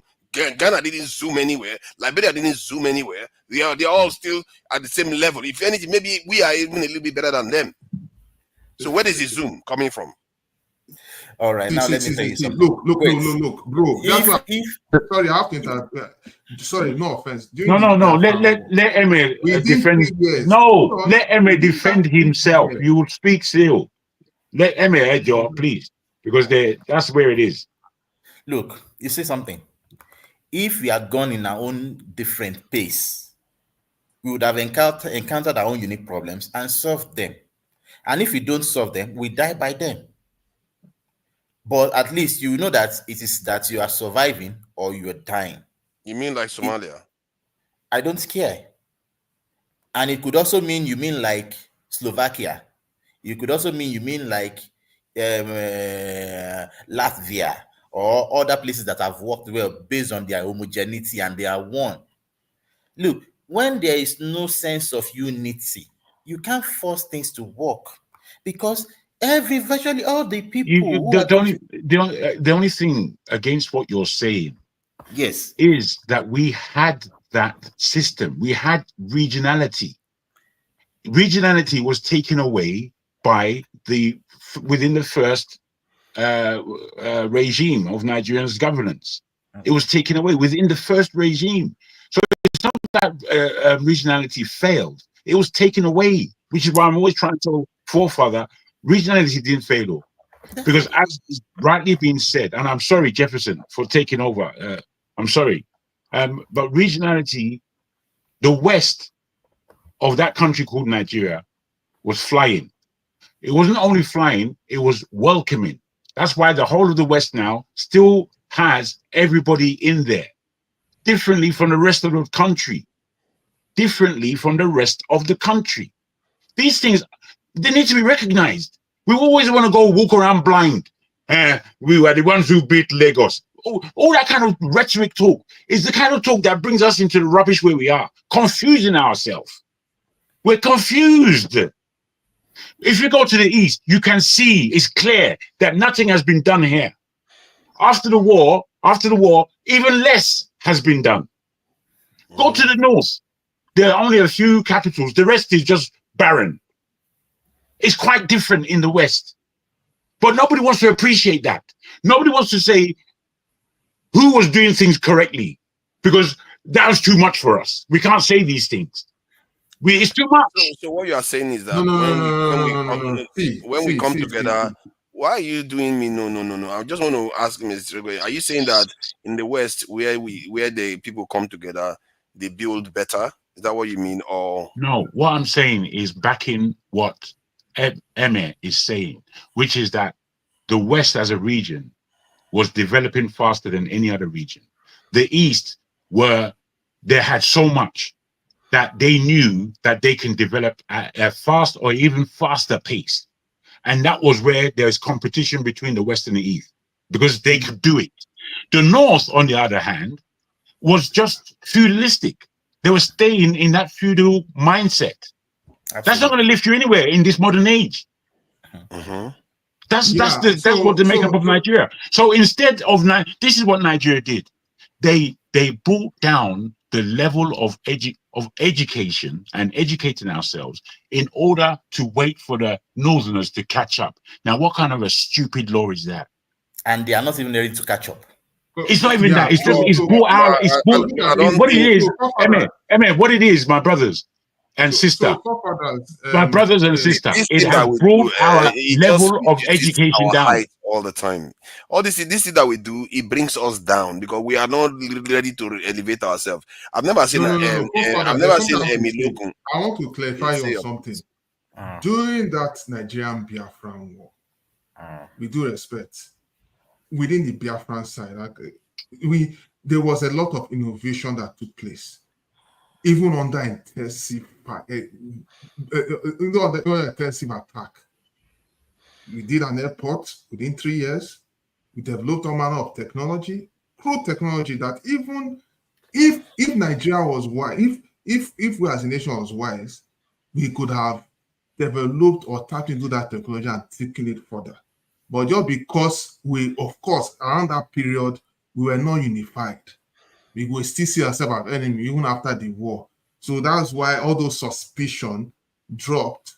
That suspicion was heightened, and we could not go further. We could not develop at that pace. You understand? So when you are saying that we could have gone Zoom, yes. If we had look, and that's why in the Southeast we are looking out for regional system of government. Because we have it and we don't have any loophole. The reasonable people within our region who knows what to do and why not just fight for we go further than where we are today. Facts. Because why not, as I speak to you, hold on, Jeremy. Why not just fight as I speak to you, there's a lot of people who are highly innovative. But not our people love this, man. This is our music.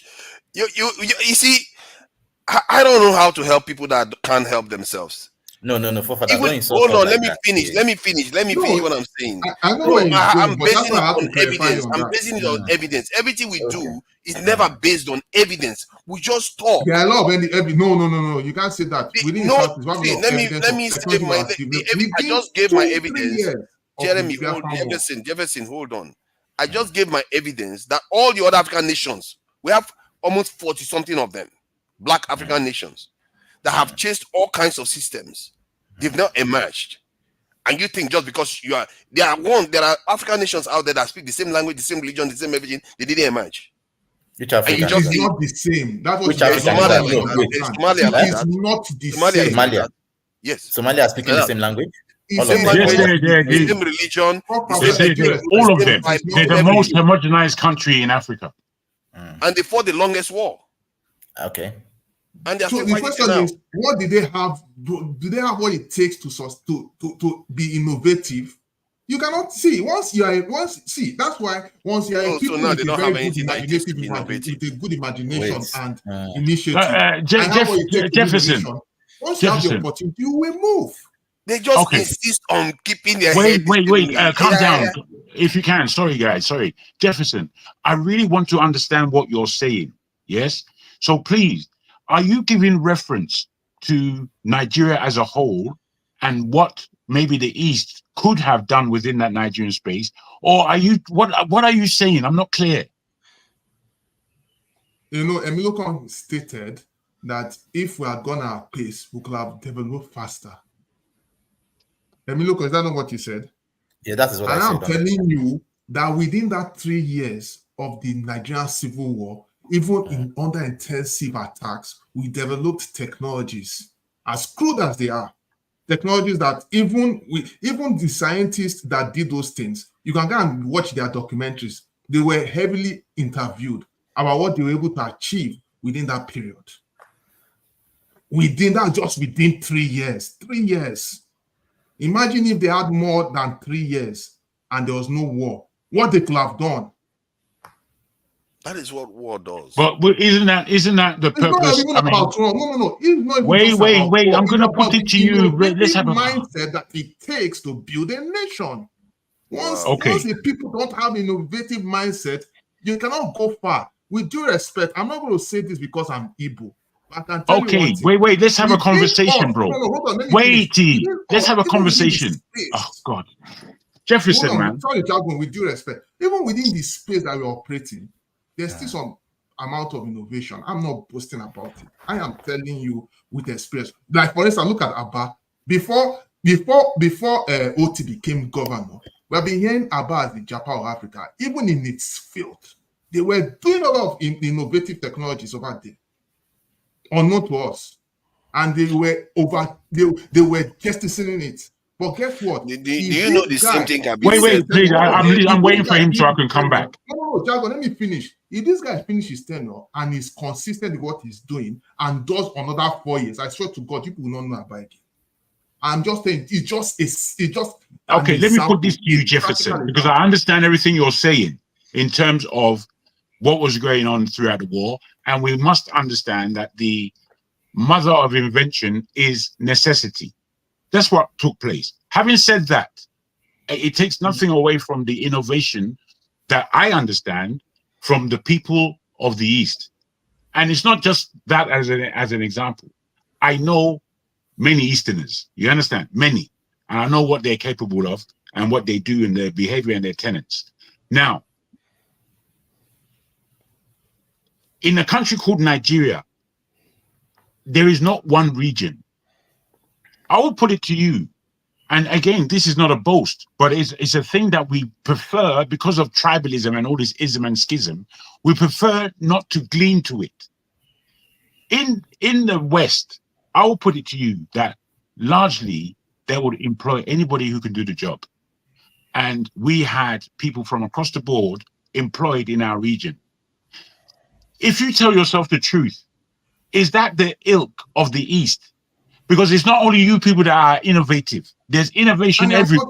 But wait, understand me. With due respect, sorry, understand me, my friend. I'm not saying we are the only ones that can innovate. I'm only telling you the space at which we were able to operate and achieve something within the time. I'm aware of that. I'm aware. But I still put it to you, my brother.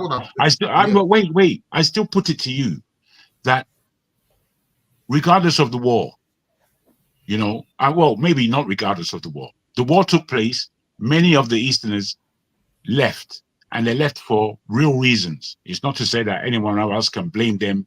Yes, they left for real reasons, and they left to other parts of Nigeria, other parts of Africa, other parts of the world.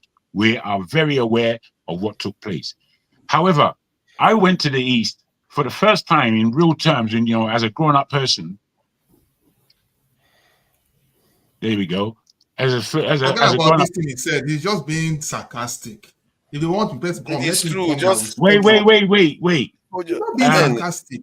Can you guys just try to make your points concise? Yes. So that others can speak. Yeah. Yes, sir. Oh yes, I've missed my head now. What I'm saying. Yes, when I went to the East, my brother. When I went last to the East, it was so different from the West. And I'm not a fan of the West because I'm very critical. And in the West, I was thinking, look at this town. Look at this. Look at the state of this. Look at the state of this road. Look at the.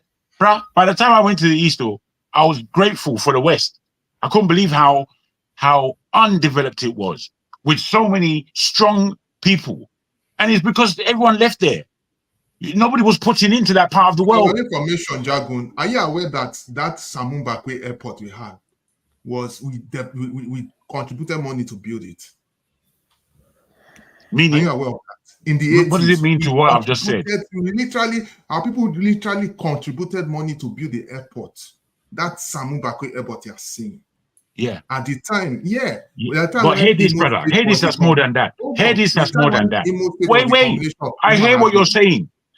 You know, in the East, they used to have to bring money together to go to school in the East. Yes. Or what do? They put money together to send people to the West in order to get free education. So there's a difference in mentality of governing as a state. And this is not what you're not reading this. You're not understanding it. There's a whole West that is welcoming, that is showing us governance, that is showing us that together we can do this. Meanwhile, in the East, they're saying we'll do it by ourselves. We're going to do it by ourselves. So everybody in the East who is educated, they are educated under their own family auspices, as opposed to the whole nation. But there was no need for the comparative analysis, if you ask me. So many factors actually played. And don't forget, too, that after the Civil War, we have to do a level of rebuilding, and people obviously left our hometowns. They were living in hometowns. They even came to Lagos. I mean, look, you're all aware of this. They came to Lagos to have a livelihood, and when they go there, do business, they take part of their savings, go back home, and start building back. It's because, in fact, it's because of all these antics that even Ojukwu was inspired us, and we took it to ourselves to build up. And our people are still building up, even as crazy as things were.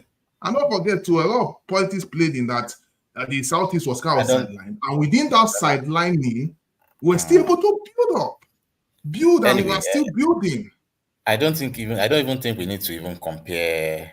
There's no need, and don't forget, it does understand that Lagos was the federal capital of Nigeria. It doesn't look. Getting all my support. Look, this is something I compare that. This is something I know, that you see, even if we had not had crude oil, for example, maybe, and the monies that came from crude oil to virtually every state in Nigeria, I believe some regions would have done extremely well without that money. In fact, that money is what brought a lot of people, a lot of regions down. And why did I say what I'm saying is that, you see,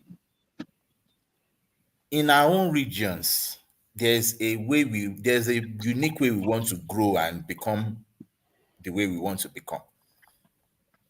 In the North, they enjoyed they accepted that feudalistic ideology, and they wanted it that way, and that is for them. In the Southwest, for example, we treasure more in agriculture. In fact, virtually everything that Awolowo did, he did from the monies that came from agriculture. Cocoa Research Institute, the NTA, the sponsoring of education freely for every children. This came from agriculture, and trust me, we were satisfied with that. Yes, sir. Even if it was going to take 20 years to get into the top of the nations, we don't care. We had that contentment, and we were moving forward steady. And if you had gone through that path, trust me, look, someone might say there about Yorubas before the coming together, they fought us. Look, yes, maybe that also helped us in order to have that good integration eventually. Not even maybe it's hard, because one way or the other, for you to integrate, you must first of all fight. It's a normal thing. You and your siblings, before you would respect you as the elder, and before you respect your elder as the elder, you must have fought, so that everybody will know themselves. And from there, you have an unspoken rule that everybody abides by, and that unites everybody. So if you look at the way we are going, we had settled our battles and we are moving forward. And if you look at it, we were moving forward. It might not be at your pace, the way you wanted it. You haven't emerged. Well, but the truth is that no wonder you haven't emerged. You will never emerge if you keep thinking like that. When you mean no wonder we didn't emerge, you can see the result. Because you are worse than your parents. Even you should know better by now. You have ChatGPT, you have access to information, and you are still thinking like this. What hope have you got? Thinking like what? What do you mean thinking like what? What? Like you're not even thinking based on evidence anymore. What do you mean? Do you even listen to what I'm saying at all? Based on evidence. What evidence are you talking about? You know what evidence means? Truths that actually helps you solve real problems in the real world, not in your head, in the real world. You have to, and that's what I'm telling you. Based on evidence. See, forefathers, what you need to understand is that look, within the Nigerian space, there's a lot of stifling of talents across the 6 geopolitical zones, and is a problem. Who is you know doing what? We are striping ourselves. Who is doing it? We are the ones doing it ourselves. A situation whereby you have some hold on, Jefferson, Jefferson. who are not ready to do anything. But Jefferson, hold on. You need to learn to hold on when they ask you to hold on. I don't know whether you hear us. See, we are the ones doing it ourselves. Let's not try to blame any people, because sometimes I hear us elevating our discourse here, but the moment we get down to this area, when it comes to tribal stuff, especially the groups that are from the major groups, they stick into this mentality. Something they turn like Voltron. Sorry, forefathers, with due respect, I am not trading that lane. You are not understanding what I'm saying. That's fact. You are not. Because I'm saying I'm not going. The reason why you don't see it, when I ask you, no, hold on. When I ask you a question, you felt you're a minority. That is no, obviously. You see that? No. Because can I finish what I'm saying? Can I finish what I'm saying? You are just afraid that you're a minority and your group might have been consumed in that rigor. I don't, and sincerely speaking, I don't give. Can I finish what I'm saying? To be candid. That is not the point. They are calling you out, and this is the first time I've seen you react. And it's good that you are reacting that way. Hold on. It's good that you are reacting that way because I'm touching something. Okay. Because you are not arguing based on evidence. And I see people that are from the other groups in Nigeria, when they come here, they tend to stick consistently. But when you guys start talking about this tribal stuff, it's like, oh my God, there's something that has been activated. And I see this when I have conversation with Somalis, Ethiopians, Kenyans. There was one day we were having a conversation, they all admitted they all had a greater version of their nation, just like Israel has a greater version of Israel in their mind. They want to conquer other people, they want to expand. And they said, if we don't stop these things, we are not going anywhere. We're just going to be paralyzing each other over and over again. What about this, forefather? I hear what you're saying, even though I don't fully agree with it. I do understand where you're coming from. What about this? Do you not think it is a bigger error when we do not give credit where credit is due? Can you understand what I'm saying? Please, if you can. Do you see that? Or that white? They understand. Okay. Do you see the white man who was telling us about the different regions, how the British felt about each region, and who these people were as far as he was concerned? Yes. He was able to analyze the differences between these people, who they were in terms of their own personal character and what they wanted. That's what he was able to do. So he was able to give credit where it was due, and he made minuses where it wasn't. But you just lump everyone together and make a mess of it. I think that information, let me put it this way, that information, I was aware of it to an extent. That's the idea behind it. The idea behind it is that the North didn't want to join Nigeria. This is not a hidden secret.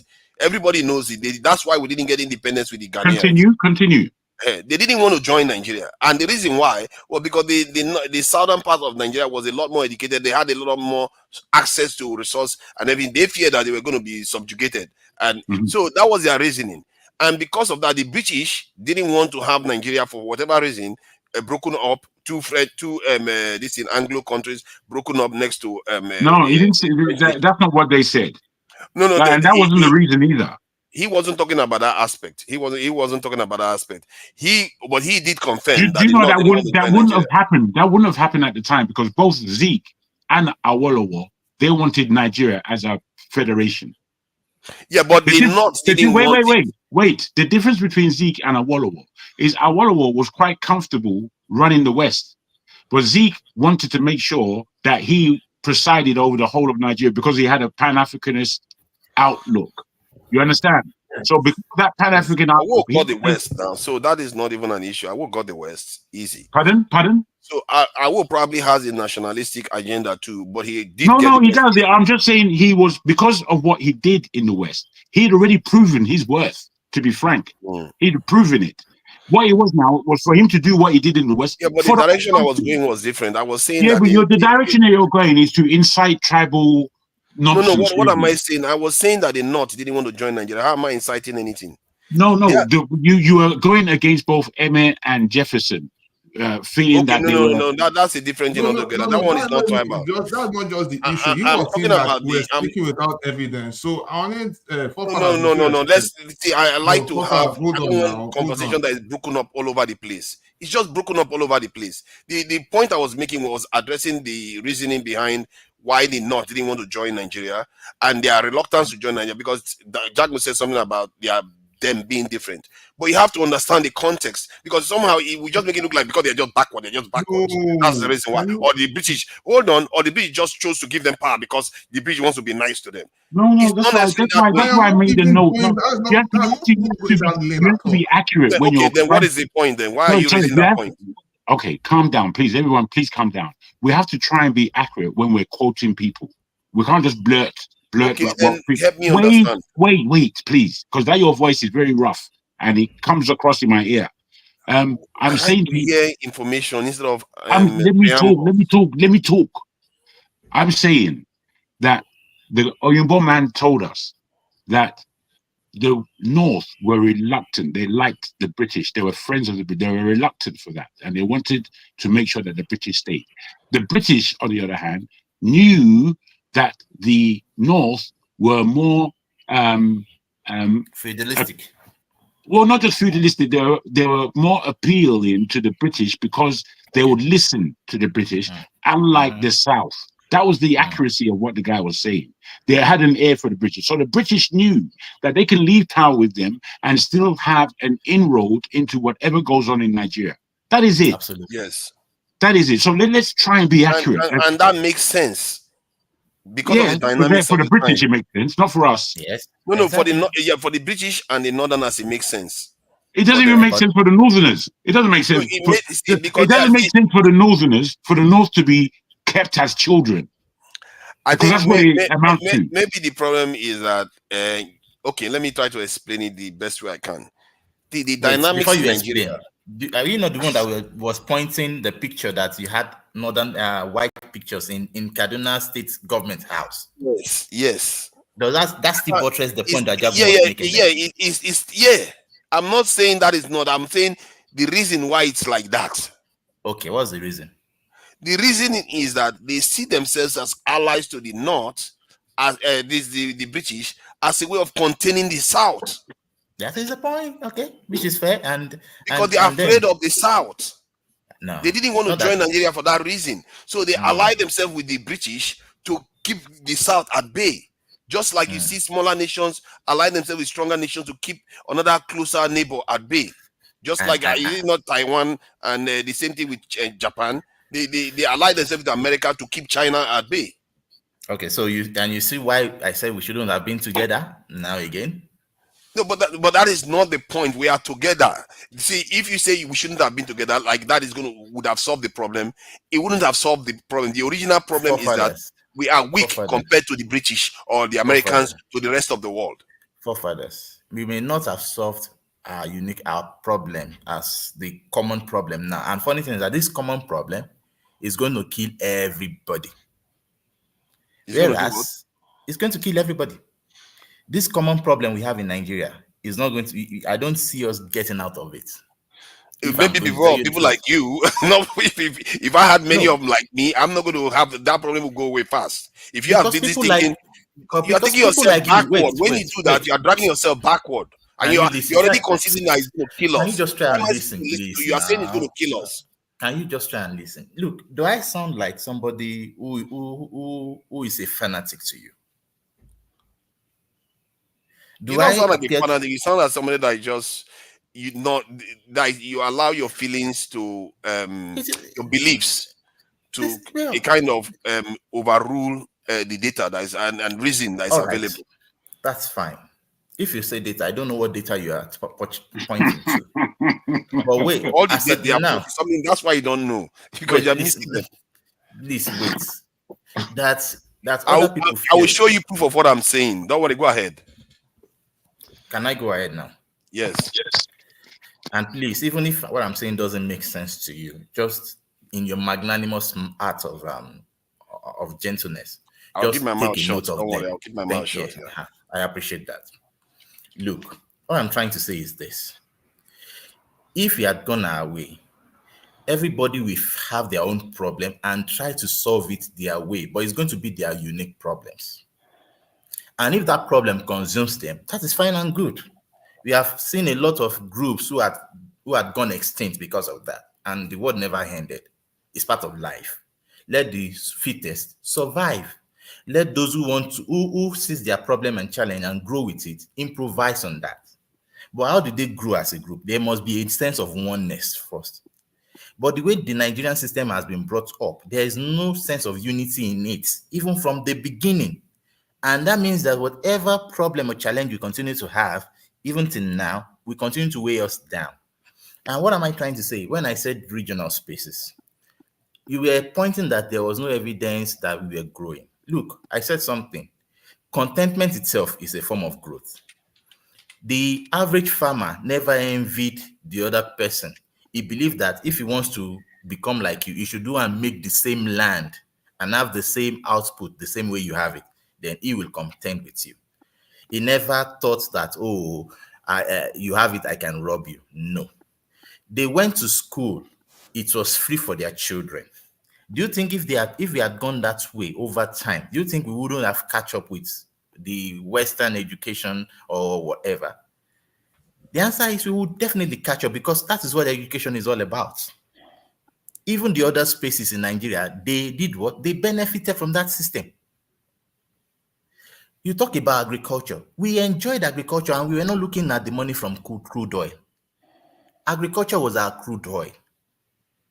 We had cocoa. We were growing with it.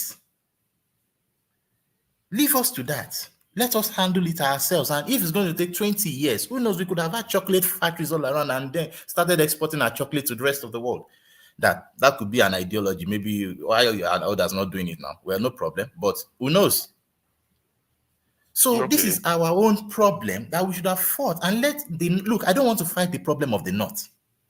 I don't want that the North are now holding us back, that they are children, because they can't go to school, they must score two. We should let them score 2 and then still come to unity schools. And then you are telling my own children that if they don't have 100, they can't get into that school. So they should score their 100. If they can't score, then they should go and do something else. And that is the same thing that's going on virtually in every space in Nigeria. So how do you want to now support merits? How do you want to put honor in labor? How do you want to put dignity in people's work? How?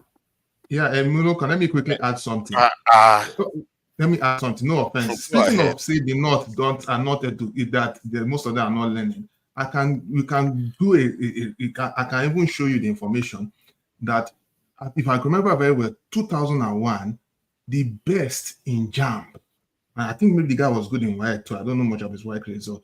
The best in JAMB was from Maiduguri. It was from Borno State at the time. He got the highest score.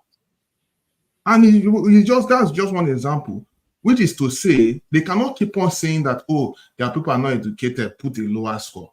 They should be encouraged. If someone could get a score high in that magnitude at the time, their people should continue to be encouraged and let the standards be the same for everyone. They are not even trying to encourage themselves. That's the point.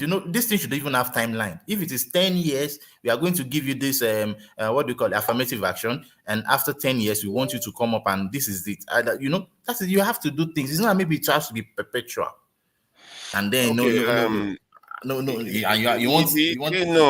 you know that what you are displaying is a form of discrimination that all nations have this level of differences. Like if you look at the Bible Belt or Mississippi, the lifestyle there is not the same thing as what you get in California or New York. It's different. They sometimes they resent each other. That's the truth. They see themselves as totally different entities. But it doesn't mean the nation is not functional. In the UK, you have the Northern Ireland Troubles, as they call it. It's a form of civil war that was happening in the UK. Yeah, they remain functional. Most nations are actually, by Nigerian standard, quite dysfunctional. If you are looking at how they interact with each other, they can be quite aggressive with each other, but they still maintain the bigger picture. You know what they do? The ones that believe in the bigger picture are the ones that win. But the ones that believe in what you believe in is the one that is winning in Nigeria. And why should you be the one to decide for the future that they should fail? You people have led us to where we got to. People that think like you are the ones that fought each other, that fought, like the Yoruba people fighting each other until the British came and put them out of their misery. Let me finish my point now. Okay. Let me finish my point, because you argue that we should let us go even if we fade into the wilderness, into the winter, as long as we are content with ourselves. Why should the population cede that their survival to somebody that wants them to disadvantage their chances of actually surviving? Why should they cede it to you? If every British people were behaving like that, they will not be here today. The ones that won the argument in the British and all the other countries that are surviving today are the ones that believe that they need to be bigger. They can't be fighting the Irish. They can't be fighting the Scottish or the Welsh constantly. If they keep doing that and thinking that we have to get them to catch up to us, then there would be no British empire. It will not exist. So the point I'm making is that you are seeing it from your own point of view, and if you win the argument, so be it. The people that used to think like you had the opportunity to do that before, and it got us here. We lost and lost and lost. Wait, does the Yoruba tribe, does the Yoruba race look like we're thinking like that? We are the most accommodative. No, I'm talking about you. I'm not really talking about Yoruba. You. I am a Yoruba person. What am I talking about? No, I'm not talking about Yoruba. You don't represent Yoruba. You're talking about your belief on what you should do with your Yoruba. Do you think what I'm talking about, do you think I'm talking to put money in my own personal pockets? Of course not. You're not talking. You're talking about it, but it doesn't still mean the opinion is not still as devastating as if you say it's not confirmed, but based on the evidence that is available, it shows that if you went in that direction, it's going to disadvantage your people. You're going to lead your people into the wilderness. Given the challenge that we are facing now, that is even worse than what we had before. How can you think that? That's where you're making the mistake. Now, what is the mistake you're making is that even though I said we should go our separate ways, doesn't mean that we are going to live in isolation. No. It's just that now we are going to have self-respect for ourselves. And whenever we come together, we will have a term to agree upon that everybody will be contented with. And then we move on from there. Right now, we don't have that. And going to the fundamental of that content of agreement is the Constitution itself. Who wrote the Constitution we are working on right now? Is it something that everybody,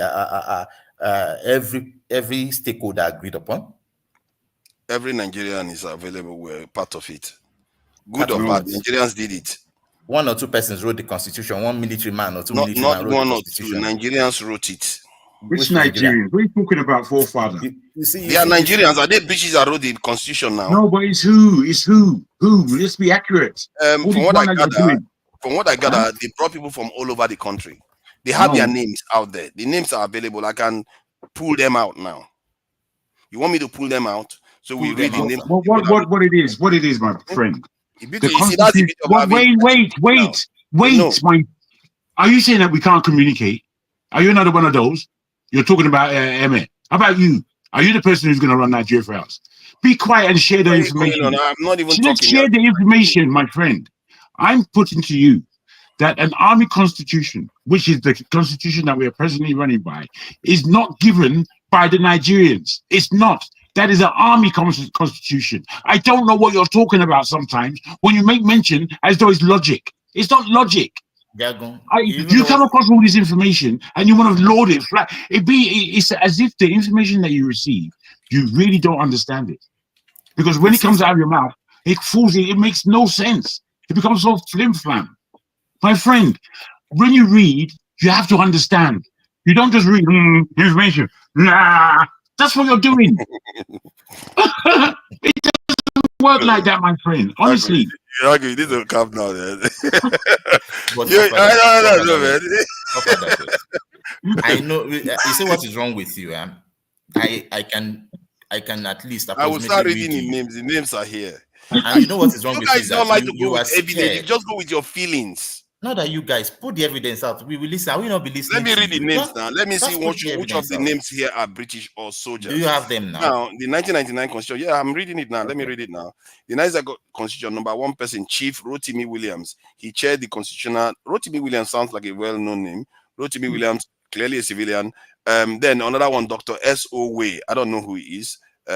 Professor Ben Nwabweze. Oh, shocker. I don't know who let him in there. They shouldn't have let him in there. He should be Benson Smith or something. Justice Udo Udoma. These don't sound like British names. Justice Akinola Aguda. Chief Bola Ige, even Bola Ige. How did Bola Ige sneak in there? That is unacceptable behavior. That was not meant to be a Nigerian constitution. How did you allow Bola Ige to get in there? Okay, now let me get another one. In 1991, Justice Nikito. No, wait, hold on. What do you mean the 1999 one? The one I was reading just now was 1979. No, now I'm going to the 1999 ones. Justice Nikitobi. No, wait, before you go to wait, sir. Sorry, sir. Before you go to the 1999 one, which constitution were we referring to when we started that constitution debate itself? The 1999 one. So why did you go ahead and wait? No. You mean I don't know, bro. I don't know. I'm talking about who wrote the 1999. I'm reading both of them. I'm about to read the second one now. How are we using the 1979 constitution? No, I'm saying what I said was. But you know, you already painted the picture as if those people you mentioned were those who wrote 1999. No, what I know the one that told you I'm about to read the 1999 ones. Well, you fucked up yourself in that regard. No, I'm trying to read all of them. Come on, man. You are getting a little bit flustered. Take it easy. No, this is take it easy, okay? Okay, let's try to be factual here. We are trying to learn something. So the 1999 Constitution, Justice Nikitobi, General Abubakar Abusalami Abubakar, Professor Owalu Yadudu, Professor Ben Nwabweze, Alaji Abdul Rahim A. Bashir Wali, Professor Itse Saga. So I could pull out more names. These are not the only ones. There are probably many of them. The point I was making was that the fault you see in the Constitution is the fault in Nigerians. It's not that different from. There are Nigerians that wrote it, and I agree the Constitution may not be perfect, but it is Nigerians that did it. Is it not Nigerians that recommended that we should bring back the British women's national anthem? Did the British come here and do that for us? Is it not Nigerians that are still advocating, thinking that if we scattered and run in one direction, it's going to make us any better? We should be looking to Colombia, West Africa, and join with us so that we be bigger. The reason why we are big, we are even respected in Africa is because we are big. So are you Nobody cares about us if we're 30 million or 40 million. Are you saying that those people, they represented the entire system, the entire stakeholder in this country? I'm sorry to say that almost all countries, that's how it is done. I don't know what. So are you saying also that those people who wrote the Constitution, they wrote it for the betterment of the country or for the betterment of some persons? Oh, there is for the betterment of elites. Now, what else do you expect elites to do? That's what they do in all countries. And now we are now saying that that is false and we should have rewritten it. And you are saying no. We shouldn't say it that way because Nigerians are those who wrote it. No, because the term we use was that the people should write it as if the people that wrote it are not Nigerians. And if you are saying it should be reformed so that the masses can contribute to it, then you have to have a formula where the masses contribute to it. I don't know what formula you are going to have. And personally, when I look at the Constitution, you know, if you look at Black African constitutions, we have at least 90-something of them that has happened since 1960 or so, and versus the rest of the world that has had similar. Some of them don't even have constitution. Yeah, they are all functional. That why I bring that up is because if constitution was so important, it would have helped some African countries emerge. It didn't. So why do we keep blaming it as if that's the core of the reason why we are dysfunctional? We are talking about sense of unity. We are talking about sense of fairness, sense of equity. A lot of people believed to today that they were cheated in that what do you call it now? In that agreement, and that is not addressed. These are the things that look. Even that was what warranted the 2014 National Conference. Okay, let me ask And you specifically. since Where did the cheating come from? Where would you say one big cheat came from in the constitution? Give me one, please. in a constitution where the elites are now ruling, and then they go back to the constitution and find a way to make sure that they were not nabbed. They can't be. There's no sense of justice, or there's no sense of purpose to make sure that things are done. That is cheating. The constitution is not the reason why things are done. The constitution has all those ingredients. The people are not the rich people. When they get to court, they don't enforce it. When they tell them carry out death penalty, they won't carry it out. When they tell them don't steal money, they steal money. Is the constitution telling them to steal? The constitution doesn't say go and steal. They do it anyway. Well, I believe, although I will still go and look, but I still believe that there are a lot of things that is wrong with that constitution. The impunities, the cheatings, the way the revenues must be shared, the way the powers are taken away from groups of people into one central space, and all those things. Look, all these things are not making us. Can I just ask the panel a question, so that we don't get stuck in this place where nobody would win necessarily? Two questions. Why do we agree that there is an issue with bringing forward a president from the East, that there are certain powers that would fix it, that would never happen in that Nigeria, to bring an Igbo president under some misguided level of mistrust? One. Two, for all of the minorities, of which we've had an Ijaw leader before, the Ijaws can't necessarily be seen as a minority. They're quite a big group. Why do we also suppose that a leader cannot come from one of these minorities? Those two things, please. Most leaders in Nigeria come from minority groups. It's only the Yorubas have actually ruled more from one of the big groups. Most of our leaders, Fulani, this in Central, Middle Belt, Nupe, Kanuri, they are all technically smaller groups that they are all from. They're not minorities. Those ones. Kanuri is not minority.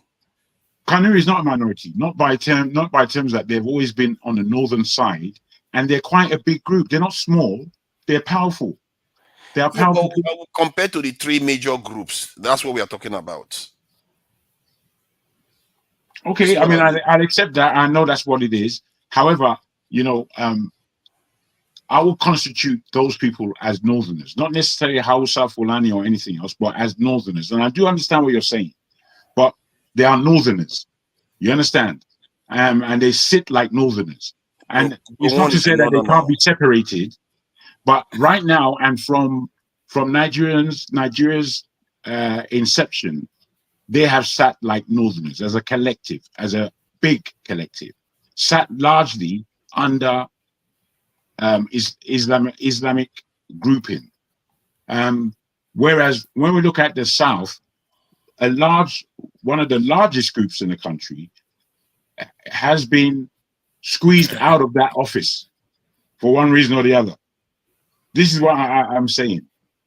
Why do you think there's that? I get your point, but if the case that was not the case for Hausa too, one would argue that it's unique to this thing only Southeast. The Hausas have had only one leader, and it's only a military leader that ruled for about a year or so, which is Abu Salam Abubakar. They've not had any leader in Nigeria.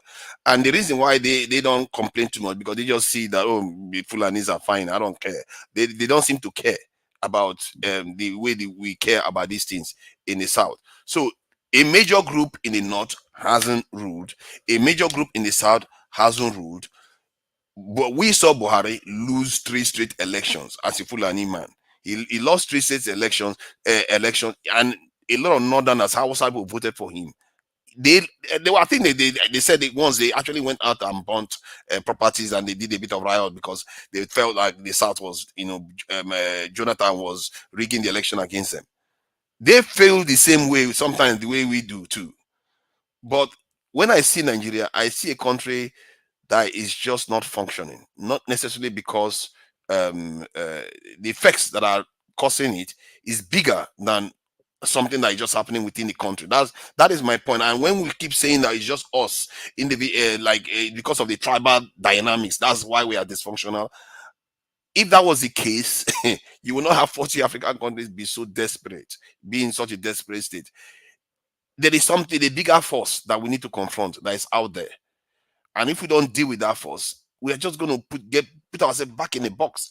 And that scares the living daylight out of me. That's one of the primary reasons why I come out, because I feel like if I put myself in the shoes of Oyibo people, like I go to studies here, I do things here in the UK, and I see how they act. If I put myself in the shoes of Oyibo people, I will put us out of our misery.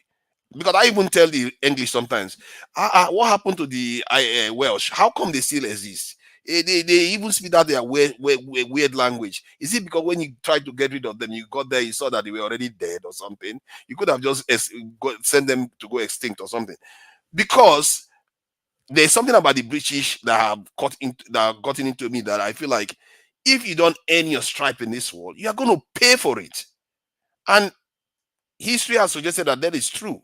All the countries that decide that they are going to be fighting among themselves, they suffer. We suffered before. Why do we want to repeat it again? For me, we have to go with evidence. If evidence says that if you break up to smaller pieces, you suffer, don't do that. Simple. It's very simple. To me, it's not even complicated. Don't do that. That is an easy solution. If you cannot even do that easy solution, then how can you even go and do the hard things? I don't know. If you cannot see based on evidence. No. Calm down. I just asked a question. If you have been very quiet, I haven't heard you speak today. My sister, which one? Now she's just let me just play this quickly. So I will just play this the preamble so that you just get what it is, the gist behind this. For years, it shows. Let me go back a bit. There is. Okay, now play it again. There is this research paper that has been on my mind for years. It shows that there is a particular type of problem where the smarter you are, the more likely you are to get it wrong. So I just wanted to share that as a header because it's a bit long, as you can see. It's 14 minutes long. And I don't know whether they are going to even flag it because this guy is quite big as a channel. So if I'm to break it down, it says in the end, it turns out that if you are intelligent and they give you evidence, instead of you to observe the evidence objectively, you use your knowledge to counter it and reinforce your wrong information. And that is something that he proved during the process. And that's something this effect may be happening to a lot of our Nigerians. This effect may be happening to a lot of our Nigerians because this is why we are so educated. But you wonder, I've always wondered that when I was sitting here, I was like, why is it that sometimes we have all these degrees and yet look at the common mistakes we make? Because we double down, we find the excuse to double down, even when the evidence is showing the opposite. We use our knowledge to double down. And I fear that I sometimes do that, and I have to be careful. Because you don't want to lose an argument, you just double down. What do you think is the population of South Africa? I think around 50-something million or so. What do you think is the population of the Yorubas alone? From what I gather, globally, it's around 51 million. No, not global. That's just Nigeria alone, bro. Let me check again. Let me check. I think I checked it the other day. Globally, I checked it the other day. No, I checked it the other day. No, let me put it to you this way. Globally, the way that the President Oni of Ife takes the population of the Yoruba race, it includes those Caribbean countries that and Brazil that we flung out a long time ago, full of our people. So the numbers are closer to even Togo and Benin Republic. Also, I know. I'm saying outside of Africa. I'm looking at the global population that that is posted on the Yoruba people's page itself. Yeah. No other people. They said 51.379 million people. Okay, that's what they. If you rank that even amongst population of countries in Africa, where do you think that will rank? It will rank among in terms of top countries, you'll be looking at about 10th, 4th, 15th position, because there's Ethiopia. In Nigeria alone, the big areas, the Igbos, the Hausa, and the Yorubas are the biggest of the black populations. Simple. That's in one country. Imagine, in one country, we are bigger than anything else. But hold on, but India is 1.4 billion. No, I'm not talking. Why do we allow this? I said of the black people. I didn't say of the Indians and Chinese. Listen, bro. Those headphones should be doing some good. I'm talking about. You see this guy? Don't worry, that's your baby. One day you're not going to find it there. Keep going on. I was talking about AB. That because he was talking about 50-something this million that is massive in Africa, but one country of India is 1.4 billion. This is the world you are dealing with. That is scary, staggering. But what is that? How does that add to the conversation, sir? It adds to the conversation, because if you are fighting to get smaller in a world where you are challenging people of billion in size, we have about 3 major groups that are billions in size. That's India, China, and NATO. Do you know that? Let me put this to you. Do you know that Genghis Khan, the first place he took over were the Chinese, and they were like 15 times bigger than the Mongolians. He ran them down. This is your baby. I'm beginning to worry, because you know what Genghis Khan had? He had the highest technology of the time, very fast. This is the horsemen and all the rest of it. That's not technology. That's skill. That's skill. Okay, there's a difference. Yeah. But we have the aircrafts that do outpace their hypersonic missiles. No. What it is is that we here are only under discussion, and in our discussion, obviously, we come from different angles. What we are trying to establish is the prowess of our nation, and we have to do nation building in order to get to that level of prowess. If we were to get to the level of prowess, if you can look at a lot of European examples of how existence work, but there are different levels of how to look at ourselves. And when you look at America, as I've said this many times before, without the African Americans, there is no fabulous place called America. It's just another Europe. You understand? America becomes fabulous because of the Black American intellect and skill and prowess in that country. Same too with Brazil. First time most of us ever heard of Brazil was because of a single individual by the name of Pele, who is obviously a Yoruba. You understand? So, that's how the thing goes. We as black people, we have so much prowess, but we like throwing it away because the white people one is more shiny. Ridiculous is the way I put it. Ridiculous. We got to grow up. Okay, so all I'm saying is that we have to be okay. Go ahead.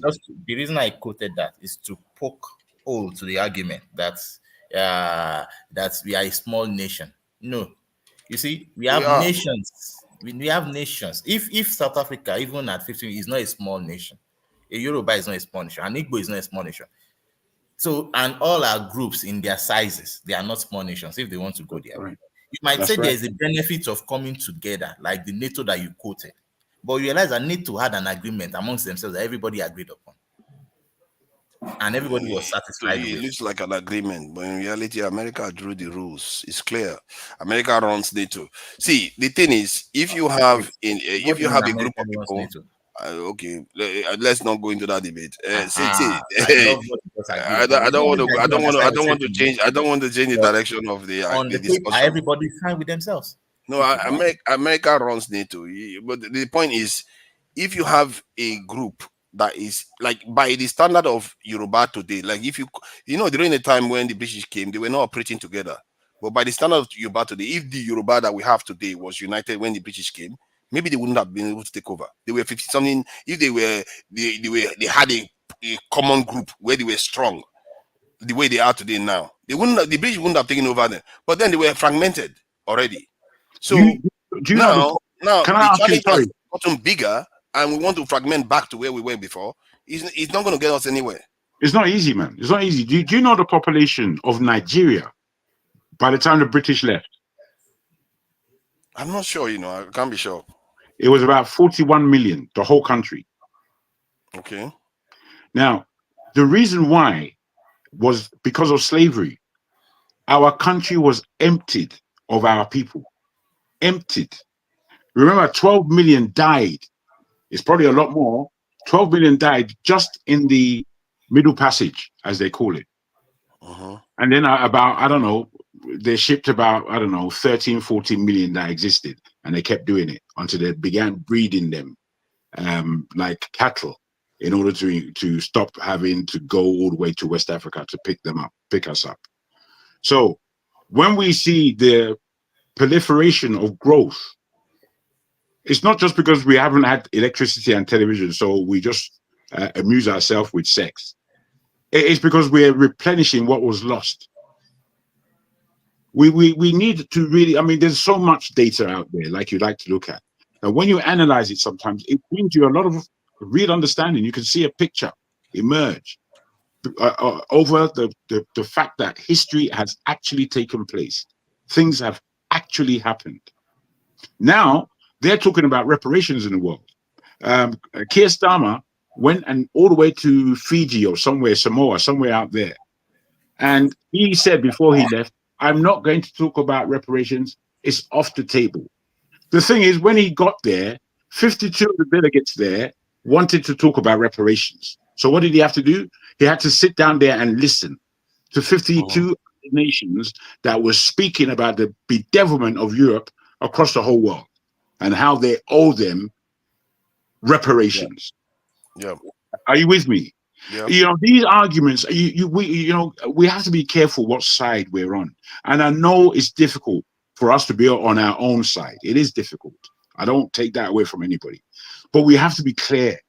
And clarity comes from serious listening, serious negotiation, a serious level of intel from everybody. Nobody is an island. Nobody has all the information. We have to share. We really have to be in love with ourselves, even though we dislike ourselves. We have to be. We're not going anywhere. The world is against us, and it's been against us since they came across us. Why? Because we're excellent. That's why. We are lovely. We are brilliant. We are beautiful. That's why.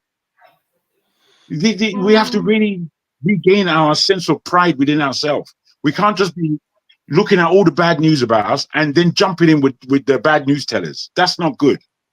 That's not good. Yeah, that is true. I agree with that. Paul, thank you for joining us. I don't know, should I be commensurating with you or celebrating with you? I'm not sure which one. That's for you. Already know. You already know that I said I'm not voting for. I didn't vote for Kabbalah. In good conscience, I just can't stand the killing in. I think I formed my voting by foreign policy, and so the killing was just way too much for me to vote for her. Not because of I want Trump to win. You understand? I vote for Green Party, not because I want Trump to win, but I just form my policy based on that aspect. You know, different people form. So many people, Americans form their policy more on bread and butter. You understand? So some of us know that in 4 years ago, some of us are paying rent like 1,300. Then today we are paying rent like 2,500. I don't understand how you want to convince people with that. I think that's where people form their decision from. It's just their bread and butter. Things are very, very expensive. So you just have to tell us that. Sorry, repeat that thing you said about rent again. How much change again? It's moved, but I know it moved all over the world. But it was crazy in America, and why it was so much crazy because the big companies started buying single properties. You understand? Not like buying estates. They started buying single home and started renting it. So the price of rent start going up. Now you are dealing with organization, you leave, they seize your security deposit, they form this, they form. Sorry, you gave a number. What was that number you gave? I said 1,300, 1,300 to all the way to 2,500. Oh my! That is this. You can't win an election in that kind of condition, can you? Yes. So there are so many things that work against Democrats. You know, I'm sorry that I'm changing the topic now. Why I say so many things work against Democrats? Democrats is doing well. America bounced back first around the world after the pandemic. But you know the funny part of it is it's less than 10% of America invest in that capital market that they are using as benchmark that the economy is doing well. When you and I know that very many American citizens don't invest there. People are talking that day-to-day life. Did my salary increase to the level of the way prices of groceries, gas, rent, you understand, and the likes gone up? That is what is affecting the day-to-day, the ordinary American.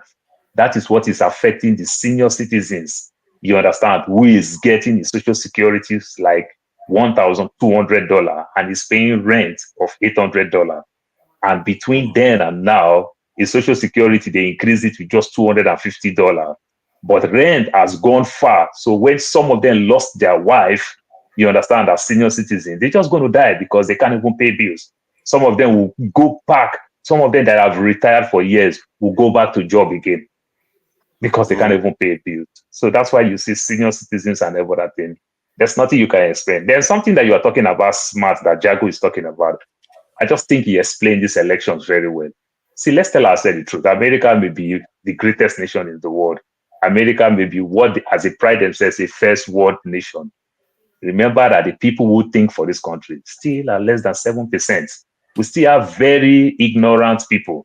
So they don't want to understand anything. Don't think we from where we are coming from, we have those type of people a lot in our part of the world. It's also here too. They might just be speaking English, but they don't understand anything. All they understand is that put food on my table. So if I can't get that, then I hate you. You understand? So they vote with that passion. Yeah, thank you. Yeah, so but about what we're discussing, you know, we went back to a situation where we are trying to rationalize whether, because I played a video and some people were saying, oh, we should go our separate ways, and I'm arguing that evidence doesn't back it up, and I'm trying to like force them to believe that evidence doesn't back it up. But it's not force. I'm just trying to suggest that evidence doesn't back it up. And is it not important that we follow evidence, because evidence is a form of truth? But for father, I'll use Taiwan and China. Every day, China keeps standing tall and say Taiwan is part of us. But Taiwan still run their thing in their own way. You understand? So when you see the United Kingdom, you understand, to some extent, you even see where they go for competition. You still see Scotland will represent. You still see UK will represent. Sorry, I say UK, England will represent. You still see certain things that they do and every other thing. If we can manage it to that level, to some extent, it still will be better. But we are talking where the president run the whole economy and every other thing. I think that has gone too far. If the Igbo people are managing that thing and they pay tax to the center, if the Yorubas can manage their economy and pay tax to the center, what you are saying may make sense. But a situation the way it is right now, and you want it to be like that, you just believe that let us just use our large population, that it will become strength. I don't think some people really want it, because our ideology are far different. Our understanding from one another is getting far. You understand? The division keep increasing by the day. You understand? If the Ikwere man cannot resonate very well with the Igbo, you understand? So you can also say these questions very well. You know, so there are so many things that you put together. I think if all the so-called tribe, if they can manage that thing like states and everything, I think it makes sense. I will want to agree with you. But the way that the president just become God over the old people, this argument, this fight will continue to happen. But is it not to argue for a restructuring? Like there is the concept of. It's like what's been said. Let me finish my point now. Sorry, but I just want to push this in real quick. I beg your pardon, forefather. Quick. If the regions were kept till today, Nigeria would have been closer to being that one Nigeria that we would have loved. That is true. Yes, that's all. There are countries that operate. I don't believe that. I just feel like it will be easier to even wreck us even more. The idea behind it is that like you can have a presidential council, Part of the problem with Nigerians is that they feel like, oh, they are not represented in the center in terms of, like you said, the president is God. If you have a presidential council, that goes away. So there are solutions to every single problem we have, but instead of us to just do it based on where we are right now, we focus on, oh, let's break up, let's go our separate way, or let's find a way to do something that we've done in the past. And that one, that is the one that really scares me most. When we've done something in the past that failed, we want to go back to it again. It didn't fail. So the one that we are now, is it working? Outcome the one that we are now, is it working? See, the one Can you compare the one we have now to the previous one? You can't. Which one is? Yeah, exactly. Let me explain. The reason why they were able to compromise Zeke was because there was still corruption during that time. What we are seeing, from what I can see, the decline was happening right from the beginning. It didn't. The only reason why we are seeing it clearly now is because it's so blatant. It's so clear. Our leaders had been compromised from the very beginning. The decline was always happening. We just didn't see it enough. And even now, many people don't still see it. They just think that it's just normal behavior our leaders are portraying. It's not normal behavior in terms of corruption, but it's more than corruption. Other leaders, other countries have corrupt people. But yet, they even elected a convict into office. But yet, America is still functional. Why? Because there's something deeper. And I keep saying that we are not looking at the deeper aspects of what is causing our problem. And that is how you base things based on evidence, because you can see clearly that other nations have corrupt people. Why are they not dysfunctional? You can see the other nations have different groups. Why are they not dysfunctional? All the teachers we have in Nigeria. Do you see the excuse that the Northerners give over these tax issues? And to some extent, I subscribe with them to some extent. Exactly. You understand? So when they give their excuse, Dangote cannot be making all his money from cement in Obajana, taking all the limestones, whatever, from Obajana, Kogi State. You understand? And paying nearly all the taxes in Lagos. You understand? Then they themselves say, okay, now we want to go sell tomato. You want to tax us, tax this, tax that, and every other thing. If we still do regional is what America is still doing. Every state still run their show. I don't know what Forefathers isn't seen in this. You said you don't agree with what I said. Fair enough. Just as Paul said, we can do is it now that you're in agreement? I'm not fundamentally against regional system. Okay. I'm saying that the system we had before had already failed. And what we have now is a form of that system. It's just that the only areas that have not been encoded into the current system is the revenue, this in owning everything that collecting. I think resource, where you own everything that comes from your area, then you share some of them with the center. That is the only formula that has not been put in place. If not, the states have. Some of the states in Nigeria probably have more power. That was put in place in terms of the 3 regions. Jago, do you know that the states in Nigeria, in some ways, have more power than the Scottish First Minister? Yeah, that's because. Sorry, no offense. Let me try. That's why it's good I put it like that to you, so you understand what we are dealing with. Yes, that's because for regional system. No, that's because they made the system work that way, and they are willing to sustain it to make sure it serves them. Unlike in our own case, where you have the federal, they are just rich. That's why they are not complaining. We are poor. That's why we are complaining. The system we have is not necessarily the issue. I just told Jaco now, if he wants to dispute it, this First Minister of Scotland's power is less than what the state governor, This is what I know.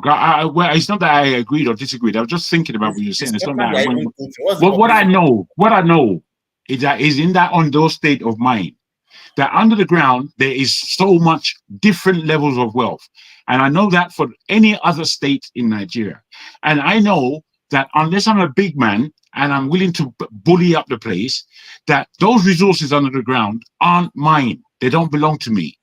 They belong to the federal government. And that for me is just that. Well, that's rubbish.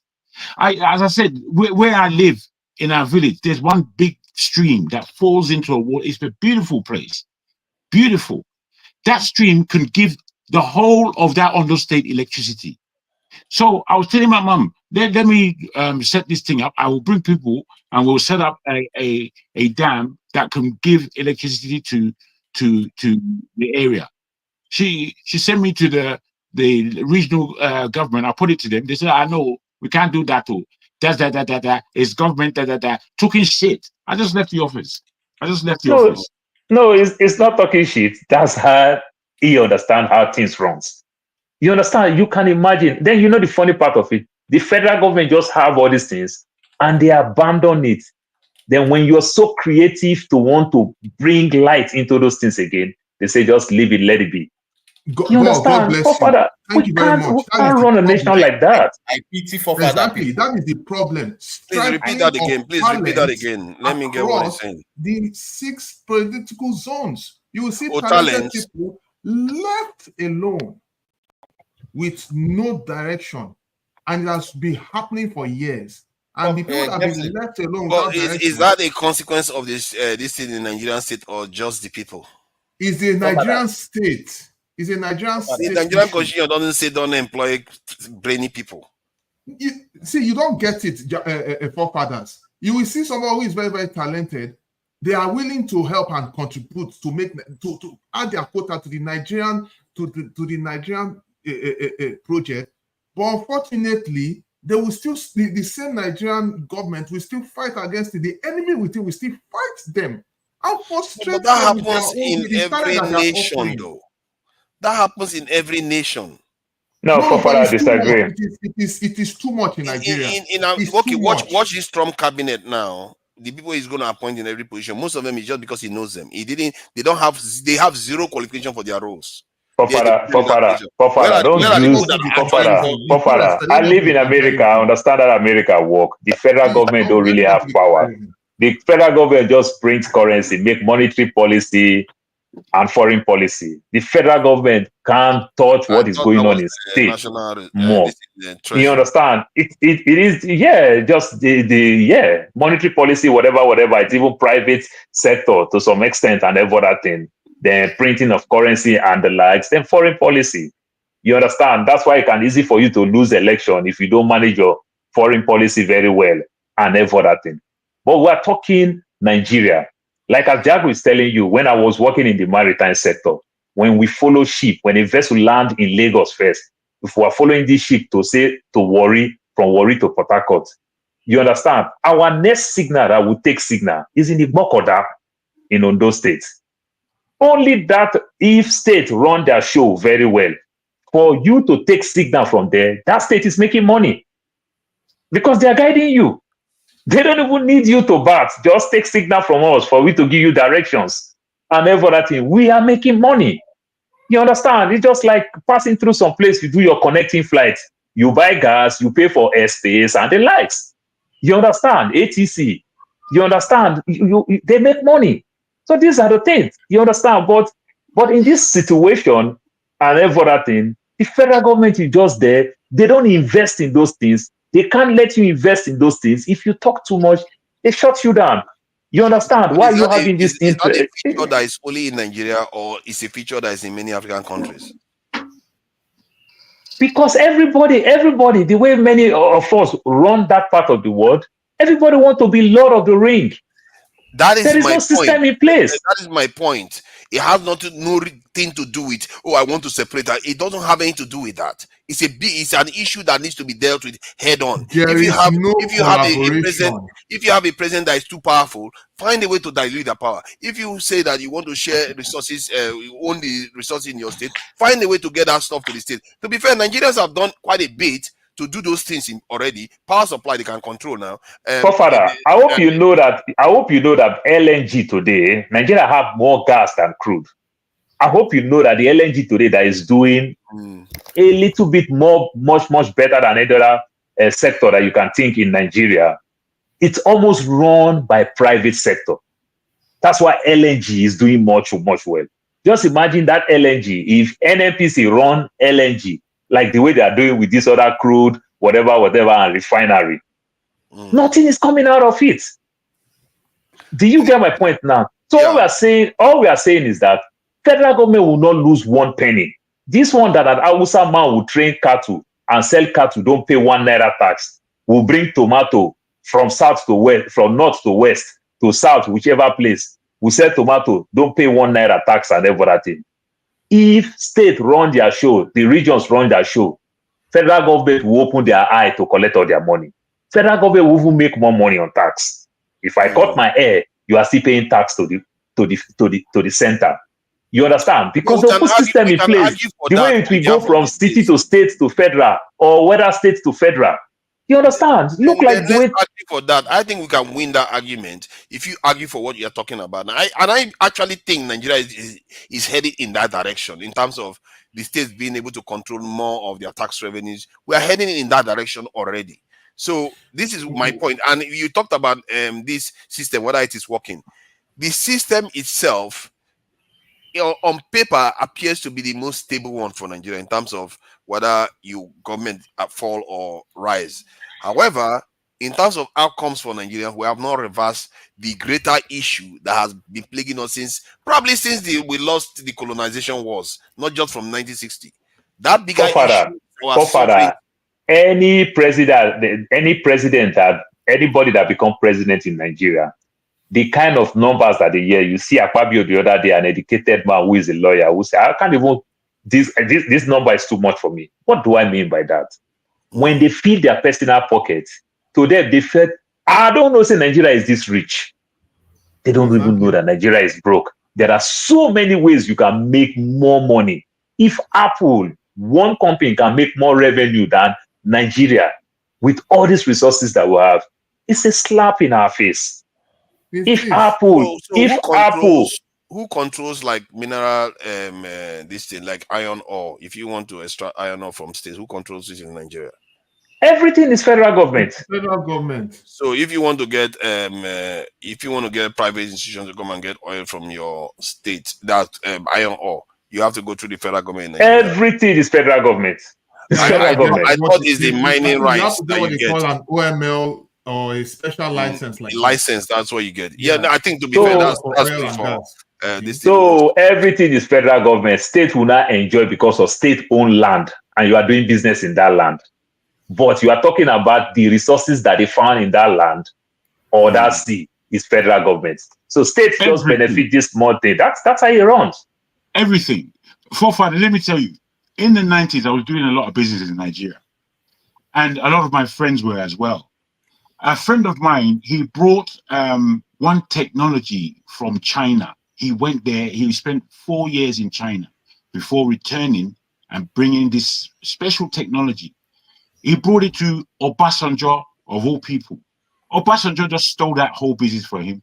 He's not a tramp. He's still very affable, a person, my guy. But that was the making of him. That was supposed to make him a multi-million. It was taken from him. Bruh, as you enter Nigeria, if you think that it's easy road to do business in that place, bruh, as you're bringing something that is good for the nation, there will be 10 people in your way of developing that thing. I agree with you on that. Okay. I've seen it happen before. So I asked the question about what Scottish government control in terms of their natural resources. The oil and gas, the Nigerian, that's the UK government controls it. The coal resources is governed by UK-wide authority. But they also went on to say that other minerals like iron ore, sand and gravel is controlled by the Scottish government. You want to control sand again, Jesus? So the sand, gravel, and iron ore is what the Scottish government control. This in the UK. So the reason why I'm reading this is because the structure we have in Nigeria, we fail to understand that the states are somehow there are mini regions right now. When we keep adding for regional this thing, the states are mini regions. The governors are stupid powerful. The Scottish they are not regions. They are not regions. They are not region. Proper, they are union. They are union based on tribe, not region. The Scottish First Minister doesn't have immunity. Scottish First Minister that has their own country technically doesn't have immunity, but the state governors in Nigeria have it. Sorry, Papa, don't be offended. Those countries you are talking about, if you look very well, you realize that they have sovereign funds that they don't just go and tamper with anyhow. There is some level of discipline. They might have their corruption, but there's some level of discipline. Once resources are being assigned for developmental projects and sustainability of their economy, they don't joke with it. They are very, very strict on that. Do we have such a discipline within our system And because come to think of it, when the leaders and the government officials, when they say, oh, they are making some revenue, maybe from the oil and gas, from the maritime.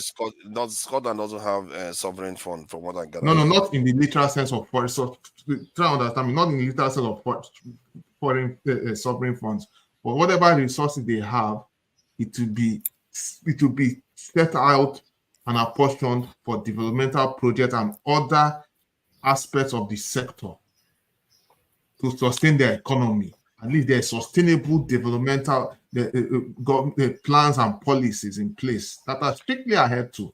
You know why I like. We don't adhere to anything. You know why I like anything goes in Nigeria.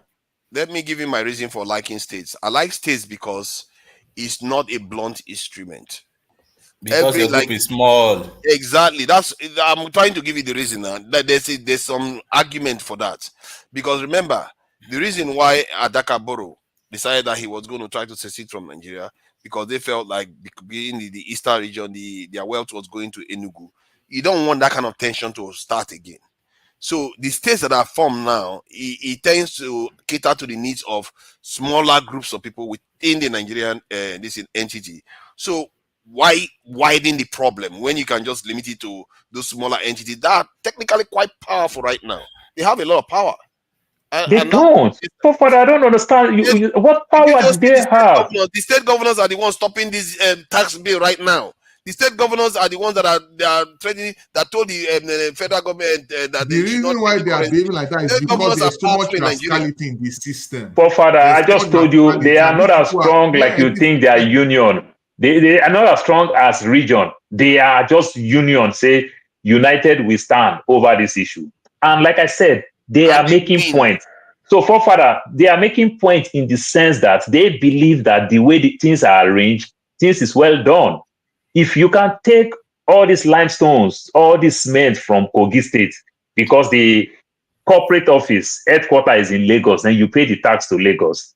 Well, we just also get our own VAT from there, because our VAT indirectly is also going to Lagos. Yeah. You understand? So these are the things. So these are the things that they are fighting, that now you want to charge us again. If you charge us this one, then let anything that you want to take from our soil bring the business back to our states.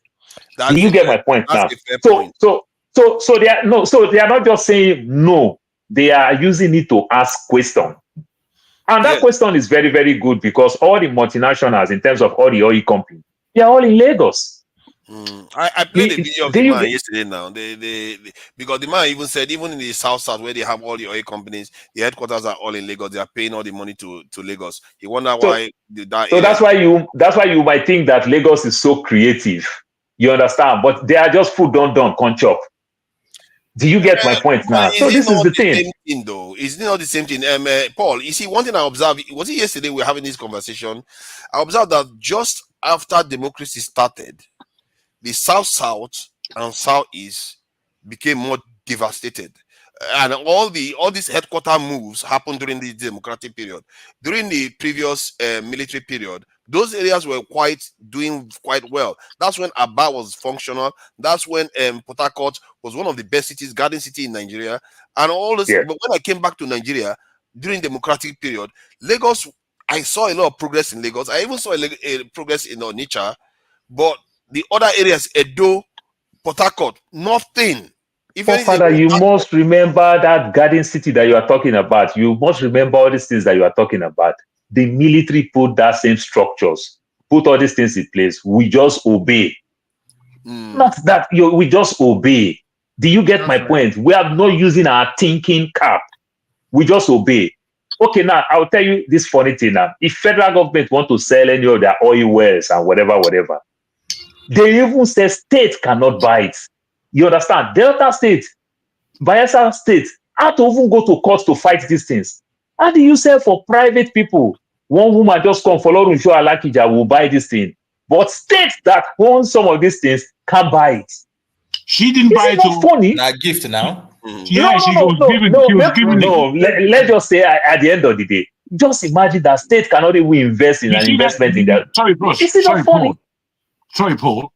Do you see that thing that Olakija has? it is so far off the shore. It's nearer to Gabon than it is to Nigeria, but it's Nigerian waters. And that is the biggest gas and oil field in Nigeria. The biggest, single one. The biggest. It's like, my God, how can you give that in someone's hand? You know, when they gave it to her, they didn't know what it was contained there. Just now, it's the biggest. Nigeria is fantastic. So you can imagine that type of thing where you say states can invest. The states, ordinary MTN, when the MTN and EcoNet were coming and everything, they run to the South region and everything because the South region really, really frustrates them. The telecommunication companies started complaining that they think everything is oil. You know, the way you want to dig anything in River State, Delta State, they tell you go bring this million. This is how they frustrate the telecommunication. The telecommunication just understand that the way we can survive is to also ask Delta State to buy a shares, to ask. Obasanjo just say no, it will not happen. You understand? Because they understand that if the state invests into this business, then the youth will not take advantage anyhow because their investment is there. Obasanjo just say it will not happen. You understand? That is when these South guys even fight before they even bought, they argue it before they bought some shares from Econet. You can imagine. So those type of things is just funny. So you just make them just do this, you know, this type of thing that some of us, where what we call agents in Lagos, it's not like here in the West, where agents will come house, come collect rent. Even tenants, they fear. You will say, no, be you get house. She just can't help Baba landlord, come collect rent. You start controlling everybody. That is what our governors are. That's why the only business in Abuja is hotel and banking. Mountain, everybody go there, go collect money and bring back to their states. How much are they making in the internal generated revenue? You understand? There's virtually no business there. Yeah, you understand? When you look at other states, if you see any big thing, there is bank. You don't see any business. Paul, don't be offended. You know, basically, this thing you are saying, you have a point because you talk about all those what they call insecurity, kidnapping, and all those mayhem. I remember I grew up in Warri within the 90s and early 2000s. I literally saw the decline of Warri before my eyes. That is what the Southeast is suffering right now. Do you know that crisis? The military stayed there for almost 20 years. They refused to go. Wait now, Shell was opening my secondary school. You see Shell office then. In fact, we went to secondary school self. That place was like more or less like an inspiration. Now just more to make principal organize what they call an excursion. Make we they go there, they do the whole thing. You don't know how to explain and where. You don't even know how to explain. You don't even know how to explain and where. Yoruba people explain and where. They say kosi wala, ile kosi wala. See, Shell, in Shell, parents force their girl child to become prostitute. Because if the girl go there, she's coming out with a lot of souvenirs. Will come with a lot of milk, this, that, this. Will come with money. Parents force their girl child to go prostitute. You understand? At a time, Shell that we're talking about, at a time when the youth started fighting, government will say, we'll give on a transformer, we'll give on a this. Share lights be like God, like dozen off. Yes, so the people say, don't give us transformer. Let us use the same light so that if Winch want to offer, let Winch off everything so that it will turn off back immediately. Why you segregate? You are in my town, you are in my village. Then you are using 24 hours electricity. Then you say you give me transformer. Then every day they will say, oh, the things this Winch off transformer.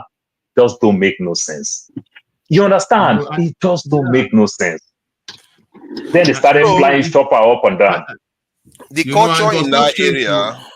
Sorry, let me just ask because since you know a bit more about those areas, I think the conversation is drifting to different areas. But I think it's good for us to learn about this thing because I don't know too. So, what do you think is happening with those like Bielsa now and like Delta 2, the riverine, like Warri and all those areas that are not developing as fast as they are supposed to? What do you think Ondo as well? It's all the same riverine area. Where Ondo, Ondo is affecting Ondo too. So what is affecting them? Why is it that development is really stalled in those areas? Because nothing is going on there. Nothing is going on there. More. There's devastation from pollution and erosion of territory. One, all this land is swamp territory. Having said that, the land there is very beautiful, fertile, and water driven. So fish is a mass there. On the side, the pollution hasn't reached to that, but there is a lot of erosion going on. Our fish are still our fish. Delta, which is our neighbor, know very well, their part is not so polluted like Baeza and Rivers. These two areas, you can see the gorgeousness, the green, the depth of green is blinding. And you go there, you will begin entering into such lush territory. And then all of a sudden, you start seeing water blackening, dead fish, people with polio. You start seeing all kind of sickness. This is the first level of maltreatment of the peoples living in that area. Paul, go on from there. Suit, again, and every other thing. All the things that you breed and every other thing, you understand? They destroy the ozone layer. They do everything. There is no job. There is no nothing. Go and look places like Petroleum Trading Institute, and every other thing. You go there. There is no equipment there. For father, how do you go where you are talking about, where you want to teach people trade, craft, the work, like as the Bible says, I will bless you with the work of your hand. There is literally no equipment there. You just see people like the conventional civil servant just come there, collect salary and go. You understand? It's just horrible. It is horrible.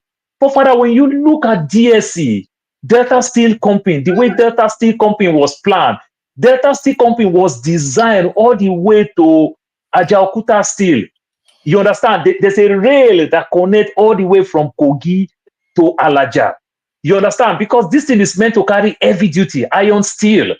You understand? The back of Delta Steel Company, they drain those places. Heavy duty ship can come and lift steel and every other thing for export purposes and the likes, and to also bring materials, some type of materials that they also need. Everything was well planned. But those things just close. And you know the funny part, those things just happen because of surplus money, like go on say we have a lot of money, we don't know what to do with it. That's right. Not because of they were thinking, but the money was just too much. Maybe because the population was not that over big like now and everything. So they just did it. Or maybe some contractor just designed these things and it sounds good, it looks good. You understand? They just do it. But sustaining it, it becomes another different ball game. You understand? In a way, they are not. If you look at it, like the Gowons, they are not. He was young when he took over power. He probably never saw that coming, before 1966. And then he took over power, found himself with billions upon billions of naira. He was like, I never saw this one coming. He never planned for it. So, I will tell you one thing that happened. You know the way our American election is being divided. This problem that they are having with this chips thing that America so much depend on Taiwan over the semiconductors and the likes. The former governor negotiated with Taiwan and brought this big, massive investment, over 100 billion investment in terms of semiconductor to Phoenix, Arizona. Phoenix, Arizona is the fourth largest city in America. Very big city. But the mayor of Phoenix is Democrat and the governor is Republican. But as far as you are bringing investment, they work hand in hand because the governor, the mayor don't want this thing to go to another city. You understand? Probably, maybe the Taiwan people also understand that, no, don't take me to another place. I think I like this place because everybody want to be in a big city where you can have everything. And they strategically put these things. As they put the thing, they also give Arizona State University a lot of grants. They give Northern Arizona State, 2 state universities. They give them a lot of money to start training students in this direction because they don't want to go spend money to go bring what Nigeria will call expatriates, to go beg the man who live in New York, who enjoys cold weather, to come to my desert. You understand? So that the money will remain in the states. They even invest in state-owned universities. They give them a lot of money. How many businesses do you see in Nigeria where you say Unilag want to partner with Lagos State want to partner with Unilag? How can we solve electricity problem? How can we solve this problem? How can we solve this problem? MTN will partner with University of Ibadan. How can we solve this problem? We don't get things like that. Paul, do you know that Tezaco that used to be in Nigeria in those days that left? Need to see them here. When I see them here, I almost shed tears. I'm like, wow, these people are consistent. Companies, though it's not as if companies do not evolve, but they know how to keep these corporate companies to their advantage and use it to sustain themselves. In our case, any company that just company, boom, boom, boom, boom, boom, everything goes. Those companies, of lately, look at the fight that Macron and Benjamin Netanyahu is having. Because immediately Benjamin Netanyahu started hitting Lebanon. Macron said, no, it will not happen. Remember that France colonized Lebanon. Yeah. And Total have very big investment there because it's affecting them. Yeah. France said, no, it will not happen. France felt, even though if it will take us to have issues with America, we don't care because now it's affecting them. But in our own case, you understand, the governors are so weak. As far as the governor can do well, if they make mess of his state, he's not doing anything. He can go to Abuja and just get his money. You understand? Then they build road for 50 million and pay 300 million to call Arise, Channels, and AIT to commission the road. From what you said just now, and from what I'm observing in Nigerian space, I know governors have, and especially when they come together, they do have sway. So you would think, okay, their states, they are suffering, and maybe they don't have the ability to, let's say they meant well for their states. So why are they not coming together and say, you know what, let's make this president do the right things by us? No, you know, there's a bigger plan. They live in a different area of Nigeria, which is called the heavens. They live in the heavens. They don't live on the ground with us all. But if they want more money now, let's say they want more money for their, so that their state generate more money so that they can have more money. Why are they not fighting for their states to develop? Father, you are a man with data. Go look the data as at 1980. What is the population of Lagos State?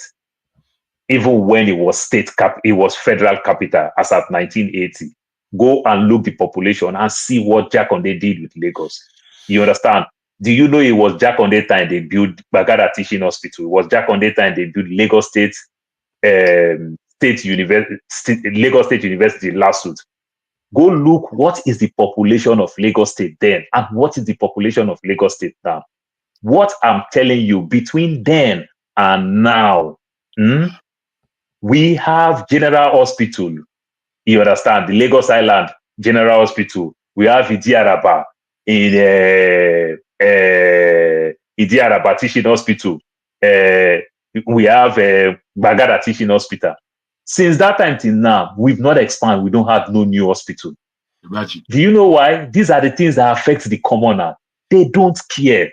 For Father, I keep saying these things. Look at what Nigeria went through in the last Olympic. For Father, do you know how your primary school is? Those days when you were going to primary school, can you remember when they say, snake don't bite one person, every parent, every one of our schools have thick bush. Now, Ministry of Education will approve school in one plot of land to build private school in Nigeria. Where will you learn extracurricular activity to play football, to play ping pong, to play baseball, to play volleyball, when the school itself is one plot?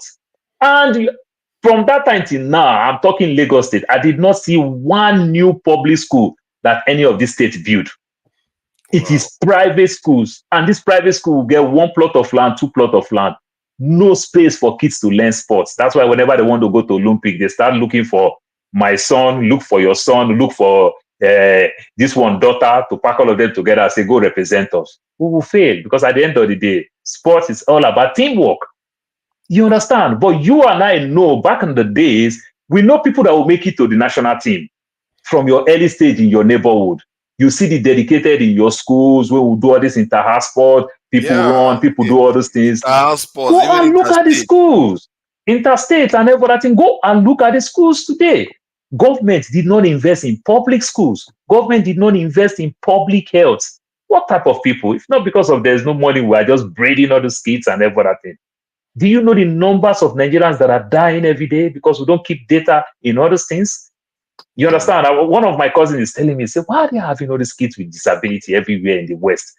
We don't used to have all those things in Nigeria. They will tell you so. They don't live long. They die. That's why you don't see them. People do have them.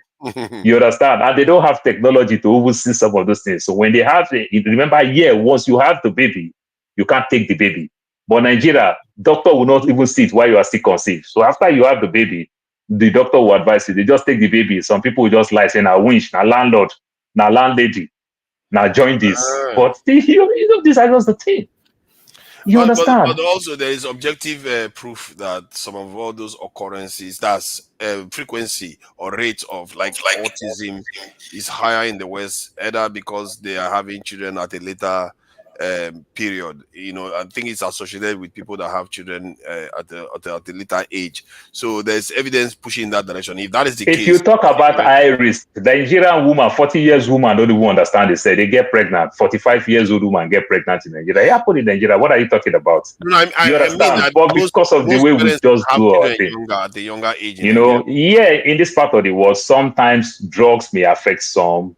Yes, we understand the high risk when you're so old and having babies and everything. But I'm talking Nigerians, why we don't see many of them, not because of we don't have all those things to some extent, but because of after the baby comes, the doctor can just advise you. You just keep it secret to yourself because we keep nasty things that we don't need to keep secret. We keep it secret. So they just let the baby go. Probably lies in a landlady way first see me and I make the baby go. Wow. One of the areas we were discussing was accountability. Maybe you will know about this in terms of how did our ancestors, how did they enforce accountability? An example of the type I gave was what used to have, like the Japanese have the harakiri, and the British, you know, when we're watching this video about the British man, he talked about when something happened, he just resigned his position. You don't have that culture in Nigeria where they disagree with something, they just offer their resignation and walk away. So many cultures have ways of accountability, you know, falling on your sword, different things. But I'm sure we had it before. Do you remember anyone that, you know, within your own area, you know, in Delta, where something that they used to enforce integrity before? Father, I think we do have it. In my culture, if I'm not making mistake, maybe in your culture, when people do very bad things, they leave the community, they go exile. You understand? They go exile. That's just the same thing. They go exile because of that family name bent forever. They will leave, they will travel far. So, for example, now, all this type of story that you hear, oh, King Jaja of Opobo was born in this place and moved. Maybe when you dig deep, you just discover maybe the father slept with somebody's wife. One thing is a sacrilege. They will move out of the community completely. So it's a form of also resignation. They will just leave. So we do have it. So if they commit a major crime or they are leave. found to have, so they just leave. That doesn't sound like a very serious punishment. Is that not the same resignation? If you can suffer and leave your farm, leave your everything, then and go move to another place where you want to come with the best character for the people to welcome you, that you don't have anything. That is a big price. But he didn't pay now. Okay, yeah, you pay to an extent, but he just okay. Those are for like menial lower offenses, like somebody that does something in society, like broke the public trust in some way. So the ultimate punishment for them is they leave the society. The punishment is very, very big. The punishment is very, very big. Some people, you see these things that we'll talk about the Chinese, some people will even go hang themselves. Some people just enter the bush, they go kill themselves. Because you also don't want the family to know that you kill themselves. But they will enter the deep forest, but then they'll kill themselves. So there are no trace. Because if you do it in public, it's like me now, I have life insurance. If I commit suicide, do you think my kids will have the money? No, my kids won't have the money. That's how it is. Do they have any specific name for these things? I forgot the name that they use for the Yoruba. They call me different this thing. That's the thing that the Igbo people will call Aaron, taboo, and every other thing. You just commit something that's a very big sacrilege. These are things you don't do. Like there's this religion in my place. You know, I know whether you've seen it in River State, Igbe people, the Igbe people that serve the god of water. The Yoruba people also have their own and everything. Back then, the biggest business in places like Delta, it's sailor work and everything. These are people when they go sail, you understand, when they come back, they have a lot of money. You just go to the Igbe shrine. You don't even serve them. You just go there, you greet them, you put your money there. You go 3 months, come back. The way you keep your money in the altar, that's how you see the money. Can you go to any church, go leave your money in the altar and come back and say you see your money? You understand? That is how they understand that this is an holy temple. Nobody in his right thinking will ever do things like that. You understand? So these are the kind of religion that we have before Christianity help us demonize everything. Then we become slaves to the pastors and the imam. And the pastors don't have any way for accountability. What do they have? Did they send it to another church? How does that even work in churches? The pastors come like Democrat now. Tell you what you want to hear, but never give you what they want, what they promise. Oh, that's simply unfair. That's a low blow. Revolution, you want to say something? Welcome. Yeah, I didn't know you guys were still on. I came first, but I think I just woke up because I have to work very early today. I woke up, and luckily you guys, I was dreaming when I just woke up like that. Oh, good. I'm trying to sit. Peter B said something. He's a good talker. He talks very well. I see it as he's trying to make a political comeback, something like that. But it's over for him. Let me make this point. It's good to make this point. Trump, last election, when he knew he won it, those of us who follow American election till the last moment, they declare a winner. If you guys remembered, he told them he when he saw that they rigged the election because Trump was winning, suddenly everything started changing. Don't go there. Don't go there. Please, let me. If he let him talk, let him educate us. If he let him talk, you will get to where if he let him educate us, go ahead, my brother. No, just go ahead. You live, you learn. Go ahead. Let us learn from you.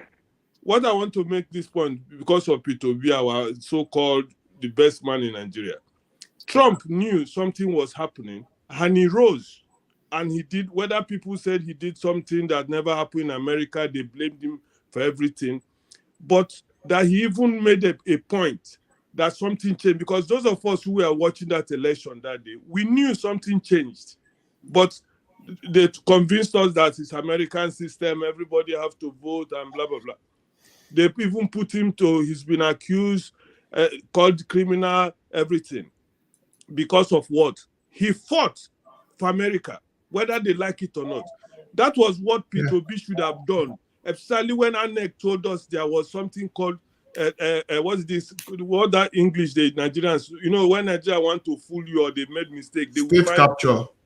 No. They will find one big English. They say there was glitches.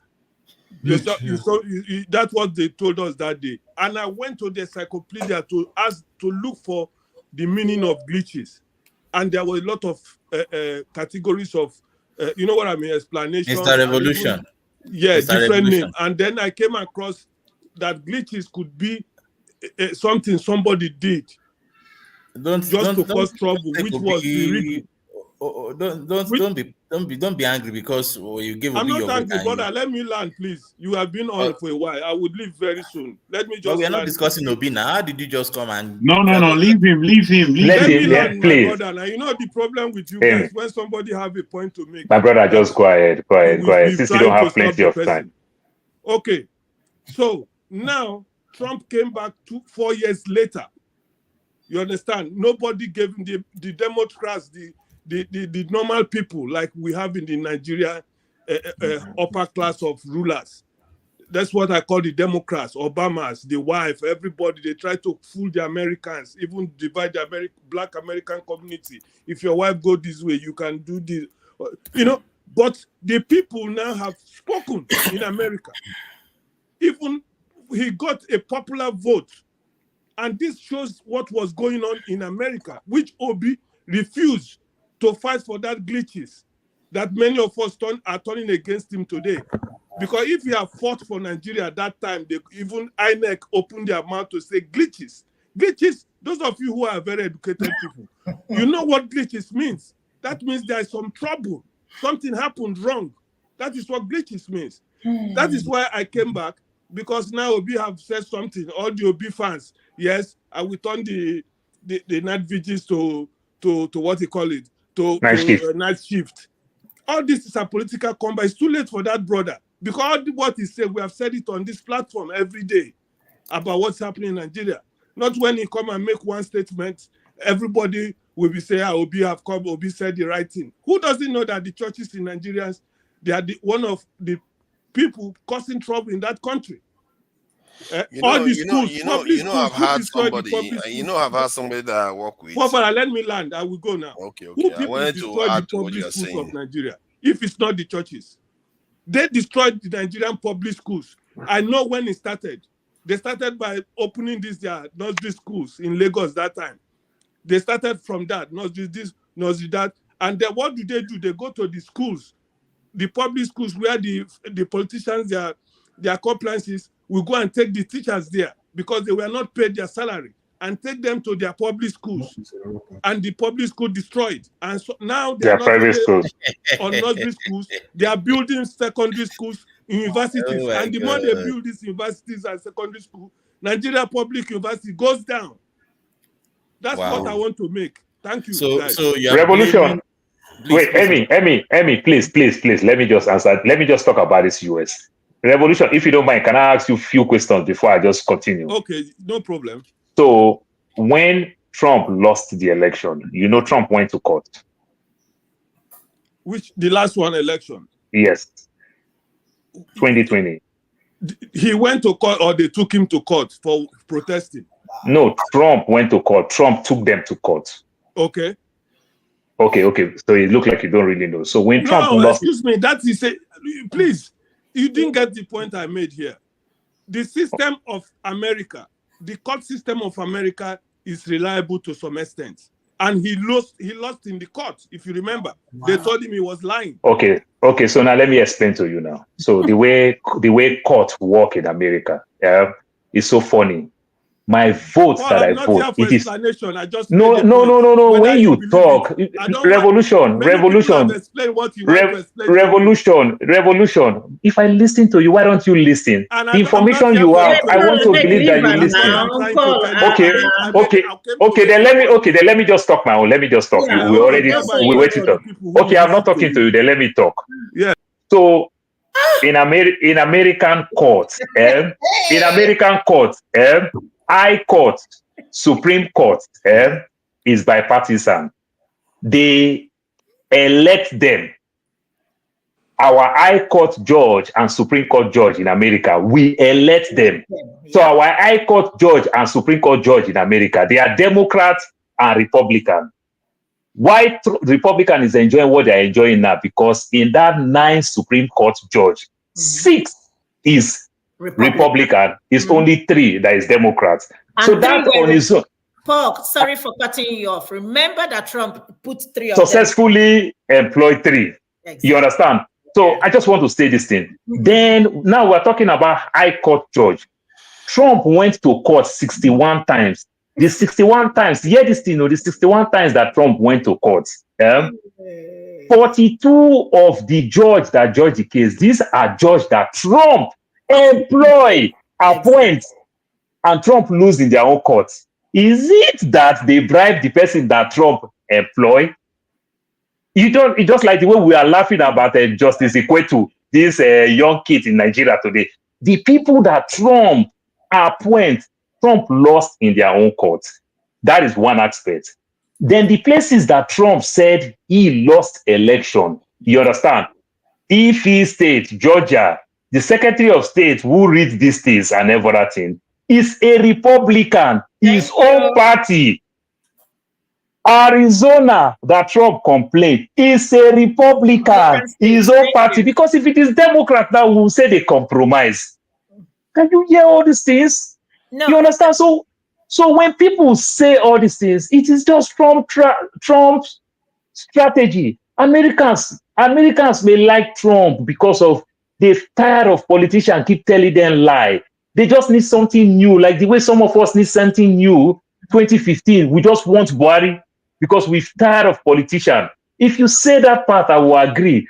But saying they rigged the election and you went to court, the same judge that you appoint, it's not like Nigeria, that judge is not partisan. America, judge is completely partisan. You will call the judge name, you go look them on their wiki, you see is a Republican judge. They write it there. It's a Democrat judge. And you lost in their courts. So who na rig am? Paul, let me explain something to you. My sister, go ahead. Let's forgive him. He just woke up from sleep. Apparently, he had a nightmare. To be honest with you, he said because it. I don't understand this issue of. No, my thing is that every time he comes here, he blames OB for everything. Exactly. Why not go contest for election? Go and contest for election. You know, okay, he's just angry because of OB. That was what funny thing is that and contest for this. That was his last statement. That was the last statement before he went to sleep. Can I say something to Paul? I just came in and he slept. He dreamt of OB again and still woke up and come back and talk about. I don't understand. Every time he comes to this platform, and if you know the funny part of it, the fight that Trump fight from day one since Trump lost the election, I give it to Trump. Is that not the same thing now Obi is trying to do so? Obi just started his own fight. That's exactly what Trump did. Paul, my brother KJ, go ahead. Sorry. Can I say something before I leave? Thank you so much for your contribution. Now, I want to dwell a little bit on this Trump thing. That's why I came by this court thing, because sometimes when we talk about this court thing, we don't always tell all the story that is there. But I am glad that Trump has come back to governance, so that all those things now all the papers will be now made public for everybody to be able to peruse. Now, in all of the cases that Trump went to court, the judges refused to accept evidence. His own judge that he appoints. No. You see, when he come on, you don't need to stop pushing this narrative. Stop all his own judge that he appoints. Come on now. Oh yeah, go ahead. Nigeria. Had it been Paul lost, Trump lost this election, you people will say it was rigged. When you say his own judge, you make it look as if the judges judge according to the person who has brought the case. I think that would be so too unfair to the American he lost. Move on. If he had lose this election, what would you say? Come on, stop all this, man. This is my challenge with some of us. KJ, the definition of rig. KJ, the definition of rig. If you want to use definition of rig, you will say Tinubu rig Obi. Hold on. If Trump own judge rig Trump, I'm just trying to deal with this issue. Go ahead. Now, if you go to the cases you just mentioned now as we are talking, go back to those if you are looking for where to get the information, go to X. Which X is your X is where you get the information. You see, if you listen now, when you go to X, I'm not asking you to go and read this. I'm asking you to go and see videos of the cases that the DAs now and of those states has brought, and the people they've charged of being people who tamper with election. They tamper with this election. What state? Which state? Which state? Let her make him point. The same Trump was the person that called our Secretary of State and asked the Secretary James Traffisburg. 14,000 votes. If you 12,000. 12,000. Is it 14,000? Make him allow and make him point now, please. Go ahead. But by and large, the thing is this. What my challenge is with people is this. We keep saying, you see, even if you go to the media that I already told you that we have come to the end of the media as we know it, they are still telling you the reason why they think Americans have gone mad for voting Trump. They are still telling you that it is not a right choice they made, even though it is more than half of America that voted for him. So you guys, can't you see what you are playing at? Nothing is playing out, KJ.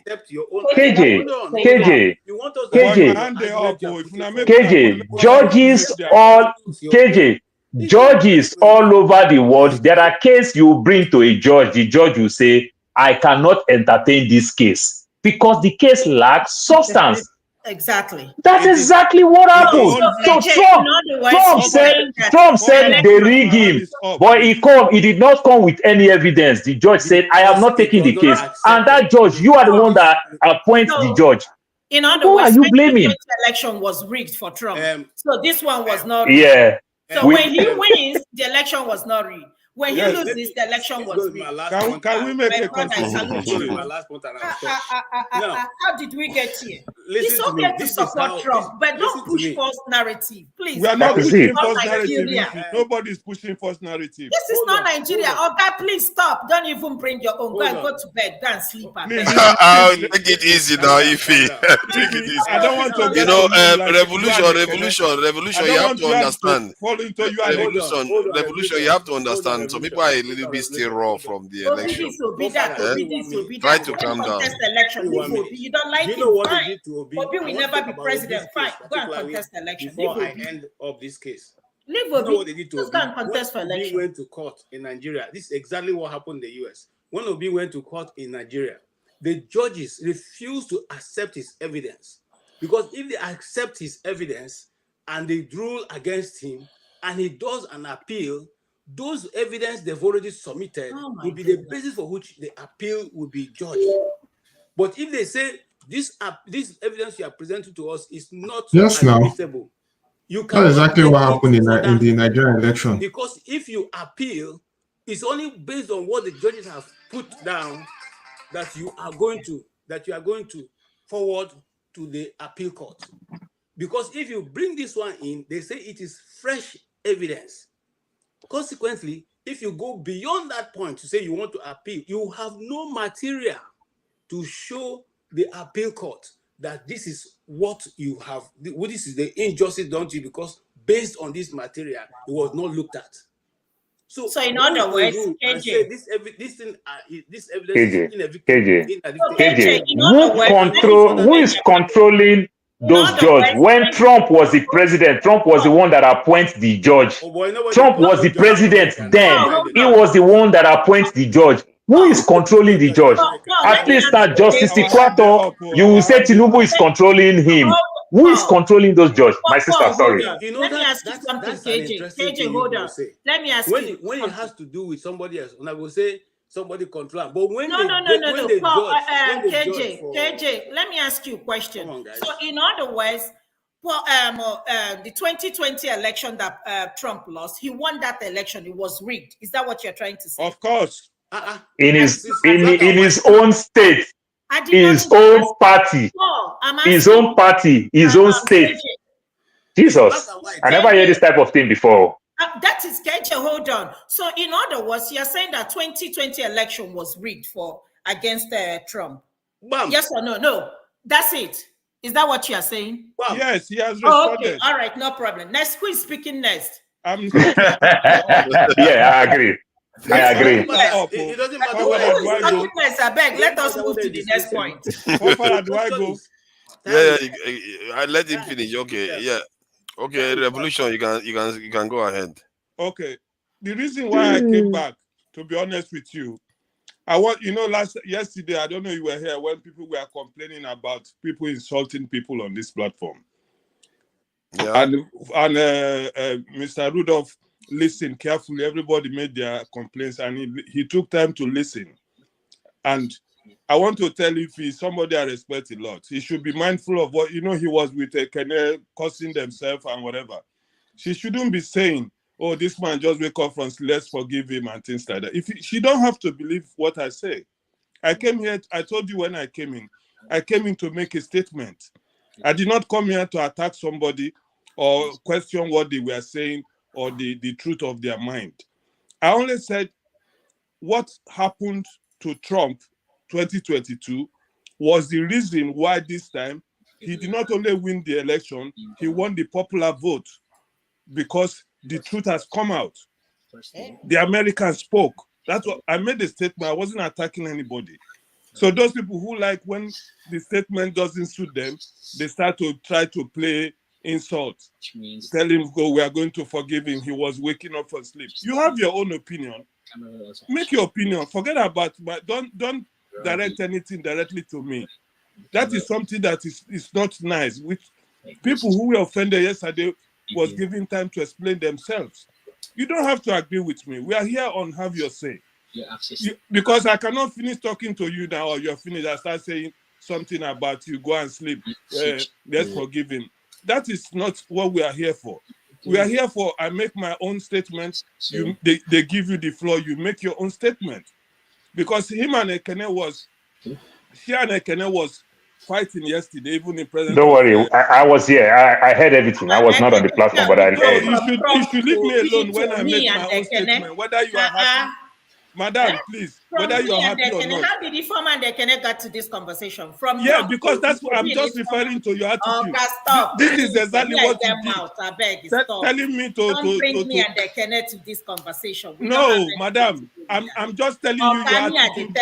The way you talk is not respectful. Respect. Me respect you. But I did not attack you. I did not ask for respect. Okay. I think before this gets a little bit out of hand. I think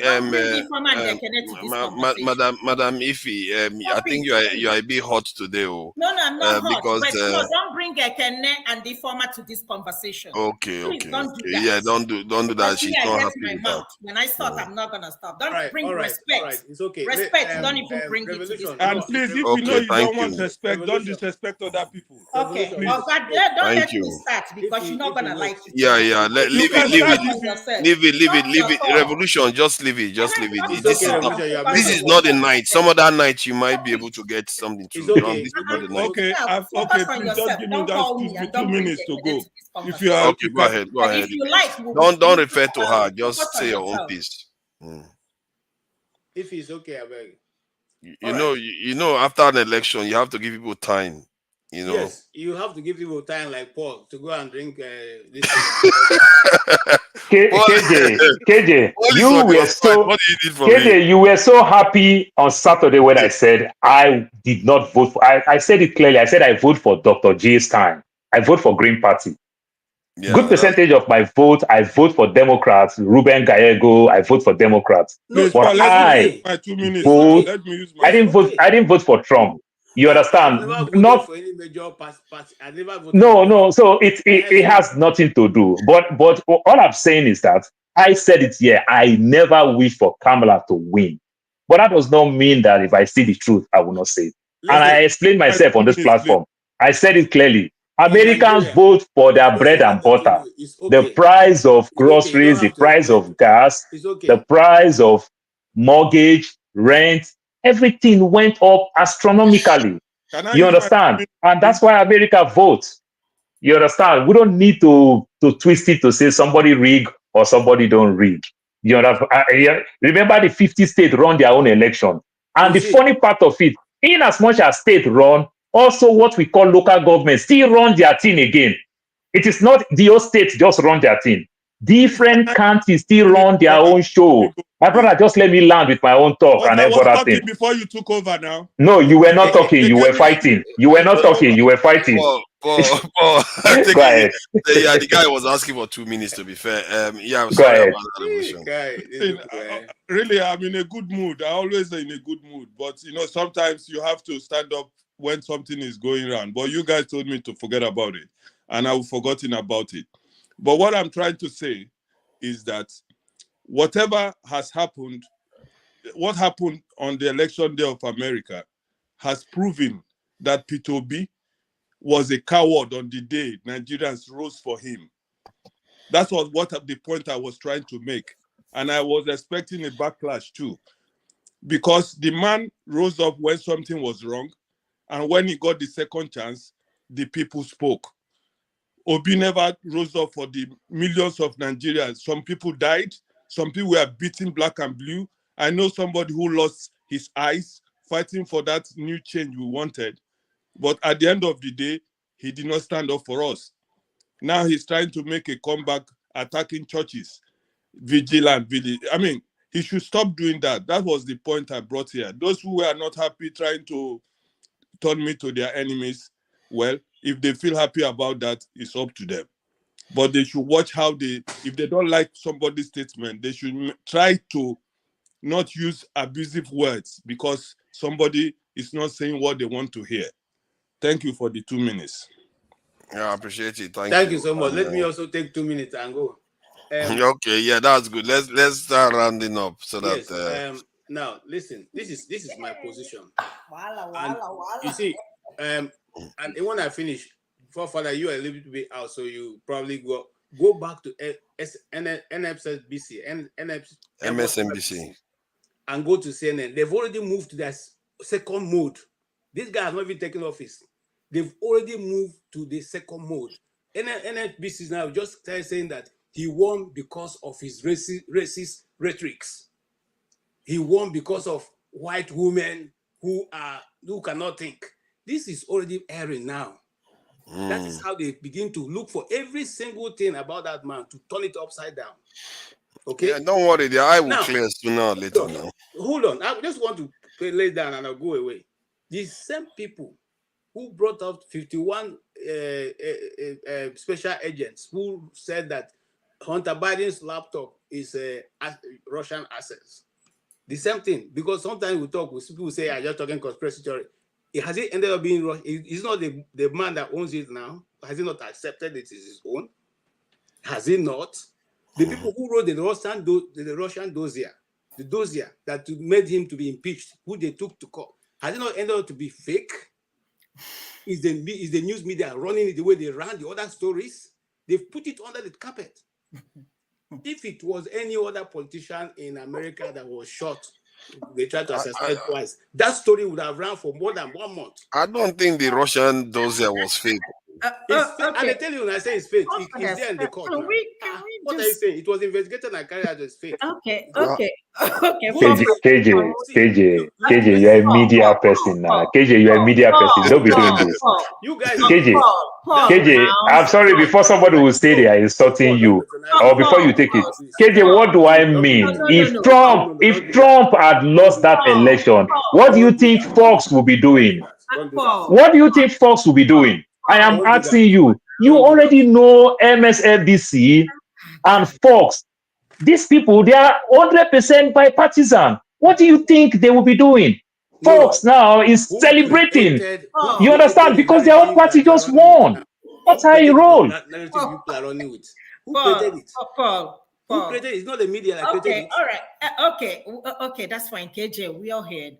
Paul, we all heard. Forefathers, please, where are we going? Because this is just the main topic was about whether we had different ways of holding our people accountable. Okay. That was the direction we're going, and we're trying to find out whether different cultures had different ways. We talked about the calabash thing that some Yoruba rulers use.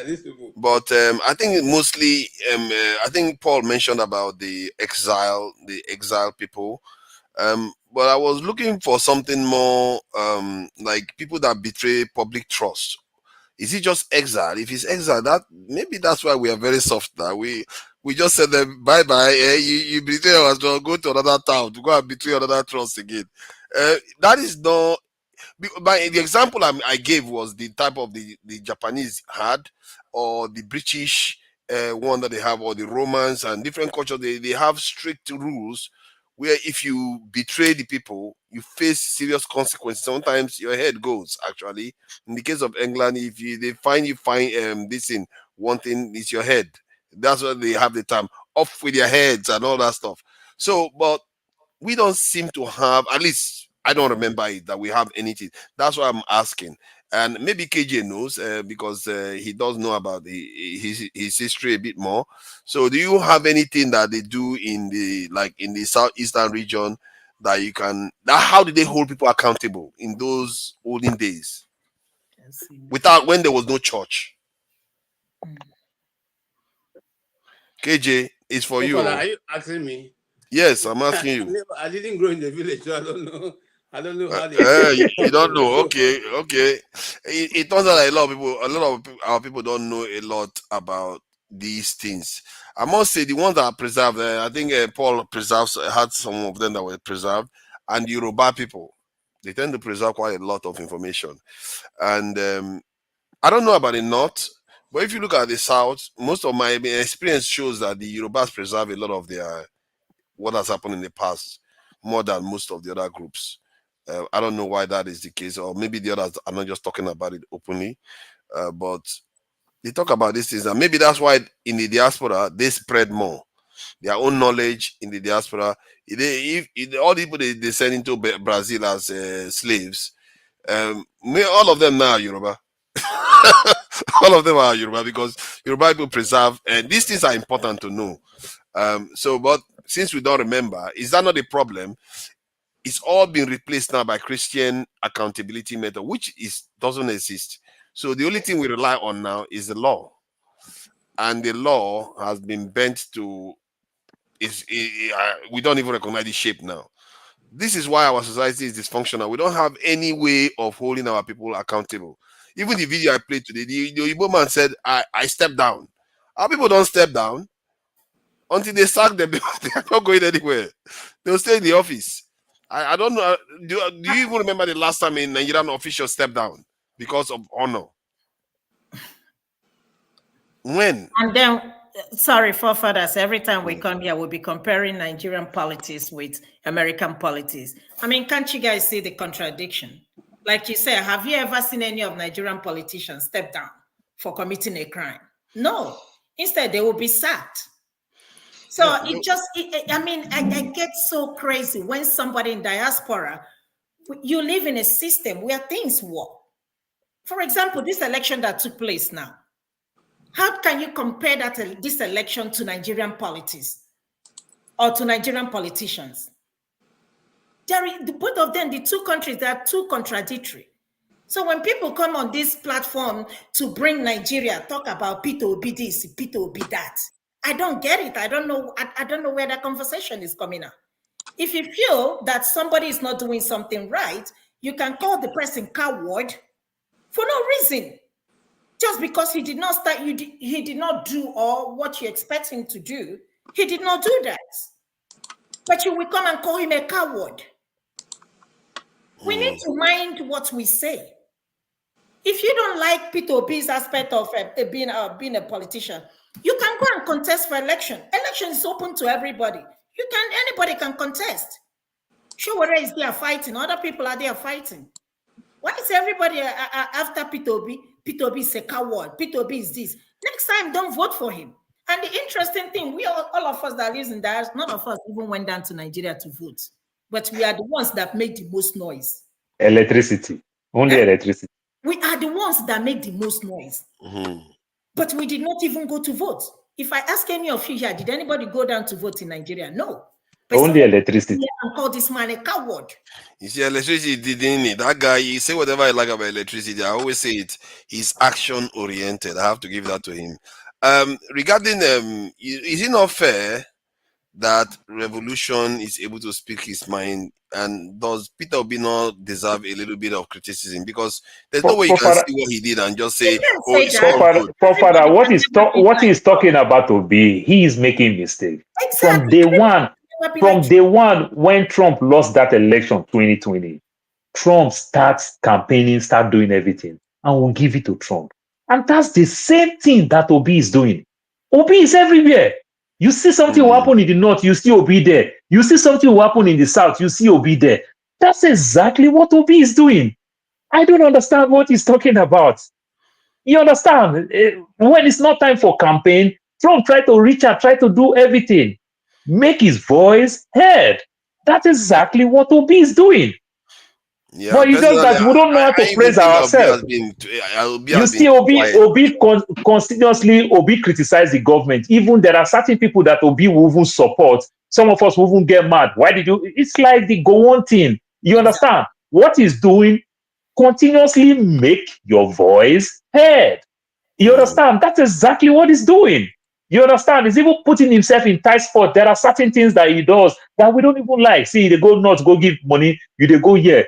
When you understand very well, the thing that is affecting the Southeast, I hate to say this, the thing that is affecting the Southeast very well, you understand? That relationship with the Biafra war, the North have not forgive the Southeast. Remember, Nigeria, we have 3 major ethnic groups, but coincidentally, Nigeria started with what we call North and South. Now, North and South, between South, we have 2 major ethnic groups. So anytime they say the election is coming to South, which means 2 major ethnic groups, first of all, will fight themselves. You understand? To say, okay, if they zone it to say it's coming to South, now 2 major ethnic groups will fight themselves. And what did Tinubu do? Tinubu do everything within his reach to get the North. What do you think Obi will do? Is to also build that relationship. Obi also understand that if I will win this election, I have to build this relationship with the North. That's how he works. And that's exactly what he's doing. Revolution that is talking, it beats my heart. Because me and him, we both support Showore. I'm a Showore supporter. He's a Showore supporter. But saying Obi is not doing anything, no, I disagree. You understand? What Trump did for the whole 4 years, that's exactly what Obi is doing. All right. Not because, he didn't do what you want him to do. If you give me 1 minute, I will clear. Let me give this. I just posted a link for you. That's public broadcast service. That's their report on this issue I talked about. And if you allow me, I'll even go ahead to read up the report for you from my listing. But anybody can go and look it up. I won't want to waste my time to do that, because sometimes when you talk, people just jump and talk. If you don't have an information and somebody's giving you, the best thing to do is to keep quiet and go check for it. Wow. This was the trial, and the end of it. That Russian dossier was cooked up by a retired British CIA guy called Christopher Steele. That's what's called the Steele dossier. Okay, commissioned and was aired by GPS. Okay, they were all in collaboration, paid by the DNC. I mean, I'm talking, and you don't have the information, but you are shouting, and some people in the comments are making all kinds of silly noise, even though they don't even have that same information. This is public. It's on the public. It's in the public. It's not me who is talking about it. It's there for anybody who wants to follow the stories. Maybe I'll even stop coming here because I don't see what I'm getting. So did Trump take that evidence to court and still lose the case in his own judge? It was investigated. Everything was gone. I'm checking the link. I'm not seeing any. Okay, Russian. And that's why he came out in his debate with Biden. He said that's how you people said Russia all came to hoax. That's how you said 51 intelligence officers reported that the laptop was fake. At the same time, it was proven to be true. He said that in the debate. This Russian dossier, what does that have to do with the election? That's what I'm asking. The rigging of the election. Paul, now it's okay. Paul, let Cages speak. Against his name. And the media takes it and runs with it. Okay. Just like they always stay running with another news now about him. He has not even gone into the office. They already Paul, calm down. Paul, let I'm not sure Trump is deserved this much of a defense. Trump gives as much as he gets. No. He talks about people eating dogs. Like dogs. You say, if you see the right thing, you say it. You don't have to people when you know that what they are saying is not correct. You don't have to do that. KJ, okay, let's check how objective KJ is. KJ, will never fight with you. Let's check how objective KJ is. Were people eating dogs? Can we? To be honest with you, I'm not gonna fight with KJ. One person that will never fight with you. It's forefather, even eating dogs and everything. When my American people ask me these things in my place of work, that's where I get a lot of people, because I am a student of debate. So whenever we do brief at work, we do meeting, they will ask me, Paul, do you have anything to say? Sometimes if we're doing it before break, close to break, the people will beg me, Paul, please don't say anything. I am that type of person. But what I'm saying is that when people ask, say, Paul, is it true and everything? I said, yes. Did people eat pork in this country? Is it not animal? Did people eat cow in this country? Is it not animal? Did people eat chicken in this country? You understand? Across state line. You understand? What you people worship, some of us. It's like when they ask me, I have all these bruises in my leg when I used to play football back then in Nigeria. So when I tell people, I say, oh, I used to raise crocodile and everything. These are the things that gave me those crash in my legs. You know, so all this funny thing, what do I mean by that? When people ask me, Paul, do you have lion in Africa? I said, I have 2 elephants. I'm going to train it for 9 years. Then when I train it for 9 years, going to say all this is about us. Father, since they say they want to be ignorant, let us all be ignorant. So when they asked me, I said, I have 2 elephants. And I spent $100 on the elephant. After 9 years, I'm going to sell it for a white man for $40,000. Now it shocked them. They'll be like, oh, that's a good investment. Because you people go to zoo and watch it. You understand? To them, they want to talk down on me. But slowly, I build my case and turn it to investment. Now they look at me, damn, Paul, you rich. You understand? You're rich. Yeah. I said, I have 2 elephants. I have crocodile. You know, and these are the things that they do. So it's just a thing. So eating the dogs and the cats and everything. Discourage stereotypes of us as much as possible. You know, like not eating. You know, somebody say I don't eat chicken in public places. You know, where they say or watermelons. You don't want to be. You don't want to believe it. To be fair, you people don't care too. They do their thing, so we should do our own thing. No, forefathers. To be honest, Jago and Paul. It just. I don't think Jago is with us. It's frozen. It's frozen in space. Oh, okay. The truth of the matter, it's okay to support who you. Oh, okay. Yeah. Okay, it's okay to support who you want to support. I don't have no problem with that. But what you cannot do is just to come here and start pushing false narrative about stuff. So because Trump lost the election, that election was rigged. So he won this election was not rigged. Yeah, that was a fair point. That was a fair point that you made there. And that one that was said to be rigged is a big gap too. Let me tell you something. The reason why Trump lost the election, whether you believe it or not, is because of his belief, what he said about COVID. COVID was big for a year. COVID lost the election. Other than that, there's nothing else. So COVID. Come here and be talking about all this, all these things. You know, the election was rigged, this and that. I'm surprised. Honestly, I'm shocked. We are not in Nigeria. These are people who are learned and educated.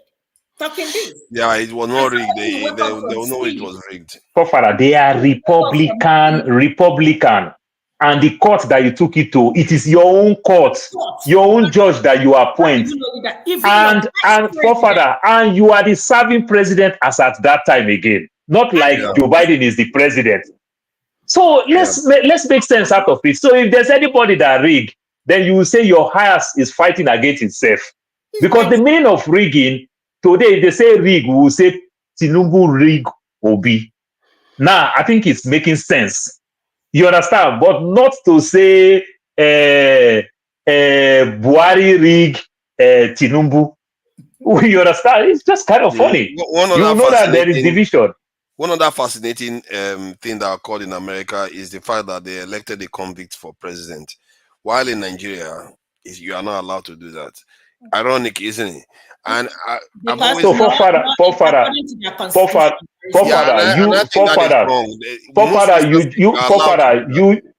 you just said it some few minutes ago. What do I mean by that? You talk about when people do things, they resign. Trump is a different breed entirely. You understand? So Trump now is bringing Nigerian type of politics to America. You understand? America have not really understand it.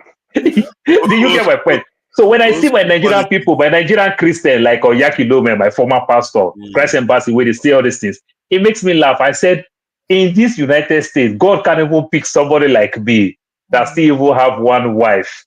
You understand? That still have all my kids with one woman. Then God will pick a man who have 3 wives, have 5 children with 3 women. You understand? So people fail to understand all these things. This is a man who come in public place, say all this type of things. I like to grab them by the P. I like to talk about a man, you understand, a man D. In public place, this is not what you say in locker room that somebody break the news.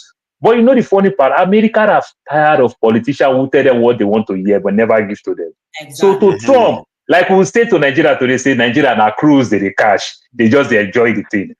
So America just gets fed up. Trump lost that election because of COVID. He didn't manage COVID very well. You understand? And when Trump didn't manage COVID very well, look, I will give you the statistics of America where black people stay.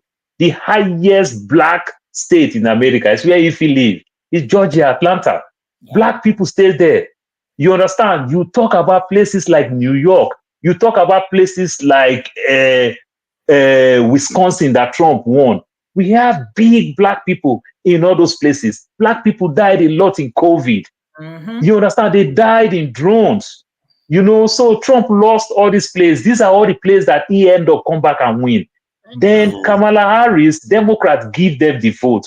When you started, see that word that Trump said, they are taking black people job. In as much as somebody like Ife will not accept. Do you know why Ife will not accept? Because Ife is professional. But what Trump is saying, he's saying the right thing.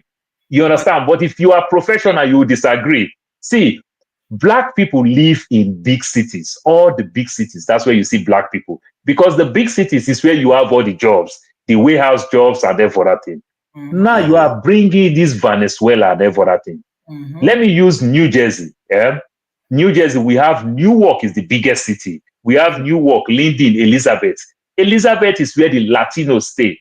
You are bringing people who could not speak English. You did not bring them to this Latino community. You bring them to black people.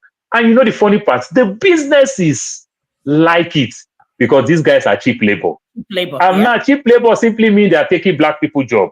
Because black man will still fight for his rights. Brown man will not fight for his right. He don't get paper. Yeah, it's true. You bring them to New York. You bring them to Colorado. You bring them to Chicago. All where black people domicile. And you did not bring them. These are the things that affect black people a lot in California. This is how black people lost almighty Los Angeles. You understand? That is the second biggest city in America after New York City. Now, when you go to Los Angeles, you see more brown than black. Do you get the point now? Yes, Los Angeles now is the home of brown than black. And then for that thing. And that is what started bringing all this gang court thing, because they understand that united we stand, divided we fall.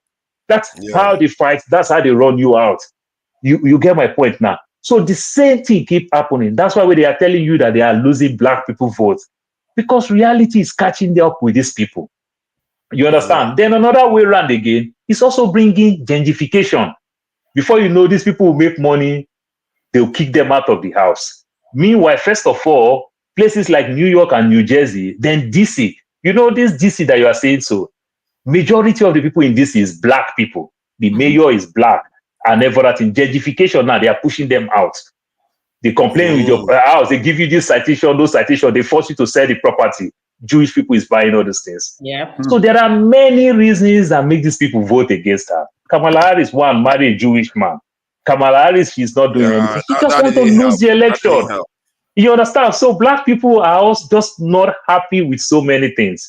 You understand? You know, there are some things that it's like you asking a white man that, will you vote for Trump in your place of work? He will tell you Kamala Harris, because if you say Trump, we'll call him racist. It's like during the Tinubu time. Can you just tell a corporate Yoruba man, say, will you vote for Tinubu? Say no, because everybody will attack him. But you know where he is going with his votes. That's how it is. You understand? So Trump won the election, we agree. We agree. No, I don't think anybody's arguing this. Nobody's arguing that Trump won the election. Not only did he win, he won hands down. It wasn't First time. All the midterm election from 2016, Trump lost. Midterm election 2018, Trump lost. 2020, Trump lost. 2022 midterm election, Trump lost. All the people that Trump tried to appoint and everything, nearly every one of them lost. You understand? So this is the first time. And truth be told, bread and butter, my brother. And we will tell ourselves truth for us not to blame Joe Biden too much. This thing that we're saying, he affects you guys in the UK. He affects people in Canada. He affects everywhere. That didn't mean anything. Let me add to this. It's them that triggered it. Sorry, Jefferson. Is this thing the Ukraine war that triggered this problem? I agree with you. They triggered the problem with the Ukraine war. Yes, that is true. That is true. That is true. I agree. That's 100%. That is true. That's why a lot of people hold them accountable for it. Yes. I agree with you. But okay, forefather, you see the funny part. If you are, I'm so sorry. You see the funny part.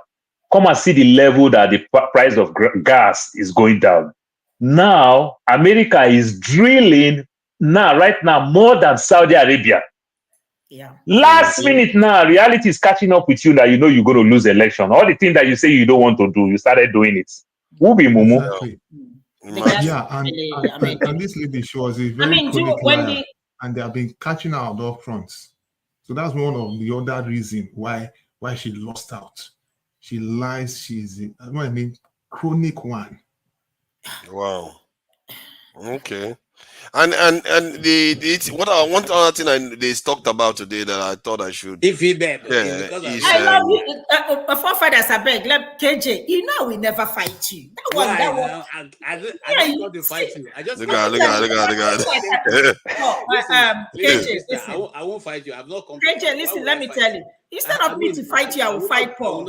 I will not do that. Instead of me to fight you, KJ, I will fight Paul. I will fight forefathers, and I will fight them. Seriously. Thank you for not fighting me. Me too. Okay, I know my enemy now when I see one. Are you just fighting out? I know I know my enemy when I see one. Clarifications, because the publication of the people, the journalists that followed up this. And I'm still bringing more clarifications, just in case you want to find out whether I speak from the part that I know. There's a center called American Center for Law and Justice. They follow this case up to the end of it. If you go to their website and check for the Steele dossier, STEELE, Steele dossier, it's connection with the one time they called Donald Trump the Russian assets, how he was connected to Russia, how Russia helped him to win the election. You will see it. It was taken to a conclusion. You will see it there. Secondly, if you're not able to find that public broadcast service, PBS,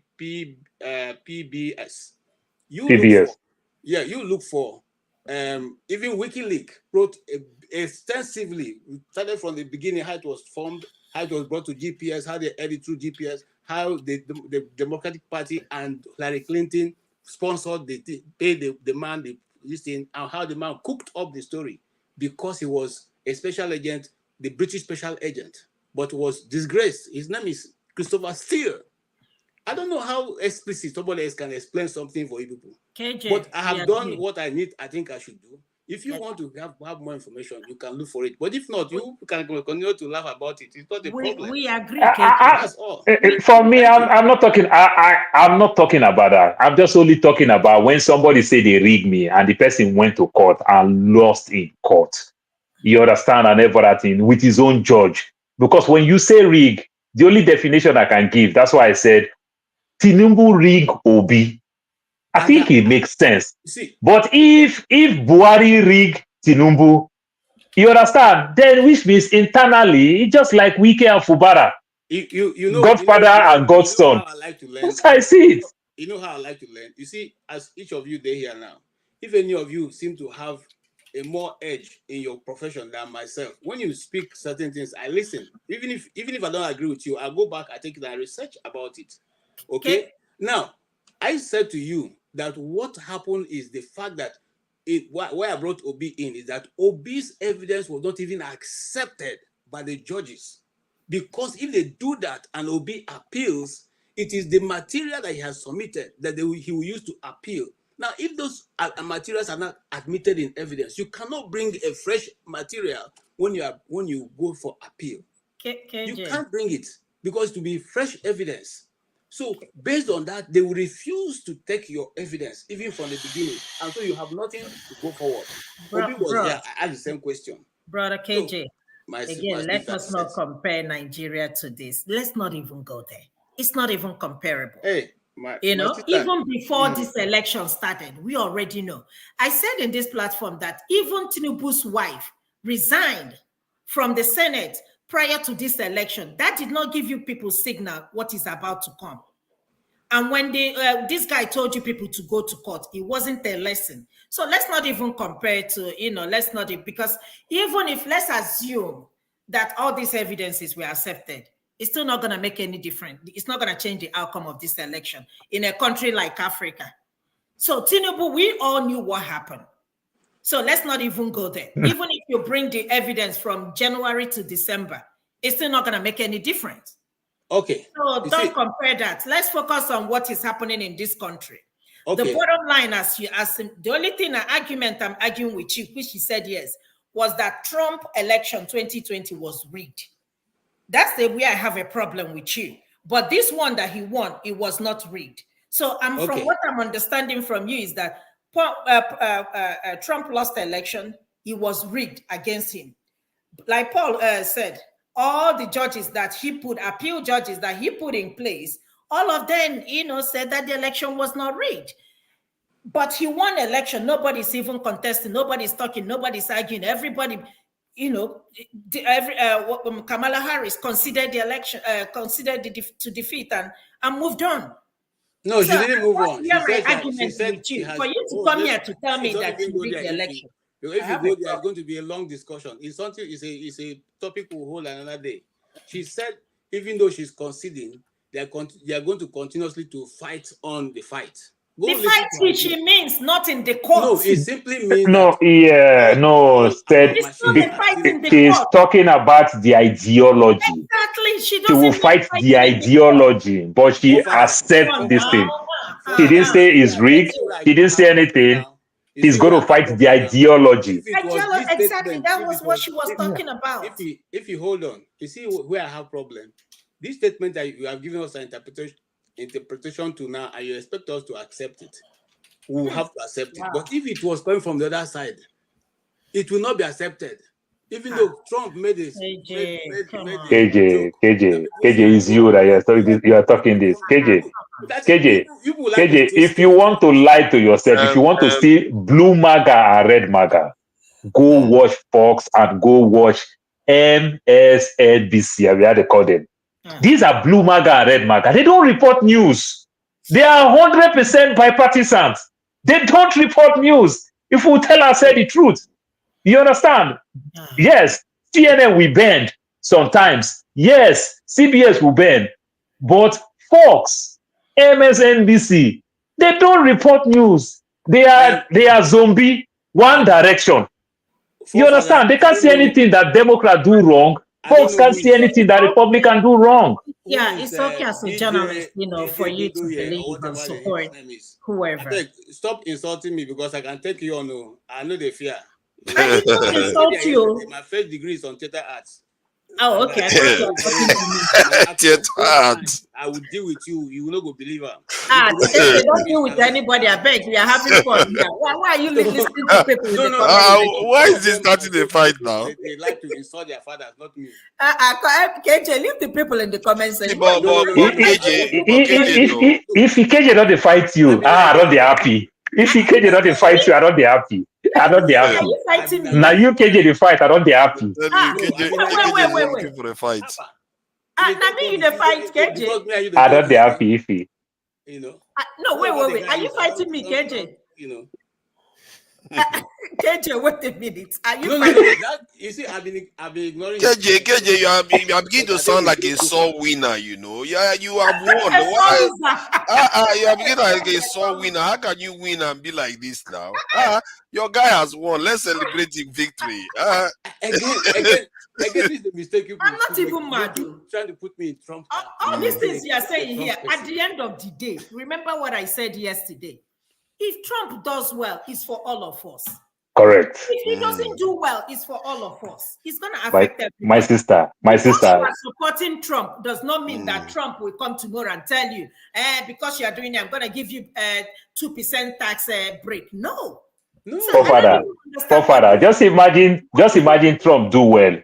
Since this inflation keep coming, I can't make mention of the amount, but they increase my salary a lot. Just imagine if the price of everything start coming down, and my salary still remain the way it is. Now we go happy pass. Exactly. Go happy pass. You know what you described just now? Nigerians may experience that only if Dangote refinery functions fully, start supplying petrol to Nigeria, because the naira will increase in value if the government don't sabotage it. When the naira increase in value, petrol price will come down. but the salaries remain the same. So you guys exactly. Yeah, if price can come down and salary remain the same, then everybody will be happy for it. You understand? See, for father, I put gas on my car every week, $50. You understand? Now I'm doing $40. At the time, I was doing $70 every week. Now I am doing. Yesterday, I put gas on my car. Yesterday, we went somewhere. I went to pick my daughter from school. You know, I went to pick my daughter from school. Then my son, because my son don't have school. So we went somewhere, we drove far and everything. So the regular place that I buy gas, I didn't buy gas there, you know, and everything. So when I buy gas, make I just buy this gas. I don't want to take any risk. When I bought gas, I was very, very happy when I see the price. So it's just the same thing. So if everything can come down and my salary still remain the same, my brother, I'm go happy person. Like as Obi talk, Obi say if they sell petrol for women, different price where they cheap. Everybody go turn to, all men go turn to Bobrisky. Everybody go dress like woman, go finish it. Straight up now, straight up. So, KJ, are you looking to take over? Because I want to close out if I get my way. I just came back to start a fight. You just get me for trouble. KJ, no matter how mad you're gonna be, you know, say something to me. I don't even. If he shame on you, you don't say KJ not they drink beer. By now you're supposed to don't send KJ better offer with it, better soup. Who is supposed to don't send go give KJ? You don't say KJ not they drink beer. You say shame on you. Jefferson is gone. I wanted to wish him this thing. Jefferson, thank you for coming in, gentlemen. KJ, Madam Ife, Paul H, Jagun, as always, and Jefferson, thank you all for coming in. And I hope we all have a great week ahead. And Trump's winning, let's hope he portends a good future for all of us. And till next time, I hope you all have a good time. What can we do now? We have to hope for the best. Bye.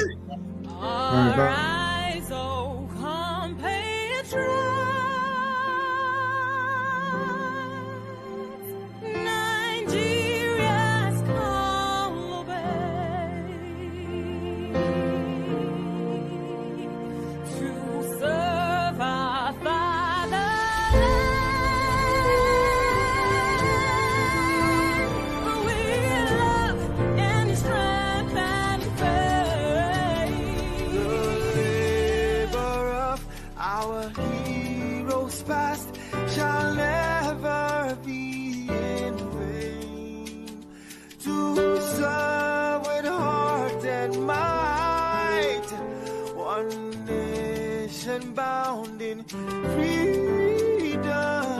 peace and unity. Hey, that's so. Oh yeah. Alright, so compatriots, Nigeria call obey.